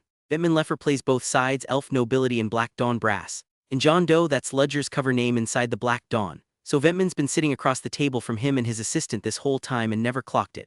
Meanwhile, the infiltration team gets spotted. Intruders. Inside Denti's territory, the elders brand Vierano's group traitors for hiding the last Flant, and force Viella, the family's interim head, to play along and hand them over. Vierano's not having it. He breaks himself out, walks straight into the elders' celebration and reveals what he really is. A feared spirit summoner from the old wars. He calls up a spirit wolf, Ventus Wolf, and takes the traitors down himself so Viella never has to. But subduing a few corrupt elders doesn't fix the real problem. Vierano's people can't match the Leffer army head-on. Their one shot is the Burke family, reclusive, powerful, and sitting on an old grudge against the Leffer. Turns out that young Tracker has a direct line to the Burke head who once saved her life, and she comes in person, Embella Nura, and the second she hears the name Flant, she freezes. Embella lights a smoke and explains she doesn't actually hate humans even after losing so many of her own kin to them. A woman once taught her to look past the forest and see the wider world. That woman was Ella. So when she hears the last Flant survivor was killed by the moderates, she connects it instantly. The kidnapped girl has to be Ella's daughter. And here comes the 500-year payoff. In a warm flashback, we see Embella help Ella escape the forest half a millennium ago. Ella asks her to be godmother to the daughter she'll have one day, and together the two of them pick out a name. Celinda. Back in the present, Embella's in. She'll send her army, but she warns them cold and clear that failure is not an option. On the other side, the moderate elf families panic. If the Leffer hold the Flant bloodline, they can legally claim the entire world tree, so the moderates decide to march on Ceoren and put the last Flant down before that happens. Inside the castle, Ventman confirms Celinda's locked in the spire, and that she needs the Flant blood to reach the deep consciousness of the tree for a ritual. Then she declares the kingdom at war. So now you've got a three-way collision at Ceoren's gates. The Leffer defenders, already outnumbered by the moderate army, get blindsided when a second force, the combined Burke and Denty's armies, smashes the west gate. And in all that chaos, Ventman starts to feel a familiar presence closing in on her. John Doe. Let's not get lost in the siege because there's a lot of swinging swords and not a lot of plot in the middle of it. Embella caves in a castle gate with a single compressed sword strike she calls Ventus Wolf, screams charge, and her forces pour in. The thread that actually matters is Ventman, alone, getting suspicious. She realizes the Denty's head reached her territory without tripping a single one of the World Tree's alarms, which should be flat-out impossible. Somebody's been fooling her and the tree for a long time, and it clicks. John Doe. She corners a hooded man, mocks him, and promises to make this place his grave. Then the cavalry crashes in. A giant blue antlered spirit beast bursts through, carrying the group to safety, and yes, that stag is Hans. Same transformation from earlier, no separate creature, it's him. Alex peels off to settle a score with the elf who grabbed Celinda and ran, while the beast retreats with everyone else toward an underground cavity beneath the roots. Down in that cavity, Celinda hears Ventman's voice curl out of the dark. Ventman catches up beside a hooded John Doe figure and orders her servant Verborn to drag a wounded man off to the cradle. Then she turns on the hooded man, tells Celinda she's going to kill John Doe right in front of her, and drives a blade through him. Goodbye, John Doe. Celinda screams. Ventman gloats over the body, calling him a show-off who finally got what he had coming, and then a hand lands on her shoulder from behind. Because that hooded man she just killed, a decoy, a substitute. The real Ludger has been standing right behind her the whole time, and he cracks her across the face. Got you good. Ludger and Ventman go at it for real. Alex staggers back in, fully healed thanks to some absurdly expensive medicine from a rich sponsor, and rejoins the fight. And then a familiar voice cuts in. Hello, long time no see, it's Helia, the Black Dawn Apostle, and she's here as a favor to Embella. She flat out disapproves of what Ventman's doing, so she'll play temporary ally. Enemy of my enemy. Ludger just warns her to stay out of his way. But Ventman's got a card left. She reappears as something grotesque, half her body fused into the world tree itself. She admits it. She and other elves have been running experiments, illegally melting themselves into the tree's roots to siphon its power. Right now she can only control about 5% of it. She demands Celinda tell her where the central dogma is. Celinda swears she has no idea. So Ludger stops holding back. He takes the metal and lightning magic he inherited from that dead First Order back in the Kassar Basin, fuses it with his own teleport spell, and unleashes something he calls Steel Raven. It tears into Ventman and stuns her because there's no way this man should have Leslie's power. She's forced to regenerate half her body at once, which drains her dry. Surrounded and starving for mana, she says a single word: food. And that's when it stops being a duel and turns into a disaster. Massive roots erupt across the whole walled city, grabbing soldiers and civilians and draining the life straight out of them. It's the tree's own life and death cycle, weaponized. Ventman's shape keeps warping the more she fuses, and Ludger knows he has to end this before she gets any stronger. Embella reaches the front and asks Helia to clear a path. Helia agrees, but only because it'll hurt Ventman, and she manifests a massive red dragon-like beast. Embella gives one order: burn it down. A wave of fire incinerates the corrupted roots and carves an escape route. But somewhere near the cradle, Helia's name gets screamed in alarm, and the group realizes her push cost her something to buy them that opening. Ludger tells hands to grab Celinda and run, but the roots move on their own to cut them off. Even the tree wants that child. In mid-fight, Ludger finally gets it. The core code Ventman's been hunting isn't an object at all. It's the Flant bloodline itself. It's Celinda, which is the worst possible thing to realize right as the roots snatch her and drag her toward the World Tree's throne. Fully fused now, Ventman declares that 500 years of sacrificed elves have finally paid off and roars, "Arise, World Tree." A catastrophic burst of purple energy swallows the entire eastern district of the city, apparently wiping out everyone in it. She thinks she's about to become a god, and then clear across town the south gate explodes inward. One strike, and a towering armored figure walks out of the rubble. That figure is Ludger Cherish, commander of the Exilian Empire's royal guard, the scarred man summoned back in that underground meeting, and he's not alone. He reunites with a silver-haired mentor that both he and Ludger call simply teacher, two of the strongest people in this story trained by the same hand. The mission's clear now: sever Celinda from the World Tree at the throne without killing her, and Ludger's rule is flat: save her, no exceptions. At the throne they find Ventman fused into the tree in a rotted skeletal form, and she vows nobody's reaching it easily. Hans pours his own mana straight into Ludger so he can cast without limits, and Ludger opens up. Rank 6 ice, 5 spectral ships crashing down out of nowhere. Ventman shrugs it off, protected by the tree, and fires back. So Ludger escalates to rank 6 firestorm and the whole chamber goes gold. The fire actually overwhelms her for a second, the World Tree getting overpowered, before she answers with flames of her own. As they push toward the throne, a swordswoman named Zentz is sent to reach Celinda while Ludger holds off a separate threat. And to be clear, Zentz is her own fighter here, not Alex. Different person entirely. And Ventman plays cruel. Those wood zombies she raised from old bones, they're Zentz's own dead mother, father and uncle, and Zentz has to cut through her murdered family just to move forward. Ludger answers with rank 6 Black Oblivion, a magic-eating black hole that doesn't kill. Ventman recognizes the technique instantly and calls him John Doe, finally clocking him as a fellow First Order. Zentz breaks through toward the throne but goes down badly hurt, and Ludger takes over. Ventman, cornered, starts talking. She gave up on herself a long time ago after she lost everything she loved. She's just sick of the regret. Teacher steps up beside Ludger for one last push: hold nothing back even if it costs us everything. And Ludger empties his entire tank into one spell, screaming, "Wake up, Celinda." Inside her own mind, Celinda's standing in a childhood garden with her mother, with Ella, and Ella tells her not to stay here, that other people love her too, that they'll see each other again, so Celinda lets go. She wakes up for real in Ludger's arms, and he tells her the thing she's needed to hear this whole arc: everyone was waiting for you. You'd think that's the win. It isn't. The second Celinda's free, the World Tree goes berserk, thrashing at everything, and the group has to bail through a teleport portal as it lashes out behind them. Alex finally catches up late, confirming he got Celinda out and everyone's accounted for, but the tree is still screaming. Ludger breaks the bad news: the World Tree was forced awake and now it's dying. If it doesn't heal, the Elven Forest withers and the Empire goes down right along with it. The only fix is to fully separate Ventman from the tree at the pond inside the cradle. And Celinda, who just barely got free, volunteers to walk back in. She could get taken over all over again. She asks Ludger to trust her anyway. They fight their way back to the cradle. Ludger burns through the fire he'd stored from Helia to summon a fire spirit even bigger than the last one, clearing the road. And then the blue beast carrying them takes a hit, covering the retreat, and the reveal finally lands out loud: "Senior Hands." The stag was him the entire time, and now he's down, telling Celinda to go on without him. So Celinda walks the last stretch alone. She reaches the pond, promises she'll make it back to everyone, and dives in as Ventman screams no. And what rises out of the water isn't the girl who went in. She comes up tall, radiant, silver-haired, a true high elf, and Ventman, the woman who started this entire war, takes one terrified step back and whispers a single name: Ella. Celinda walks out of that pond as something out of legend. But while everyone's fighting over one World Tree, the Black Dawn is quietly turning the world's dreams into a weapon.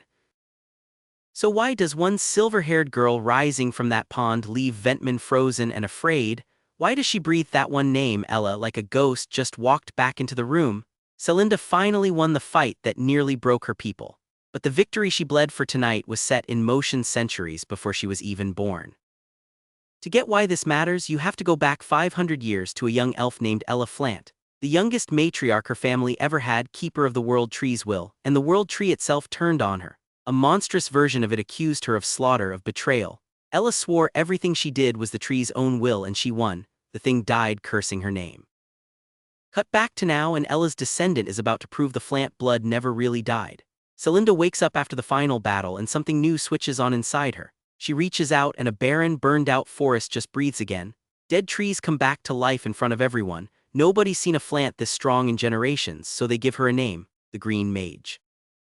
And it goes further. Celinda can suddenly feel the will of every living thing through the world tree. She even grows a world tree fruit that fully restores Ludger's mana and then some. He decides right there to keep that power buried because people start wars over a lot less. Then Celinda offers him something no one else can give, a way to speak to her mother about what really happened 500 years ago. So they step inside a kind of dream space grown from the world tree, a copy of the real world, and Celinda's mother greets them warm and kind, right up until she senses something in Ludger. Vines snap around him and she says it flat out. She has to kill him, and Ludger doesn't argue, he admits it. He carries the blood of the British holy nation, but he swears he stands against them. The tree confirms he isn't lying and she lets him go. Then she shows him the truth. 500 years back, the elves in an ancient kingdom, the one that became the Exilian Empire, tried to grow a second world tree in secret to break free of British rule for good. It went wrong. A demon woke up and sealing it cost countless lives, and then the Holy Kingdom came to erase all of it. In the vision, the Holy Kingdom slaughters the royal family and the tree's keepers and then does something worse. Mass mind control. By the very next morning, nobody remembered the massacre ever happened, and one of the ritual mages standing in that memory looks exactly like Lynn. Her mother says it's only because that mage shared the same eye of judgment. Hold on to that, it's going to matter a lot more than you'd think. Then Ludger finally says his real goal out loud: destroy the British holy nation and return to his original form. And because her daughter trusts him, the mother hands over the elf's relic fragment. Remember that 7-piece relic he's been chasing under every fake name he's ever worn? That makes it 6 of 7 now. He resonates all 6 together to find the last piece, and whatever appears makes his eyes go wide.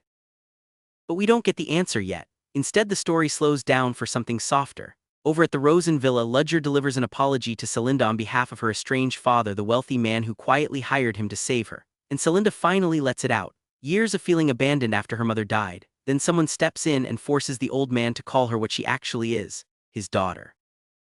He breaks down apologizing, and Celinda admits the part that stings. She treated a precious friend the exact same cold way her father treated her. She decides to spend her whole school break helping rebuild the Elven Kingdom, to repay every kindness she's been shown. Meanwhile, far away, the Black Dawn is circling one man they've started calling too dangerous to touch: Ludger. Even they've quietly decided to just leave him alone. Weeks into vacation, and Ludger's hunt for that last relic piece hits a wall. Nothing in Leatherbelk, nothing in the Ceoren library. Then Julia Plumheart tracks him down with news. Celinda already left for the elves' forest of life, and Julia notices something strange about Ludger. She can read the residue of everyone's dreams, but Ludger, she feels nothing, no dreams at all. She calls him dreamless. Which is weird because Ludger has been seeing something. A strange forest world all tangled up with ruins. Julia goes pale. That's Dreamland, a deep realm built out of the collective dreams of everyone alive, the exact thing her school of dreams exists to study. Only the surface is safe. One dreamwalker ever glimpsed the deep parts decades ago for a few seconds. Ludger looks at all that and says he's going in anyway. So Julia takes him to the School of Dreams to repay a debt she owes him. Their elder Jantavir reads him in a single glance, mixed illusion and dream magic. Then they meet Clara Cohen, the dream master herself. She feels traces of Dreamland clinging to a man who has no dreams, and it clearly unsettles her. She warns him the depths are forbidden. Then she shows him a recording left behind by her late husband. Her husband was Nathaniel, the school's old headmaster, the one dreamwalker who ever reached the depths and came back alive. In his recorded vision stands a massive obelisk they call the Stake. It was planted for one reason: to pin down something sealed underneath it, something that, in Clara's own words, can never be allowed to wake up. And then, in a recording that is supposed to never change, the sealed thing moves. Countless eyes tear open inside a mass of writhing black tendrils, like the thing is searching for someone specific. Clara swears the vision never changes and orders everyone out. Then she admits the fear underneath all of it. Her adopted son France was the school's brightest dreamwalker, and he wanted the depths just like his father did. She refused him. He left, and now she's terrified of what happens if anyone reaches them first. Days later, Celinda comes back, and she and Julia finally make up over the old falling out that's haunted them both for years. And that's the last warm moment we get. Because Ludger finds Celinda collapsed in her room, and Julia realizes she isn't sleeping. She's trapped inside Dreamland. Then Chancellor Alyssa Willow calls him in. Students and staff all over the school have dropped into a sleep no one can wake them from. And it isn't just Ceoren. Word comes in from the UNON hideout that Hans and his whole crew collapsed too. Whatever this is, it's already crossing the Empire. Ludger's people flag a disgraced noble, Gregorium Burbot, as the only suspect with any real power left in the school. Grander gives Ludger one cryptic line: "There's a path even in your dreams." Then he and Alyssa search the last place left, the Forest of Silence.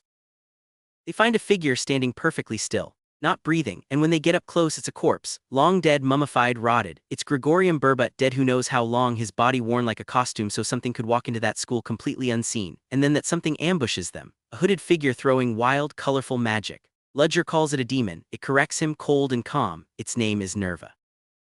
Nerva calls itself the goddess kin and the manager of dreams. Not a demon, something older than that and a whole lot more patient. Alyssa and Ludger make the only call that makes sense. Kill it now, but Nerva just smiles and releases a massive golden mist that rolls out from the school, promising everyone beautiful dreams. Over in Leatherbelk, Hans and the others watch that gold clouds swallow the streets, and there's no outrunning it. The mist takes Ludger and Alyssa too and drags them straight down into Dreamland's upper world. Julia, somehow immune to all of it, finds Ludger and wakes him up there. Everyone the cloud touched got pulled in with them, so Ludger does the one thing his pride hates most. He asks Grander for help, and Grander tells him the truth to his face. As he is right now, Ludger cannot beat Nerva. He needs someone waiting inside. Here's how Dreamland works: fast. Surface, then upper, then middle, then the depths. The longer you linger, the deeper you sink, and the harder it gets to climb back out. Ludger and Alyssa regroup with Julia and a crowd of terrified, trapped Ceoren students at a Dreamwalker outpost, but there are way too many people packed in. The ground cracks, and a whole batch of them, Lynn included, drops straight through to the world below. Ludger lunges to catch Lynn and nearly falls with her. Alyssa stops him, then insists she's going down to the middle world herself. Chancellor's duty. Meanwhile, back up in the real world, the capital of Lindenbrod is panicking. The golden cloud that ate Leatherbelk is crawling toward the whole empire, and the expedition they sent in has gone silent. Clara Cohen steps before the court and confirms it. The only cure is inside the dreams. And Lynn's group isn't the only one scattered. Somewhere else, a batch of fallen students backed by one of Ludger's automaton allies is stuck arguing over who's in charge and how to reach Hans and Celinda, who dropped even deeper. Then a stranger walks up to them. Hooded, blue hair, face hidden behind a mask. He offers to lead them down, says he's after the very same thing they are, and nobody can tell if he's lying. Ludger drops into the middle world alone, and immediately his magic stops obeying him. Something under the surface of his own mind keeps jamming his control. Good thing Alyssa's already down there. On a lightning-struck island, the Chancellor single-handedly shreds a whole swarm of night terrors, black smoke creatures that turn into your worst fear the second they reach you. She wipes them out like it's nothing, and the students can only stare. The Nerva's face forms up in the clouds, giant and mocking, telling them all to sleep deeper, and it drops a flying monster called an island gulper right on them. Ludger tries to cast by the book and fails, so Alyssa teaches him the rule down here. In the middle world, magic runs on will and imagination, not math or incantations. Ludger gets it instantly, and manifests a colossal golden fire god named Akalanatha. The fire god and the island gulper start tearing the islands apart, so Ludger ends it himself before the whole level collapses, leaving Julia in charge of the students. Scouting alone afterward, he hears a scream. He finds a girl named Sheridan and Celinda backed into a corner by a huge black wolf beast. He moves in to put it down, and then he sees what it actually is. It's Hans. His own sworn brother. When Hans fell into the middle world, the beast instinct buried in his blood went feral and swallowed his mind whole, but not all of it. Something is still holding him back from fully losing himself, so Ludger makes a promise. He will not kill Hans. He'll just beat him badly enough, show him a gap in power so enormous that the man underneath comes clawing back up to the surface. On another island, Flora Lumos, her hair gone dark from the demon that once rode her, is running with Cheryl Wagner and a pack of terrified freshmen. Flora refuses to just flee. She drops a monster with a single lightning bolt from a bare wand. A freshman with zero training cuts one down with a sword. Both of them realize the same thing Ludger did. Down here, if you can imagine it, you can do it. But the real horror is deeper still. Using an astral clone, Ludger slips all the way into the depths and finds a figure already waiting. Masked, white-haired, robed, it welcomes him like a brother in faith, a fellow believer in a sleeping goddess. Now this is not Nerva, this is something else entirely, and you need to keep them apart. Ludger's answer is simple. He rejects the invitation and declares war on the spot. The disciple lays out the plan without flinching. When the goddess wakes, every living being on the whole continent goes into eternal sleep. Forever. He even name-drops a dragon princess as maybe the last other living disciple out there. Then he clocks that Ludger only sent a clone, and that enraged him. He casts, and a storm of golden butterflies pours out, built to drag every thinking creature into a sleep they never climb out of. Ludger snaps awake back in the middle world, rattled, scared he lost control of something. Because when he subdued Hans, he absorbed a piece of that spirit beast's raw power, and now it's clawing at him from the inside. His people tell him nobody got hurt, but they warn him it could resurface. So the group commits to pushing all the way down to the depths, where the survivors are hiding, and the whole disaster starts. Up in the upper world, the school's elder Jantavir and a young woman spot Julia already diving down to pull people out of the middle world. So they strap on protective charms called Siesta and go after her. and then a giant black stone golem knight smashes into them. A young master figure plants himself right in its path and tells the elder to run the kids to safety while he holds the thing off alone. Back with Ludger, two of his people whose magic is useless down here try to bow out rather than be dead weight. He won't have it. He reminds them Dreamland runs on imagination, then sprouts a pair of wings and flies, no spell needed just to prove it. And that's exactly when she shows up. A woman in a red cloak calling herself Lucid of lucid dreaming, one of the 5 subordinates of Nerva, here to kill all of them.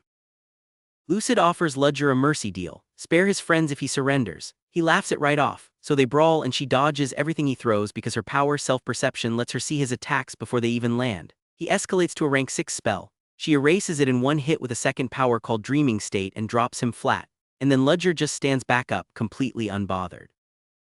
Because he already copied her Dreaming State, he watched it exactly once and stole it, and here's the kicker. Dreaming State doesn't run on magic power at all, it runs on imagination and willpower, which means any dreamwalker can wield it. He turns her own precognition against her, scrambles her ability to read him, and for the first time ever Lucid can't see what's coming. That's the exact moment she loses. But Lucid was only one of 5. Somewhere else another subordinate daydreams Mirage, feels her go down and decides to pick off targets one by one.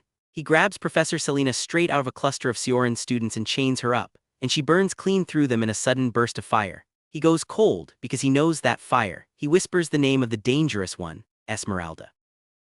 While all that's going down, a third subordinate, Clairvoyant Dreams Deja Vu, is dueling a blindfolded boy whose power can erase a single outcome she foresees, canceling her attacks one at a time. Professor Brino the Golem Maker conjures a whole army of golems out of pure imagination to save a white-haired chancellor from a stray blast, then swarms Deja Vu with sheer numbers while the boy strains to hold the line. Back with Selena, her spirit Esmeralda drinks in Daydream's Mirage chain attack and twists into a monstrous fanged thing, so terrible that even her own students start wondering if this is really the gentle professor they know. Mirage brags that the longer they fight, the stronger he gets, and hurls a swarm of beast-headed shots at the kids. Esmeralda throws herself over a terrified student, swearing to protect her no matter what.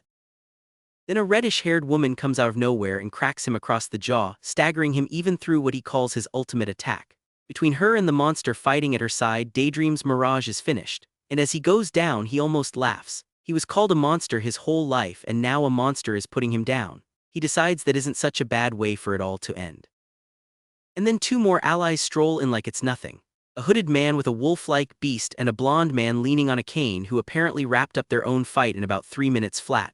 Ludger remembers a hint someone once dropped that this exact pair could be the biggest help he'll ever get.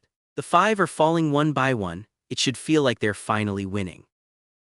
But every subordinate they beat is up on the surface, and the surface was never the point. Remember what Ludger found down in the depths, a sleeping goddess and a disciple who wants to wake her. Remember the thing under the stake, the one with 1,000 eyes searching for someone specific. Now put it together. Nerva is just the manager. The thing he's trying to wake up is a goddess, and she is already reaching for Lynn. So the real threat was never Nerva. He still holds Lynn and the memories he tore out of her, and he still wants Ludger to answer for what he did.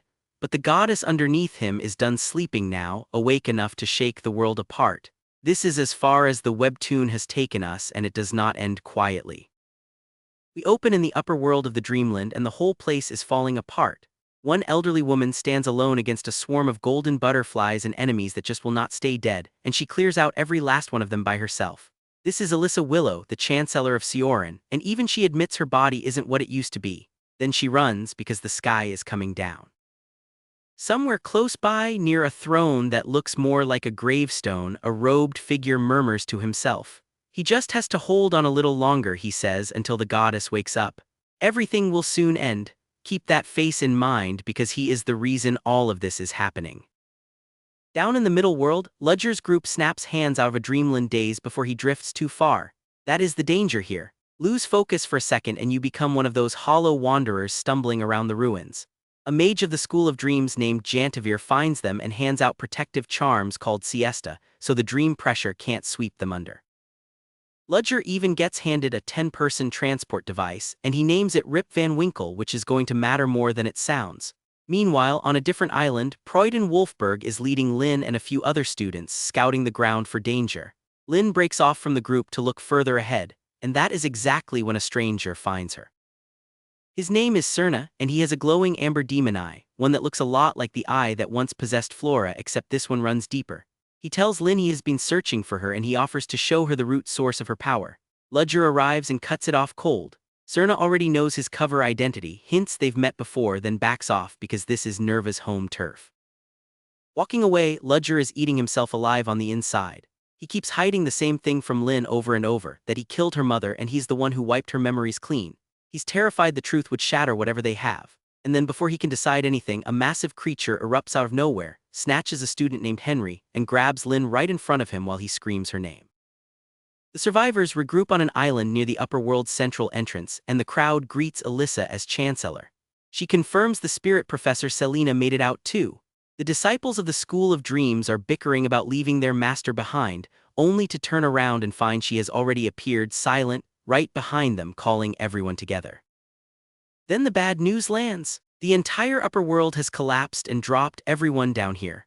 A lot of people died to a giant thing they call the Island Swallower and to the night terrors, and the way out is basically gone, so they agree on the only move left: cut the problem at the root, and the root is an ancient demon.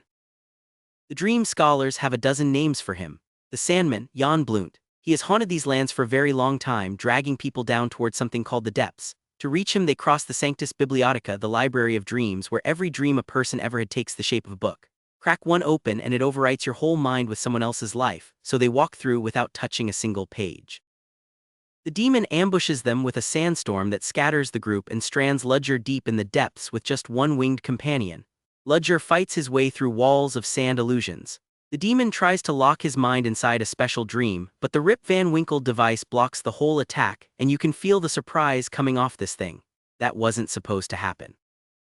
The demon senses a god's power inside Ludger, something a lot like his own, and switches to a sales pitch. "Join me," he says. "Help me destroy the Lumensis in the name of my goddess Noxana, the sealed goddess of dreams, ruler of night and death." Ludger says no, he's not about to trade that many lives for a deal with a demon. So the demon plays his trump card.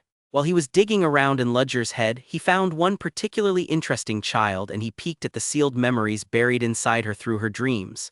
Then he looks Ludger dead in the eye and accuses him of doing something truly unforgivable to her. He's talking about Lynn, and he is not wrong. The demon keeps twisting the knife and he nails it exactly. Lynn is the daughter of the woman Ludger killed, and Ludger is the one who erased every memory she had of her own mother. Ludger warns him, "Touch Lynn and you lose any chance at a peaceful death." The demon just smiles. He has no plans to lay a finger on her. Because he doesn't need to, he already woke Lynn up and she heard the entire conversation. She's standing right there. Devastated, she turns to Ludger and asks him straight, "Did you really erase my memories?" And Ludger, the man with an answer for everything, a mask for every situation, has nothing. He can't say a word. Something in him snaps and he throws himself at the demon in a blind rage. Bad idea. The demon laughs, wraps him in an endless dream spiral, and wishes him sweet dreams for all eternity. Ludger is gone, folded into a dream with no exit, while his allies discover their magic barely works in this place at all. That's when the Chancellor steps up. Alyssa Willow walks straight at the demon and says it out loud. "So we finally meet Nerva. Now he has a name." Nerva sneers at them for learning to turn imagination into power in his own realm. So Alyssa burns her own life force to snap back into a younger, stronger prime form, and she lands a real hit on him before he answers back and leaves her badly wounded. Then Nerva turns on Clara Cohen, the Dream Master, and he starts reminiscing. He remembers a visitor he once tortured into madness and a young boy who came with her. And he lifts up what he's been holding, a beaten, green-haired prisoner, still breathing, still swearing revenge. The group recognizes him instantly and it lands like a punch. It's France, Clara's adopted son, the one who's been missing this whole time. So how is he still alive down here?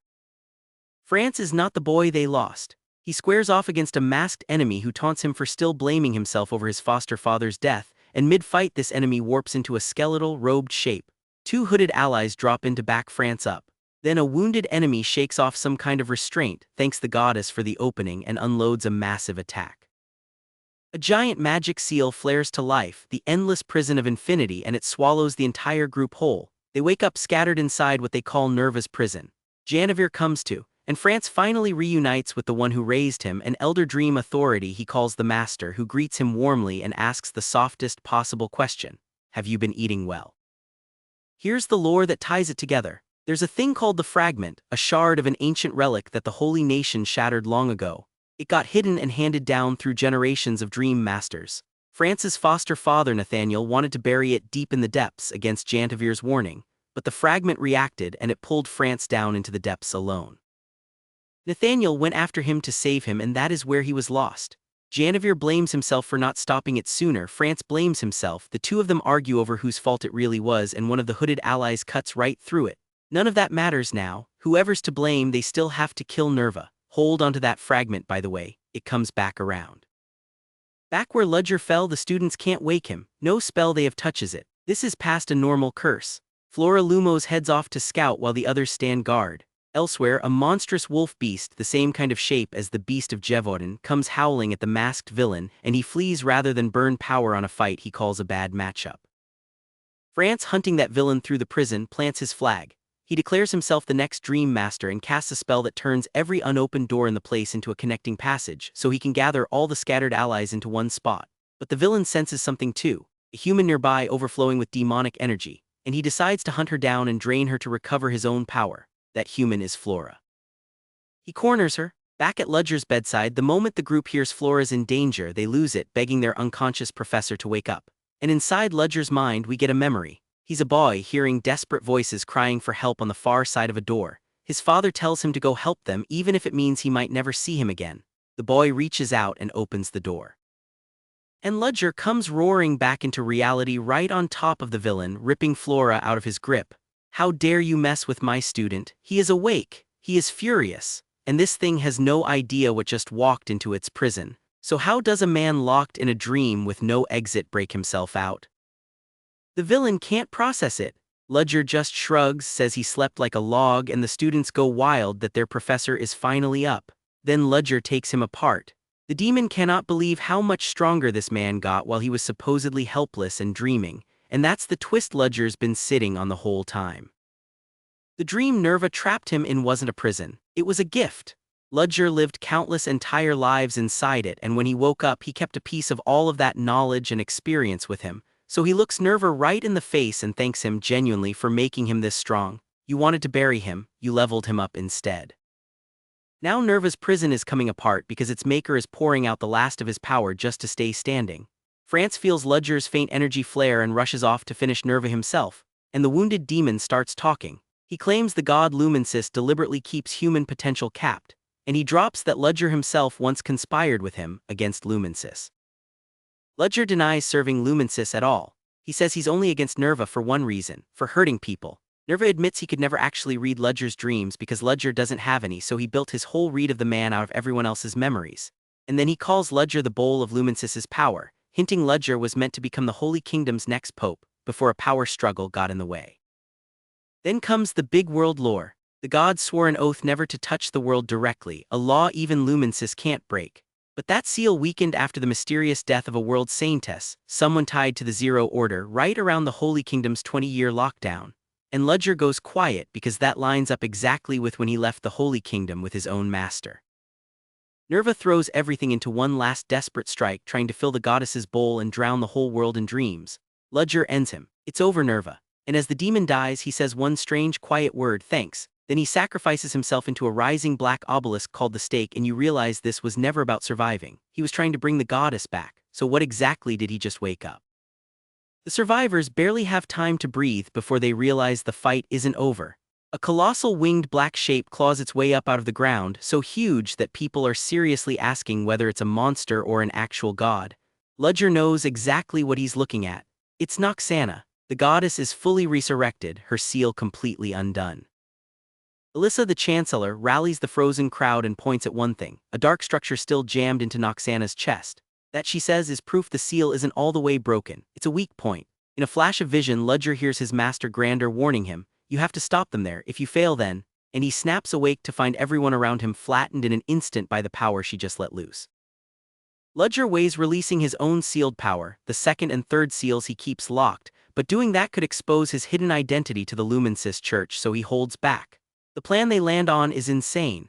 Reach the divine relic pillar feeding her, the one they call Nursery Rhyme, and destroy it using the same dagger that killed the masked disciple earlier.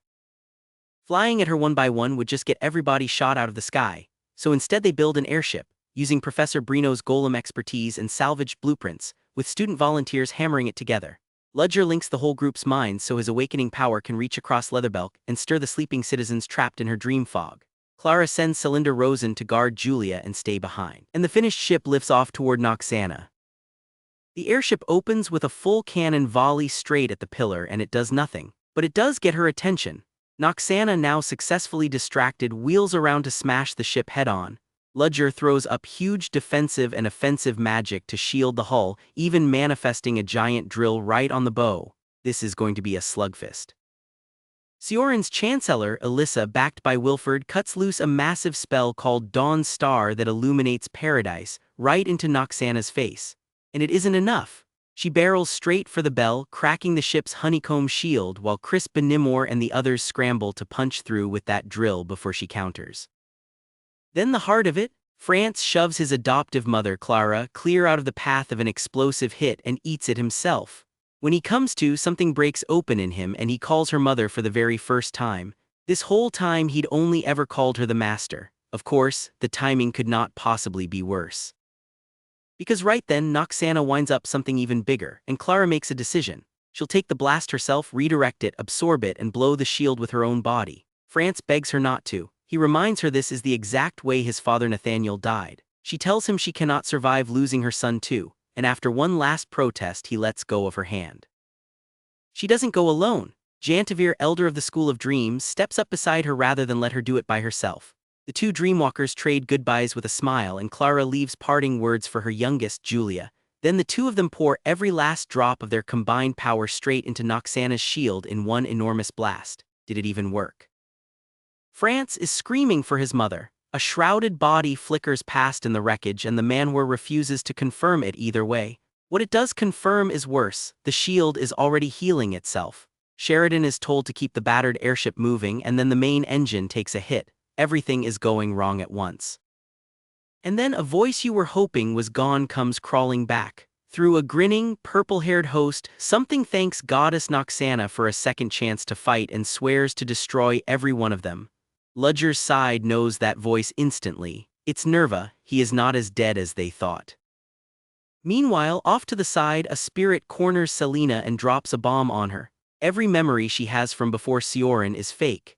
She's an artificial spirit, bound to the true owner of the body she's wearing, and if that setup sounds familiar, it should. It's the same mystery that's been circling Esmeralda this entire time. But Selena pushes back. Fine, she says, maybe I was made. Maybe the start was a lie, but every memory I've built since I got to Ceoren is real and it's mine, and she begs for the power to keep protecting her students. The spirit grants it. Selena undergoes a full spirit assimilation, fusing with her Esmeralda side, and Ludger recognizes that form on sight. That's Esmeralda. Newly assimilated, Selena blows a clean hole straight through Noxana's regenerating shield, but warns she has to keep feeding it power or the gap seals right back up. The whole team can't fit through, so they split. Ludger's strike team pushes in alone while the others hold the line, and Sheridan asks a beast form ally a very casual question about nuclear fission, right before she lets loose a massive blue explosion. So who's left to actually finish this god? Inside the breach, the group is pinned down by a barrier thrown up by a bell-shaped ward, hunting for a way to shatter it for good. France spots it. The bell has an exposed core, and that core is the real weak point. But Noxana herself, a winged, white-haired figure now, almost manages to ring that bell to reinforce her own side, which would undo everything. Hans steps in and talks Ludger out of charging her himself. "Let me take her," he says, and Ludger reluctantly agrees. He hands out a protective potion and sets the rolls. Sheridan keeps hammering the shield. Violetta guards her. Hans stays ready as backup. Then Hans shifts into his monstrous spirit beast wolf form and slams Noxana backward on a burst of lightning. France follows it up by summoning a colossal golden ancestral spirit warrior that crashes into the weakened barrier and blows the core wide open. In the middle of the chaos, Ludger throws out a hand and yanks someone to safety, shouting for them to grab on. Then he gives the order. France moves in for the kill, calling out that it's over. Noxana. France lands the decisive strike and Noxana's combat form goes down. For half a second they've won, and then an invisible pressure slams down over everything and freezes France and Ludger where they stand. They can't move a muscle. Ludger draws his dagger anyway and refuses to yield, even knowing he is completely, hopelessly outmatched by whatever this is. The presence itself notices something's off, a feeling of disharmony. It realizes that if Noxana had actually swung at full strength from the very start, this whole group would already be corpses. And then the goddess manifests for real, A radiant, golden, winged form that looks down at Ludger, calls him child and simply invites him to talk. Ludger asks her plainly to end the Dreamland conflict. Noxana tells him everyone trapped down here is her child, that the dream world belongs to them, not to her and not to Lumensis, and she offers them a painless, eternal paradise. And Ludger turns it down. Happiness that's just handed to you, he argues, with no struggle and no scars isn't worth anything at all. Noxana pulls him into an embrace and accepts his answer with a soft, sad "I see."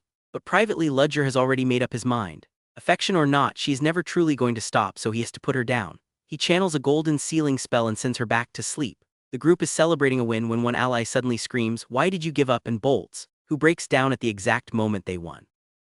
It's France. He gets right in the sleeping goddess's face and demands to know why she folded so easily. He lost his mother, right after already losing his father, all downstream of what her actions set in motion.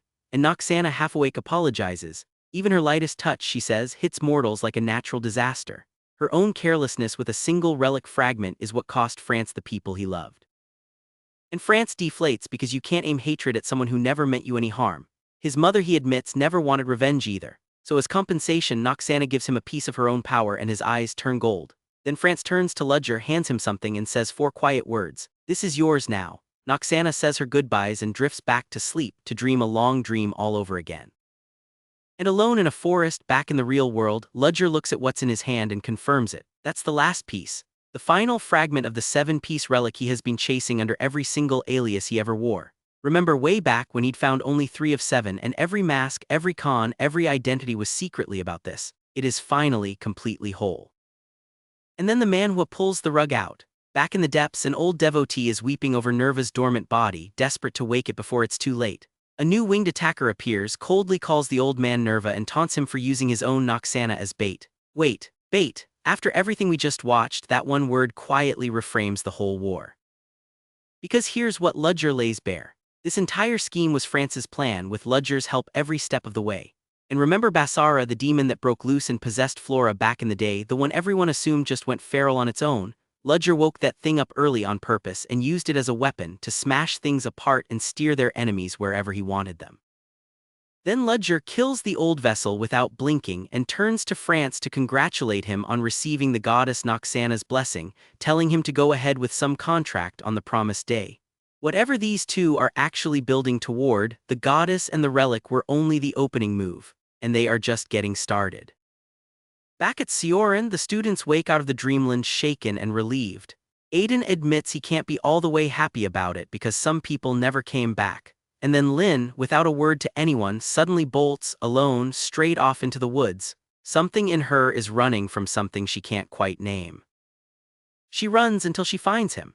Ludger is already standing there among the trees, waiting like he knew she'd come, like he saw this coming before she did. And he says her name. That's the exact frame the webtoon leaves us hanging on. This quiet, loaded moment in the woods between the man who rewrote a life and the girl who's finally starting to feel the seams. When it's all over, when the goddess is back asleep and the relic is finally whole, there's still one person Ludger has to face, the girl whose entire life he rewrote. And that's where the webtoon leaves us. Noxana is sealed to sleep, Ludger finally secures the last piece of his 7-part relic, and Lynn, still reeling from everything she just learned, bolts into the forest to get away from him. And he's already standing there waiting. "I was waiting for you, Lynn." He knows, he's known this whole time, and then the Manhwa just stops. Chapter 168 is the last one drawn, so what he does with that finished relic. And what he says to Lynn next lives on past where the pictures end. Tell me in the comments, do you think Lynn ever forgives him? Drop your theory, hit subscribe, and I'll catch you in the next one.